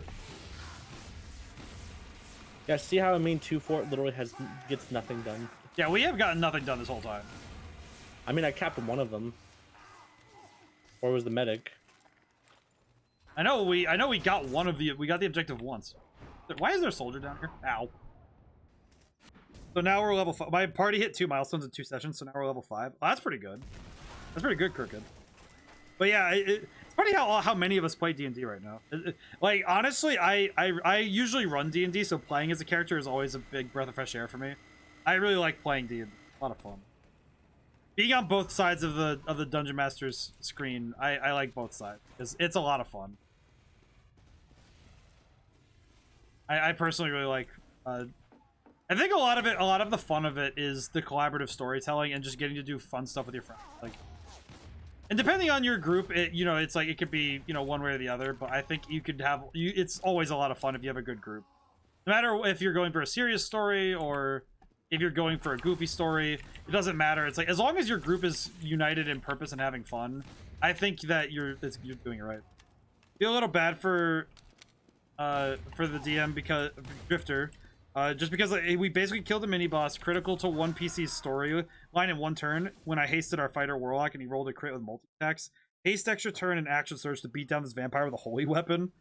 Okay, that's also just an insane combo. Feel bad for the guy for the vampire just getting turned into mush, but also holy crap.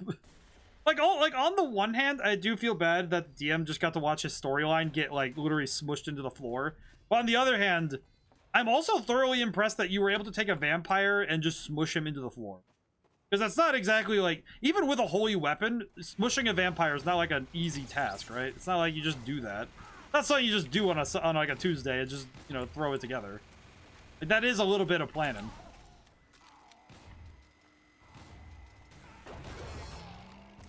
I killed a guy by bonking him into the ceiling. I think my favorite D&D character I've gotten to play as personally, if I had to think about it, Yorda is so fun for me to play, partially because no one in my group knows what eco is, so I just get to reference it freely without calling attention, expose them to my favorite aspects of it. That's actually really cool. The crit definitely helped. Yeah, the crit definitely helped. So it is 11. Yes. And I think this is where I'm gonna call it. I think it would be wise to call it. I'm gonna finish. I think we'll sit for a moment and talk so we can. But yeah, no, Crooked. The fact you get to play as Yorda is so fun. That is a lot of fun though. Getting to play as Yorda. Oh, the notification thingy for me. My new item is broken. My whole thing is broken. Oh, I got the Conniver's Kunai. Very cool. Yeah, the crit would definitely help Drifter. But yeah, I think getting to have fun with that kind of like every aspect of D&D is it's why it's so good. Why everybody so vehemently defended it when it came time. So, hydration time. I've drank through all my Stein. Is there any left in there? Yeah, I should stretch as well. Ugh. This is going to be where I'm going to call it for the night. Very good. This was fun. This was very fun. I haven't streamed in months, and I was happy to do so again. And I promise I will be doing more in the future, because I am the savior. But hopefully starting maybe either this or even next week, I will be doing more. That's good. Maybe even a variety instead of just TF2. You know what? You play first-person shooters. I wish I had the means to point you towards it. If it's on sale, maybe I would humbly advise playing the Fear series. Might be interesting. Fear would be funny. I own the Fear series. I have not streamed it yet because I again with this stuff I don't know how well it'll work, especially with Fear, because Fear is a what. Maybe be your future savior. Crooked said thank you. Thank you for having me. Thank you for thanking me. This week is more Persona 5 and Stellar Glow on my end, and Hi-Fi Rush on Sunday. Future Savior, I recommend Ultra Kill. Okay, yeah, no, Drifter just recommended Ultra Kill. Maybe you should check that out. I've been thinking about it. I want to check into that. I hear it's quite fun. I know our shared friend and also the artist, the one who's doing the artwork for the game, for Red Genie. They are very into Ultra Kill. So if one of us gets into it, at least one of us should be. Alrighty. So we'll call it for now. Thank you to everyone who got to be here. Thank you for everybody for getting to hang with us. This is very different, very odd. Hopefully we'll get to do more in the future. I think like collaborative streams are very different. I'm still getting quite used to it. Fun. Thanks for being here. Thank you for being here, Future. I didn't get to thank you directly. Thank you for putting up with my mid skills. Oh, trust me, I was very lacking tonight myself. It was fun though. We had fun. All right, so we will see you guys down whenever we see you next. Bye for now. Thank you. Take it easy.